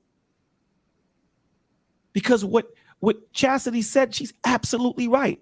Our job is to protect you. Our job is to set up an environment for you to feel comfortable in so that you can converse and say what you're feeling and how you're feeling. Hold us accountable. Put our foot to the fire. Yo, Black Man, I know you ain't seeing this, but look at what's going on. And give him a chance to handle it where everyone stays in their position and everything works the way it does. All right. Well, hey, I appreciate you, Bolo, man. I appreciate you too, Chris. You got anything else, Chris, before I bring up the other two guests? Can I just add this before Chris do it and jump off? I do appreciate what Bolo said. My nugget of takeaway, because respectfully, I didn't bother you as the host of the show because you're hosting the show, right? And this is your guest. So, I mean, it's my first time like trying to see, you know, and I probably should have been more focused. I was focused on the conversation, but you see it. So I didn't know to say something. So I think as a good takeaway, that is something for myself as a good takeaway that I appreciate Bolo saying, like next time, just pull a brother's coattail, like, hey, did you read this? And then, you know, allow you guys to know what's going on. So thank you so much for sharing that. Absolutely. Thank you, Bolo. Thank you, Chris. I appreciate you guys coming on. I appreciate Right, you. baby, man. Stay up. Bless you all, man. Bless you too, brother. Bye, Chris. Bye. All right, so I'm gonna bring up my last two guests, and then we're gonna call it a night. We got Angelus in the building from the Great Pill Podcast, and then we got Scam Likely in the building, Mr. O. Pression. All right. So Angelus, we'll go with you first, man. What do you got for the panel tonight, my guy? I was hoping to come on and have a conversation about the actual topic at hand, but unfortunately it got twisted around and derailed to something where everybody's personal crap is coming out. And that's something that I know I said before, I don't like to deal with drama, But unfortunately, there's 3 women here saying something that, and most of them been on my panel, and they know I don't get down like that. They know I don't get down like that. People get muted. There's a conversation before we actually start the show, the prep people, whether I know you or not. And like Genesis said, content creators. Like, this sucks that we have to have this conversation in front. But it was something that Bolo said, and I feel like, in no disrespect to him, he was saying a lot of facts, but he made a comment saying that Chaotic don't do this on my show. But let's not play slow. Everybody here on this panel know of Chaotic before he came on. We do. We know his reputation. We know of him. He never been on my show. I saw him a few times, and that was good enough for me to say I don't want him on my show because of his character. Nathan Daly knew of him before he brought him on the show and had his words with him. It's called the vetting process. He's been on this show many times, and the same women I'm looking at saying the same thing. Hey, we spoke of this. We spoke to men about this. So if said men chooses to have him on, like I told people in the back end, now it's on you. The buck is back on you. Same thing now, respectfully to Sir Hill. He did it perfectly. When him and Robbie had like a little back and forth, he was still in his frame. He still was cool and collective. And when it shifted over, he still took the necessary steps. Say, you know what? I see more into you. So let's have that initial conversation. He didn't go 3 times, 4 times. She didn't go 3 times, 4 times. They had one. And because of that, he had my most respect. And because of it, I gained an extra friend, not just from Sir Hill, but from Robbie. Now, again, we're talking about different personalities. Again, back to the vetting. I'm not going to bring, let's say, for example, I had not an issue, but just how Mandrell carry themselves. And again, we all know Mandrell. Had a 6-hour conversation with the brother on another panel. And I start vetting him over. And he's giving me his cool points about how he is and what he wanted from the content and how he can be a better co-host for Black Man Unfiltered. And I was giving him that. Yeah, 6 hours. And when I saw what kind of dude he is, I put that time into it. Like, hey, he's somebody's worth doing it. But he wanted that. And I allowed him on my show because I feel like he's worth it now. And because of that, he reached out to me and said, hey, I want somebody from, can help me out. I brought somebody from my end to do a little show with him on his end. That's how it works out. But again, I'm going to tell people, it's back to the vetting. Ain't no black, white, this, that, third. Like, let's get that out of our head. It's people, period. People, period. So if we got an issue with one person, and yes, and the lady in the yellow and Miss Genesis, somebody else said it. You're absolutely right. What at the end of the day, and it sucks, because guess what? There's white folks going to be watching this too. So when they get off here and they see that one black person acting out, everybody going to get it. So now the ball is in your court. How y'all want to address this? Y'all going to cast out one person because she was reacting to some fool that consistently comes over here and does the same thing over and over again, and now he goes in the back check and do something ignorant and this, that, third? Or we choosing to come back on, or we're going to say, hey, you know what, black man, Sir Hell, this is not what I want. Something need to change, or I'm not going to come back on. That's it. That's it. If we don't feel comfortable about it, and we know other person, Tommy B was a perfect example. If I come on, I'm not saying anything to his brother because I have an issue with them. And this is a dude, since people try and conflate male and female. This is a grown man said this. He didn't have nothing to contribute to the whole panel. Stop talking only because this chaotic was on here. This chaotic made him feel a certain way. I told many people that have been our guests here, not because I didn't like him, not because I this, that, third, like, hey, this is the reason I'm purposely not bringing you on my show, because it's not valuable to my end. So I'm gonna leave it like that. Like real talk, I don't want to deal with the drama. I love Black Man Unfiltered. I love Sir Hill. I'm gonna rock with them. I hope they challenge go as far as it's gonna go. But this little right here is, it's depend. It comes down to what you want to do with your vision, with your goals, with the blessings you're getting. It is all up to on this one now. If we're gonna allow in that type of energy to come off, we allow one negative energy to come off, and then gonna push everybody else away. It's not worth it. And I'm not trying to say this to just bash somebody, or this is only reason I'm speaking out because it's made public now. And that's crazy. And Bolo's right. Bring this backstage. Or mute somebody in the button. Admin should know that too. If Black Man, you not there, hey, admin should know how to mute that button. So again, not my show, but the only people who can speak for me. But I apologize that y'all had to go through this. I apologize. People have to see this on the back end. And me personally, I know it is what it is. This is my suggestion. I'd have chopped out all this in, chop it all out. Chop it all out, because none of this don't even need to be here. And I'm gonna leave it like that. You go ahead, Scam. I was gonna let somebody get a chance to respond if they wanted to first. They can. I will. As long as I eventually get the mic back. I can't promise you that. I'm just kidding. Interestingly enough, I did not even see until until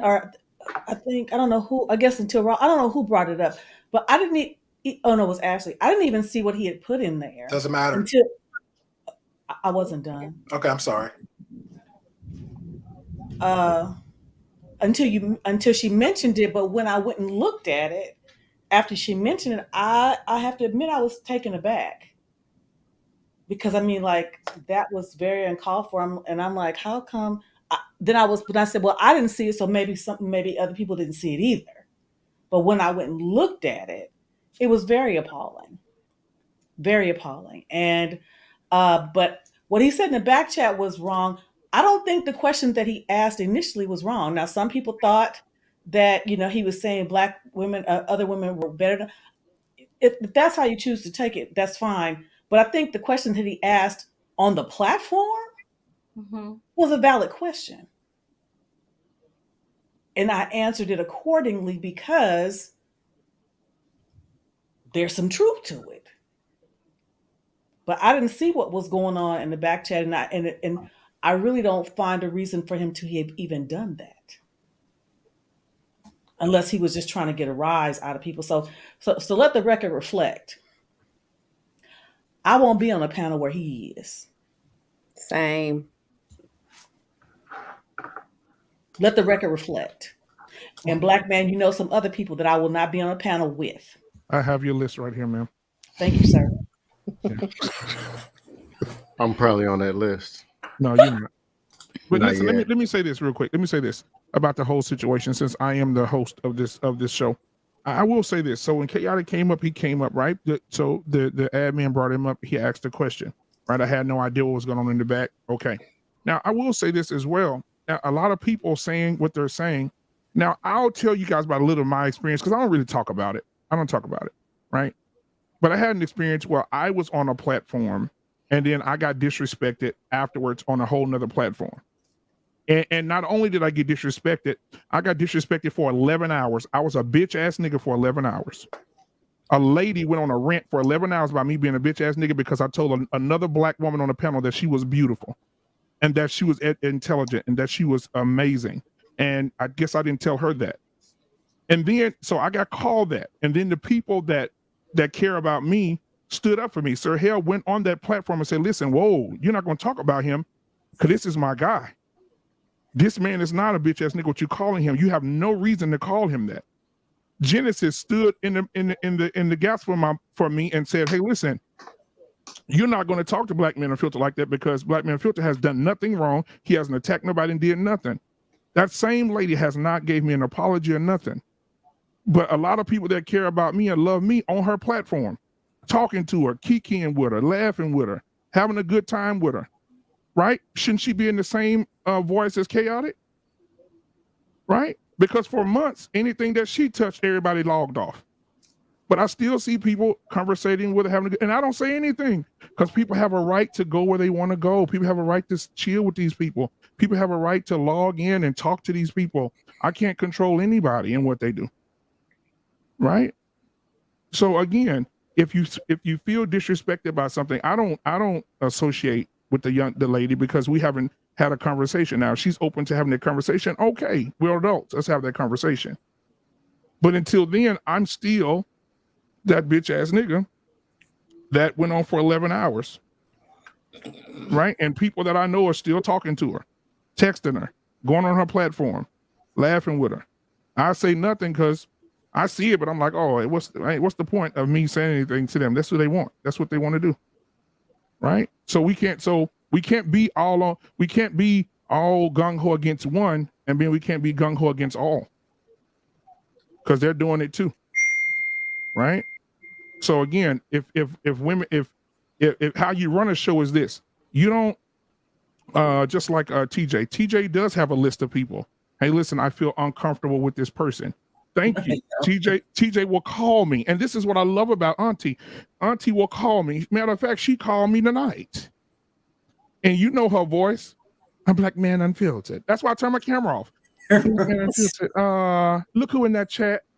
Baby, if he come up, Auntie gone. And I looked at Auntie, I said, you're more important to me than that person. That person will not come up on this panel tonight. Right? That's the whole coattail thing that we were talking about. That Bolo was talking about. She reached out to me and said, I'm not comfortable with that. Right? And I know after this show, I love Genesis. That's what we were just talking. Listen, I'm not even gonna bring up the GOAT thing because I'm gonna bust out laughing with her and Candid. I'm not gonna say nothing about the GOAT. Y'all have to go watch Genesis live. We did it. It's an inside joke. But anyway, I'm not gonna, but you know, I love Genesis to death. That's my girl. Genesis said, hey, listen, I feel uncomfortable. I'm not gonna make Genesis uncomfortable because that's my baby. That's my girl. Right? Candid in, that's my girl. Shoo, you know this. Come on, Chastity, you new here, but you family already. Right? We had a whole 2-3 hour conversation the other night with you out in the back chat. You know what I'm saying? We family, right? Angela's we family, right? Scam Likely. He gave out his hey man, come anytime you want. We all family here. So if you feel uncomfortable, then we'll shape the shows around not having people that will do that to your moment, because this was your moment, right? And even I was just telling Chastity in a message here, you know, some situations men don't need to be in the conversation, especially the one that's coming up first Tuesday. And, you know, first Tuesday of every month is Women's Night on Black Men Unfiltered, and we're going to be talking about, are there different forms of femininity, right? So, you know, I mean, there's no reason for nobody to come up on that. But if you guys are uncomfortable, then hey, that's a conversation. Hey, bro, listen, I appreciate it. Hey, you can stay in the chat, or but you can't come up because the women feel a little, you know, they don't want your presence here. And it's simple for me. All right. So anybody that was offended, I apologize for anybody being offended. Maybe I need to get back to running the chat, running the private chat, running I guess I need to get all back in all of it and run all of it. Black Man. Yeah. This needs to be said. So the way that you facilitate a conversation allows people to say what's on their mind. And I think you're doing a good job. Yeah. So how you're running your show and your platform is fantastic. And I think we got to give you kudos for that, man. So don't be hard on yourself. You're doing a wonderful thing over here. I appreciate you, brother. Appreciate that. All right, man. So Scam Likely, you had something you want to ask? Yeah, but I mean, 3 hours talking about chaotic, I really can't. Yeah, I do. No, we're not talking about that no more. Yeah, and I'd rather talk about it while he's here, but I think he knows who he is, so it's no point. As a certified troll, I understand it. Yeah, you are. Yeah. But when I troll in good intentions. Sometimes Exactly. people don't like what I say, and honestly, I'm fairly on the heartless sociopath side. Just don't really care. Right. Anybody got anything they want to say to? I got one more person in the back, and we're done for the night, guys. Thank you guys for being here too. Candid in, Chastity, Ashley, thank you so much for being here. Shoo, we're gonna get everybody to redo their channel so we can get y'all supported and get you guys going.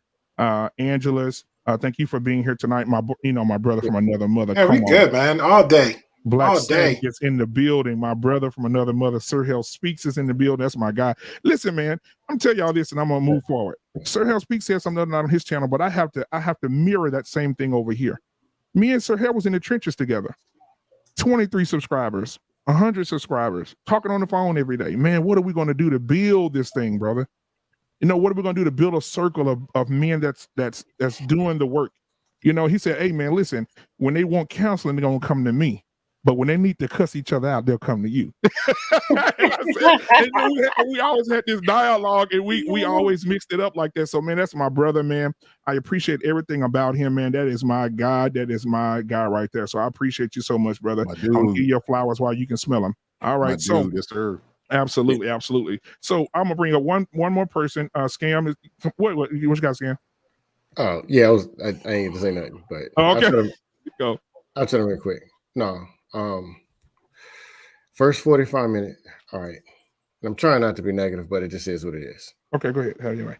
When I heard they were going to have this, when you were talking about having the understanding Black women, the Black discussion, Black women discussing Black women, when the topic was going to be had, I was talking to Mandrell, and I was like, I can tell you exactly what's going to be said, almost word for word.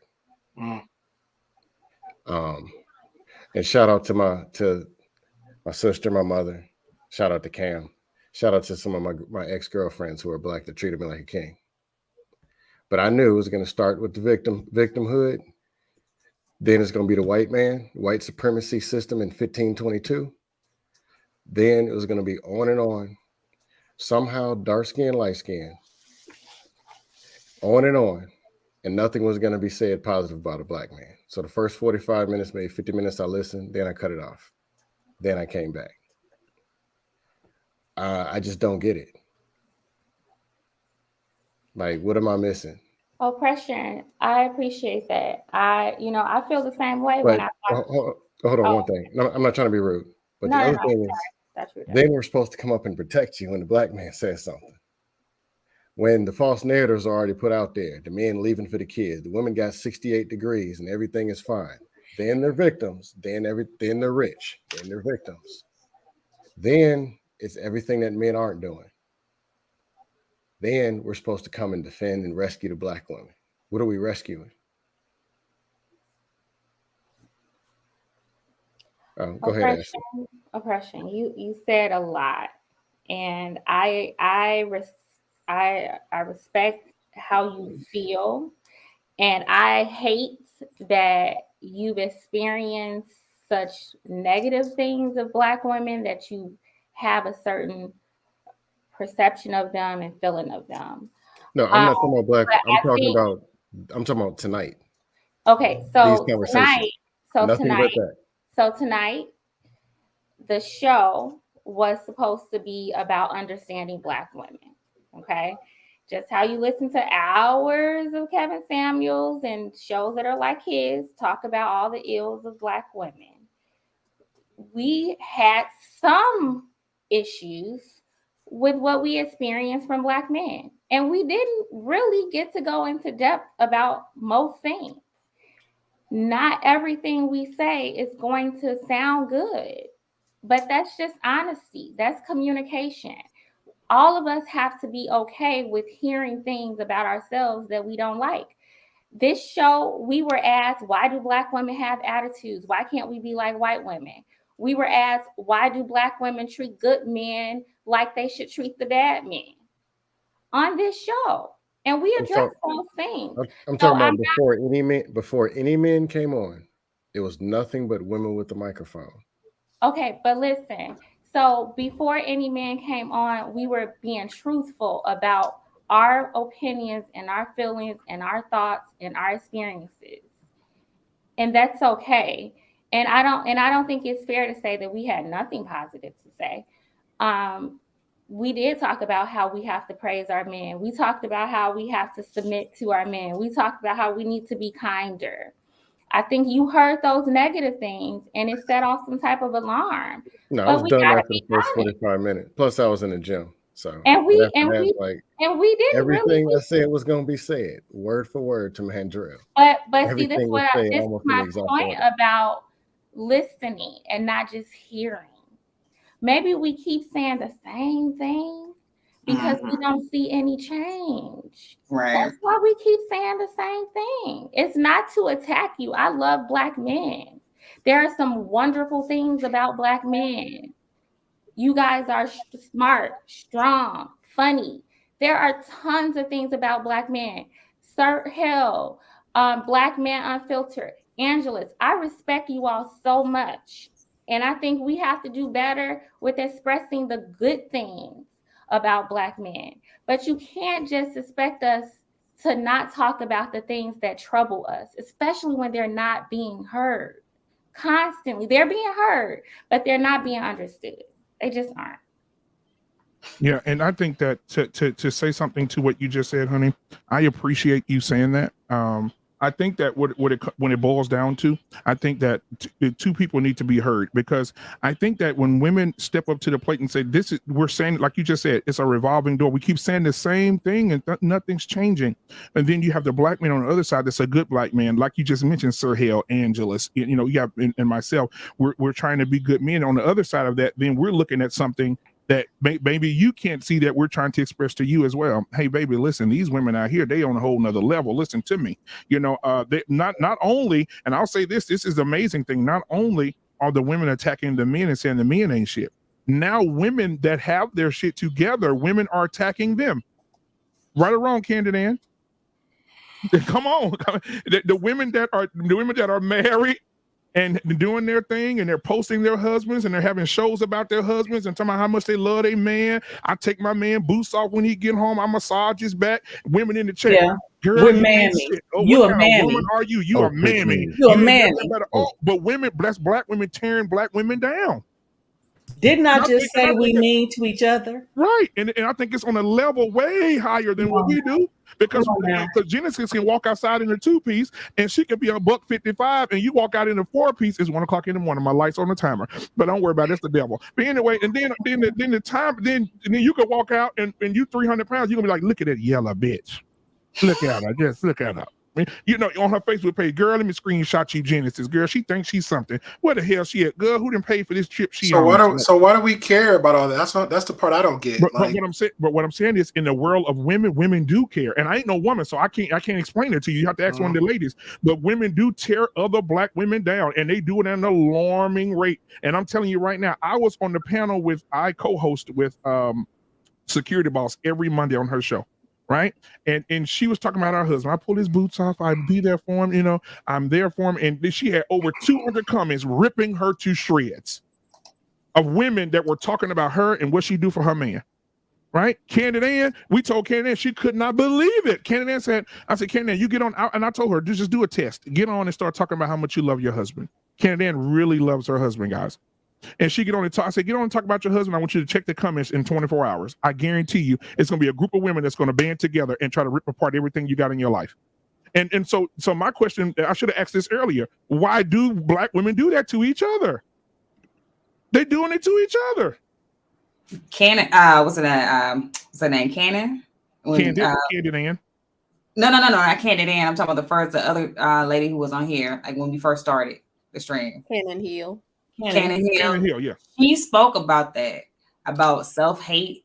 She spoke about all of that. How we do tear each other down. Generational trauma, all that has been passed down to us. I spoke about that. How when you've seen how marriage works, like when a couple work together, your perspective is different. You got a lot of people, like I said, I stepped out here in the world and I realized that I actually grew up in a small community of people who saw what marriage looked like and how it works, like when a couple work together like that. Like a lot of people haven't seen that. More people grew up in single parent households than they have in 2-parent households. So like, my perspective of marriage or a relationship is totally different from the vast majority of people out here. So yeah, I wouldn't look down on Candid Ann for saying that she does that for her husband. Because my mom, I come from a household, my mom served my dad his plate. I mean, and to me, I didn't look down on my mother for it. Because at the same time, like, I felt like the man deserved it. He was holding down. So, like, you know, I wouldn't look down on security boss for saying she does it for her husband. Like, I mean, if the man holding down, he doing what he's supposed to do, yeah, he deserve it. I don't see a problem with it, but you got a lot of women who, number one, have never had that example in their life. Yeah. Every example of a black man that they've seen has somehow torn them down or made them feel like they were worthless. Yeah. It's some kind of hurt stemming there. So, I mean, that's where that comes from. That's good, Shushu. I just wanted to chime in real quick. When she brought up that plate, I didn't have my own sister friends, not my brothers, but like my girlfriends would be like, oh, you serve him, you be serving him his food. And it almost questioned me, like, you know, like I was like, yeah. And then it's like and you like, well, right. Right. Yeah. But then you have to remember where other people coming from. I'm like, girl, please, we ain't about to have this conversation, but it will start causing something in your own head. Like, well, what the heck is other women doing in their households? How do you feed your man? I don't know. That's a good thing. And so we got We Ain't Signing in the building tonight. We got We Ain't Signing. We ain't signing. Angela, I'm gonna pull you down for just a second, bring up Jedi, then we're gonna finish the show, and I'll see y'all backstage, brother. No problem. All right, no problem. All right, so let me bring up and Jedi Mike. So We Ain't Signing. Go ahead and get yours. I will get Jedi Mike, and then we're gonna close this thing out. And thank everybody again for being here tonight. Go ahead. We Ain't Signing. Absolutely. So salute, Black Man, Sir Hell. You know, hope everybody's doing well. My brother. Thank you for being on the panel. Yo, how's your wife? TJ, she's still in the hotel, right? June 1st. Right. So June 1st. hold on. So guys, he's in Shanghai, China. This is our black brother in Shanghai, China. His wife has since they locked the city down, he hadn't seen his wife since March. So she's in one part of the city in a building, and he's at the apartment, so they can't see each other. But go ahead. I just wanted to make sure she was good. Go ahead, brother. Yeah, appreciate. Yeah, she's in Shujiahui. I'm in Channing. So, but first, I want to say, I really want to say thank you to TJ Randolph and Candid Ann, really, for being able to reach across the aisle and really understand the things that Black men go through. And I really, really appreciate that, because, you know, men need to hear that, because overall it's quite disappointing on, you know, for the first 45, 50 minutes of the perception of how Black women really feel about us. And when we call and when Black men talk about it, like, it's really the 20%, because you can see how TJ Randolph and Candy Ann, and I'm not trying to weaponize anyone, kind of reach across the aisle and understood from the other person's shoes. And we need more of that, because on this panel, I heard references to Bell Hooks. And for people who don't understand that, Bell Hooks is a staunch feminist. She's a misandrist zealot. When we talk about the feminism, we see that Gloria Steinem actually got feminism from the civil rights and said that we want to be treated how Black men and how Black women run their families. You can read that in Time magazines, right? We heard about how Black women are over out excelling Black men, and then it was pivot. Well, it's only the 25%. We were hearing things that were not statistically and factually true. And even when we come to education, when we're talking about Black women, you're actually talking about Nigerian women immigrants who are the most educated, because most of ADOS women do get into college, but they don't finish. And ADOS women and ADOS men finish about the same rate, right? But then when you include African immigrants, then you get that bump up in number. But to hear these kind of, you know, talking points, and how, you know, for some reason Black men cannot garner the respect and fair treatment that a TJ Randolph and a Candy Ann would give on a massive scale or on a micro scale, right? And it just kind of hurts a little bit, because at the end of the day, right? At the end of the day, the situation in the gender war is propped up by Black women and white men shaking hands to denigrate the Black man. And I'll close with that. All right, thank you, We Ain't Signing. I appreciate you, brother. Anybody want to respond to We Ain't Signing before we get to Jedi?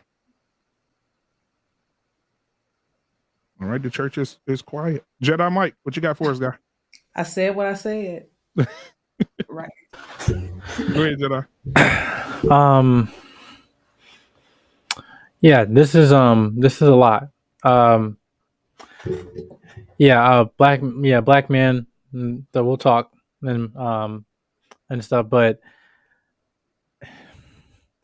one thing that for me personally, that I'm kind of sick and tired of, the biggest thing against us as Black people, to me, it's not white supremacy. I don't think it's racism, all this stuff. The biggest thing that's leading to our demise is the fact that we, as Black men and Black women, are not listening to each other, right? And what you saw here today, right? Obviously, this is what situations that have gone south, but obviously, this ain't the first time this has happened in our community. This happens on a consistent basis.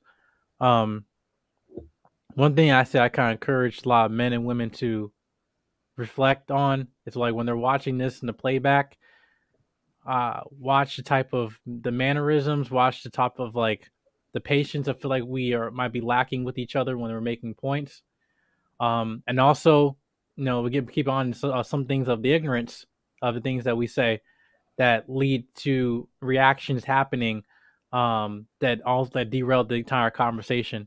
I did not come in this part of space to be part of a circus. I come in to be part of a community of people that wanted to identify a problem instead of saying, point a finger, say who's the problem. We have done a show recently that on our end as men, we talked about what Black women can learn from us, and wanted to see if we can have this show for women. Now, obviously, it did not end it, or at least go the best light, but hopefully this is not the last time we'll have this type conversation.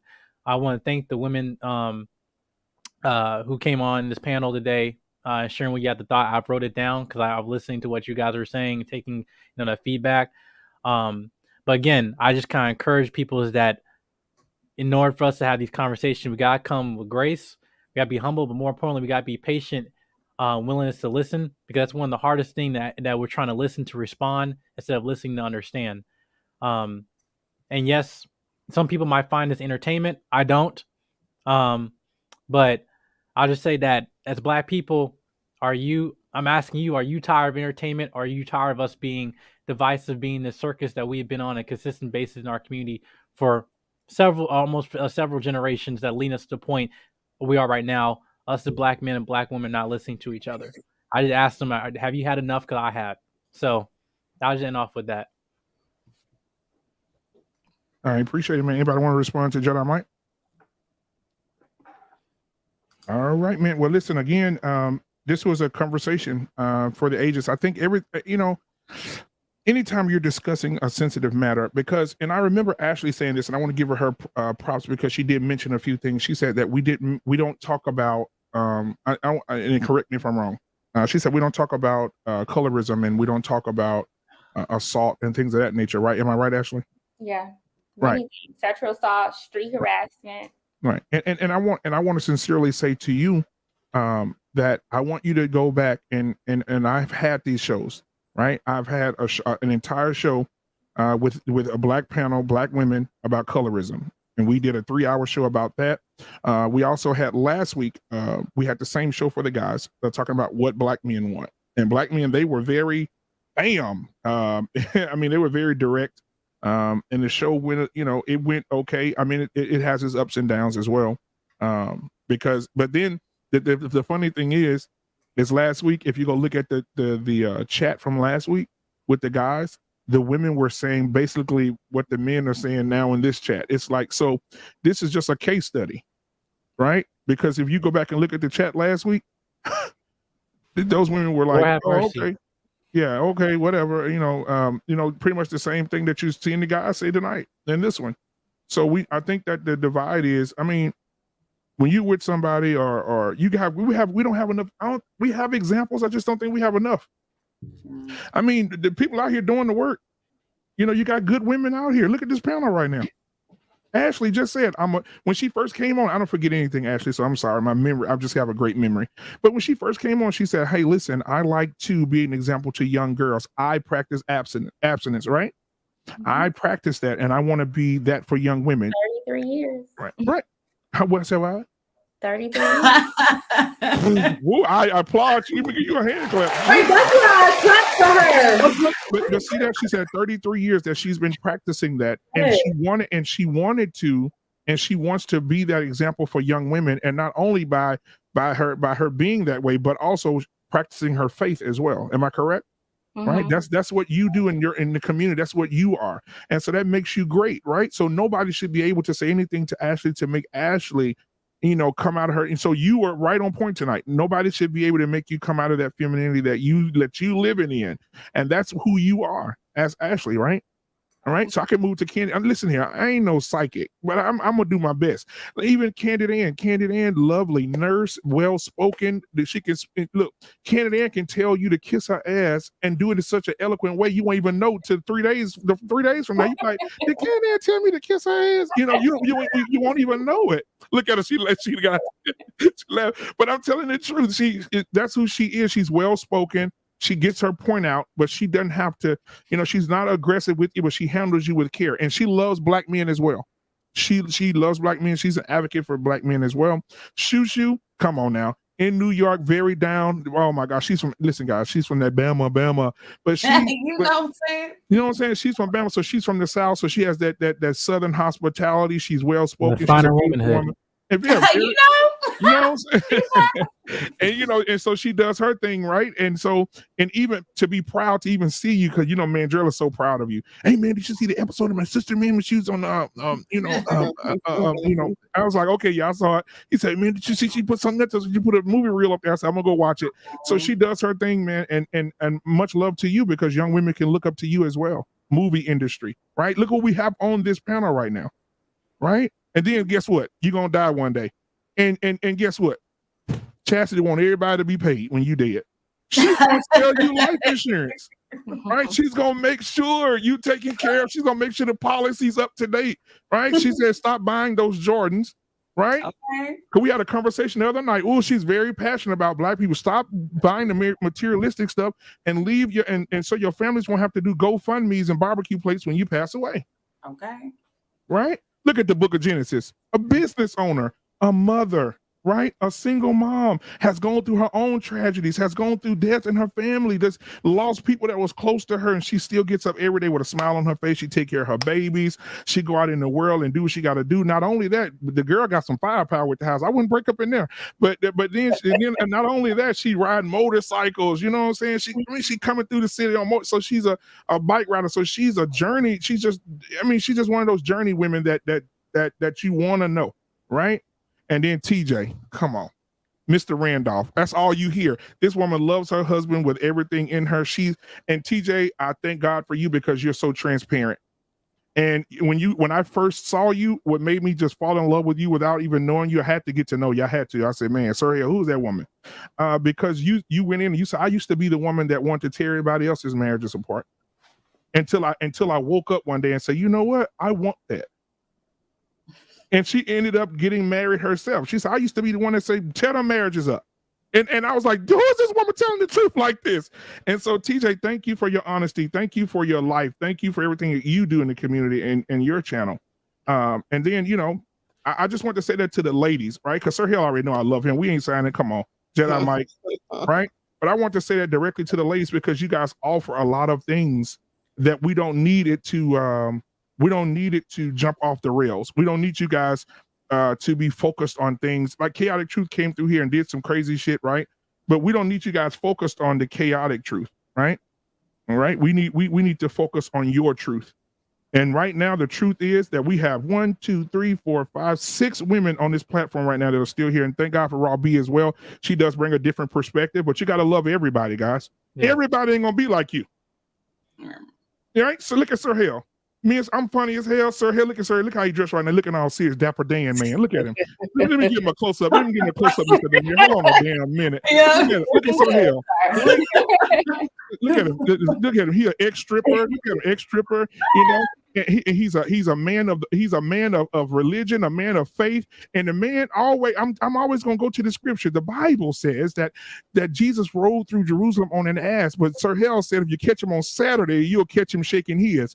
So that's Sir Hill speaks right there. That's my brother from another mother. But guess what? Me and Sir Hill are different. Right? That's my brother. We're different. We're made different. Jesus just said he's not pleased. I just heard him say, "You're not pleased." I'm sorry. I'm sorry. but I have so much love and respect for you guys. And again, I'm gonna say this, and I'm done because I'm getting off this soapbox. But Genesis and Candid Ann the other night, and Sir Hale was there. They didn't know that in the country, if you walk up to a goat, listen to this, Shushu, because I know you from the country too. That if you walk up to a goat and you have a knife out to delete the goat for dinner, the goat will start screaming at you, like a grown person. It sounds like an adult.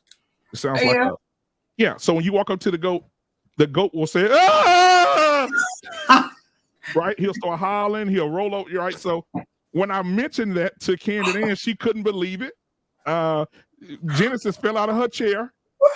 Because they could not believe it. So that was the inside joke we were talking about earlier. But anyway, guys, so go back and watch that on Genesis channel. Go ahead, everybody, shout out your channels. We'll start with TJ and then we'll move around. TJ, go ahead, sweetheart. Mosaic with TJ Randolph, and thank you to your mods for putting my stuff in the chat. TJ, Mosaic with TJ Randolph. I do my cocktails and conversations on Monday, and every now and again I have my fruit, who's my daughter, who does a show with me, and we call it Ladies Legacy, and she be growing her mom real. So yeah, that's what I do. All right, we'll keep going and on. So go ahead, Chastity. Then you jump right on in there, Kennedy, and go ahead, ladies. All right, Chastity A. Wells on every social media platform. If you need insurance outside of your job, definitely hit me up on chastityawells.com. That's on Facebook, LinkedIn, you name it, YouTube, everywhere. That's where I'm at. So I'll be more than happy. And thank you so much for inviting me onto the show. And I hope it's not your last time. Sometimes you come over to people's barbecues and your uncle. I hope I see you. I hope you come back over for some more barbecue because I'm gonna come back. Come back. It was good people in the in the back. All the guests, they were cool. So yeah. Absolutely. And if you guys can come back on the first Tuesday of June, like I said, I would love to have you on that panel to talk about are there different forms of femininity, and that came from TJ. That was a conversation we had last month, the beginning of last month. So she birthed that conversation for this month. But all right, so Candid Ann, the wonderful and beautiful Candid Ann, go ahead, shoot. Hey, good evening, everyone. Thanks for having me, Black Man. Wow, I did not expect this conversation to go this way, but it happened and we're here.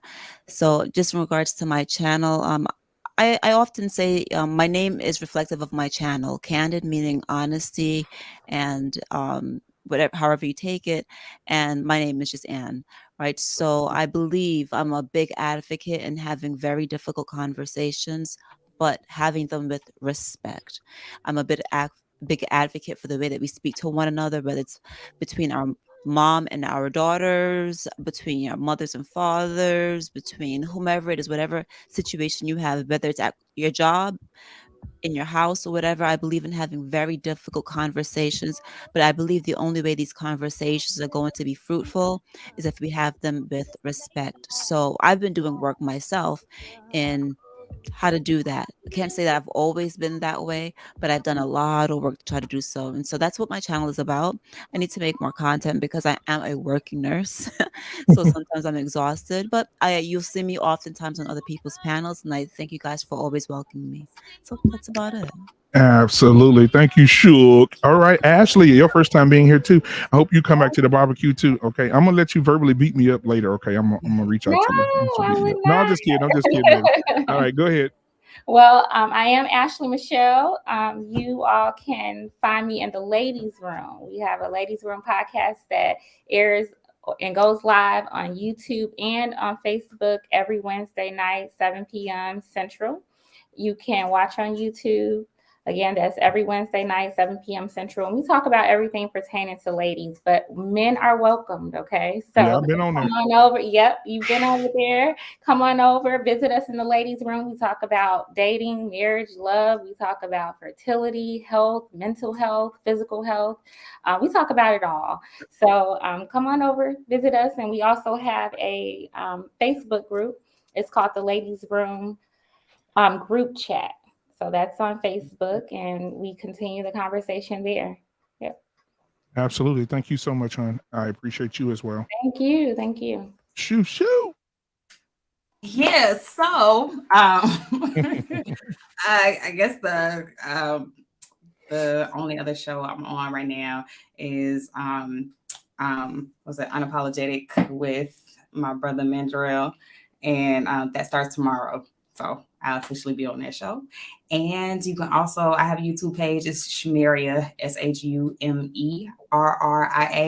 I have a lot of my actor reels and stuff like that up there. And also I'm gonna start posting vlogs. So you can just giving advice and like giving the inside perspective of like being on set and stuff like that. Really cool stuff. And all my other social media platforms, Instagram, Facebook, Twitter, all of that is just at Shumeria. That's it. Thank you, Shushu. I appreciate it. And come on. Yeah. Come on. The Book of Genesis is in the building. Come on, the book. Let's go. The Book of Genesis, JENNESIS. I'm on all social media platforms. I go live Saturdays at 8:30 p.m. Central Standard Time. I'm talking all things life, marriage, relationships, parenting, money matters, grown folks talk, all of that stuff. That's it, y'all. All right. Well, listen, guys. Also, I want to do it myself, honorary, because she had to leave and go be with her husband. Come on, you can't. You got to do never honor that. I know it's gonna be some haters, but anyway. So for Candace Hill, thank you so much for coming and giving your perspective. I really appreciate you, and also bringing your sidekick Ashley with you, because you guys running that thing over there at the ladies' room. It's hard over there, brother. Yeah. Man, I said, "Oh Lord, tap me in." But hey, her husband, Candace Hill's husband, is on there, and he does an amazing job as well. So thank Candace Hill. Also, go and subscribe there, but also subscribe to Robbie Privilege. Robbie was here tonight, and I can't go without saying, hey, thank you for your perspective. No matter how it went, everybody has a bad day. That's true. Everybody has a bad day, and we can't sit and fall on people for having a bad day. And so she had a bad day today. Tomorrow will be a better day. All right. So again, I appreciate you all. Thank you for shouting out your channels. Make sure you go subscribe to Sir Ho Speaks. We ain't signing. Thank you for being here, man. And prayers out to you and your wife, man. Hope they lift this lockdown, brother, so y'all can get back to loving on each other, brother. Yeah. Jedi Mike, thank you as well, man, for being here. You're always my little brother, man. So thank you so much, brother. I love you. And that's going to be it for us tonight, man. Go, Mom. I just want to say that real quick.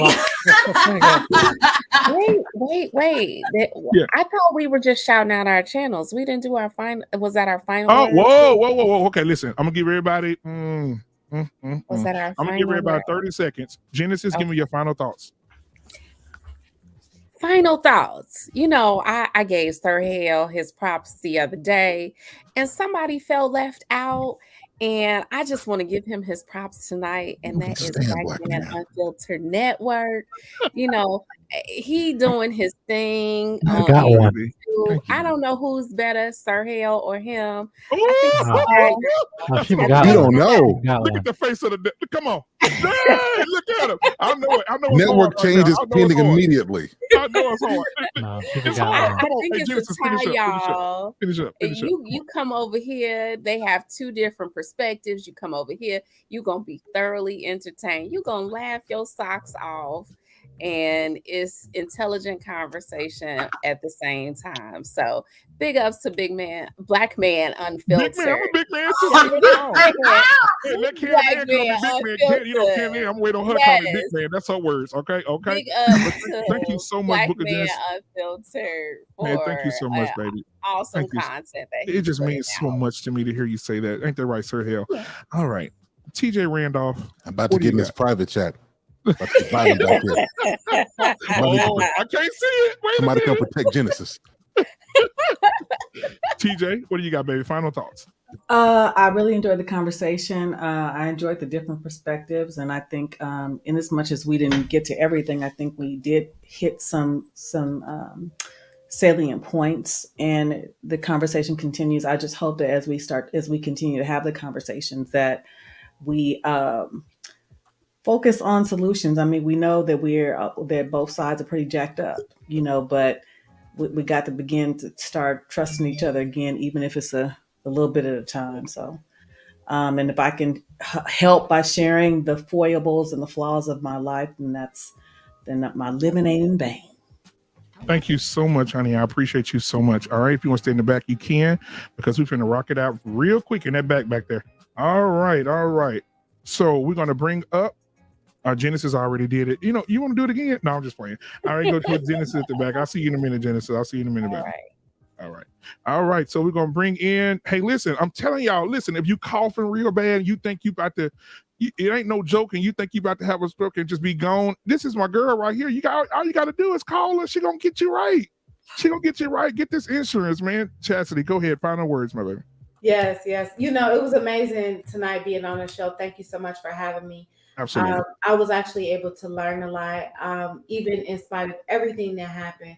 There was a lot of great jewels and gems that I was able to take away from it. Just learning to actually listen and hearing different things in a man's perspective, as well as you guys hearing our perspective as well, for those who actually did listen. So it was great. I'm super excited about our growth. But topics like this, we do have to have more than one, so we can address other things like Miss Ashley brought up. And in the meantime, if you guys need insurance outside your job, hit me up at Chastity A. Wells, and that's on all social media platforms. And there is only one T in my name, just like my name is at the bottom, CHASITYA Wells on all platforms. Thank you again. Thank you, sweetheart. If you want to stay in the back, you can, because we're going to take a deep breath back there in a second. All right. Listen, ladies and gentlemen, I'm going to bring up Shoo. Final words. I just want to say this. First of all, thank you, Black Man, for having me on this panel. This was awesome. It's been a pleasure being on a panel with all these dope women. This was definitely a wonderful discussion. And I said it earlier in the stream that I really do want to see us all work this out and get this together. And, draw the line in the sand. Like, something somewhere has to give. So, yeah. All right, thank you so much. Shoot. That's my girl right there. All right. Okay. Candid Ann. Hey. So I this conversation has taken many turns tonight. Hold on a second. I got something for you. Oh wait. Sir Hill, give it to us one more time. Because you stole Genesis. I'm not doing it. I'm on strike. So when it comes to these kind of conversations, I'm happy that we can have fun. One thing about me, I like to crack jokes, I like to have fun and have difficult conversations, but in love and fun, right? And so what I would like to see us do when we're on these panels is I have a saying, I didn't make it up, or I found it from somewhere, I don't even know where I got it from, but it's what you feed will grow, right? Yeah. And on the opposite side to that, what you starve will die. Right. And so take that, feed it however you want to feed it into yourself. But I want us to play chess a little bit more when it comes to these conversations, because I know that we are incredibly smart. I know that we can be triggered, but I know that we can be smarter than some of the things. When something's thrown our way, we can be smarter than that. So I want us to play chess just a little bit more when we're on these panels. All right. That's about it. Take care, you guys, and thanks for having me. All right. Thank you, Candid Ann. All right. My girl Ashley in the building. Ashley, final thoughts, sweetheart. I'm going to keep it short. I really just want to say thanks for having me. I enjoyed the conversation, and I look forward to, many more conversations where we can really start to problem solve and move past the who did what and, why is this? Hopefully we can have some more productive conversations. I think this was productive, but I look forward to even more. So I just say good night and God bless you all. Thank you. Thank you so much. I appreciate you so much. And I'll have you back for sure. Okay. Okay, great. All right. Now listen, guys, we're gonna have a little. My guy's kind of upset with me right now, and can't stand this dude. And I just want to say, Sir Hill Speaks is still in the building. But before I leave, I want to say something to who was this? Gave me a super chat at the very end here. Let me go back up here and find it. It was Jill's Chocolate Boutique, $4.99 super chat. Thank you so much. Appreciate it. She said, awesome stream, Black Man. Thank you. I try to do my best to give y'all my best, man, every Tuesday and Friday. All right. So let's see here. All right. So Mr. Corey Hager said we can't leave without calling out Black Satin. I know that's right. He's in the building tonight. So before we leave, guys, I just want to thank everybody. But I do want to bring, before I say my final thoughts, I want to bring up Sir Hell Speak so he can give some words of encouragement. Sir Hell, you don't have to do it for me, okay? Because I know you upset that I stole Genesis. However, I want you to do it for your country. Okay, I can do that. I can do it, not for you, but for the country. Yo, listen.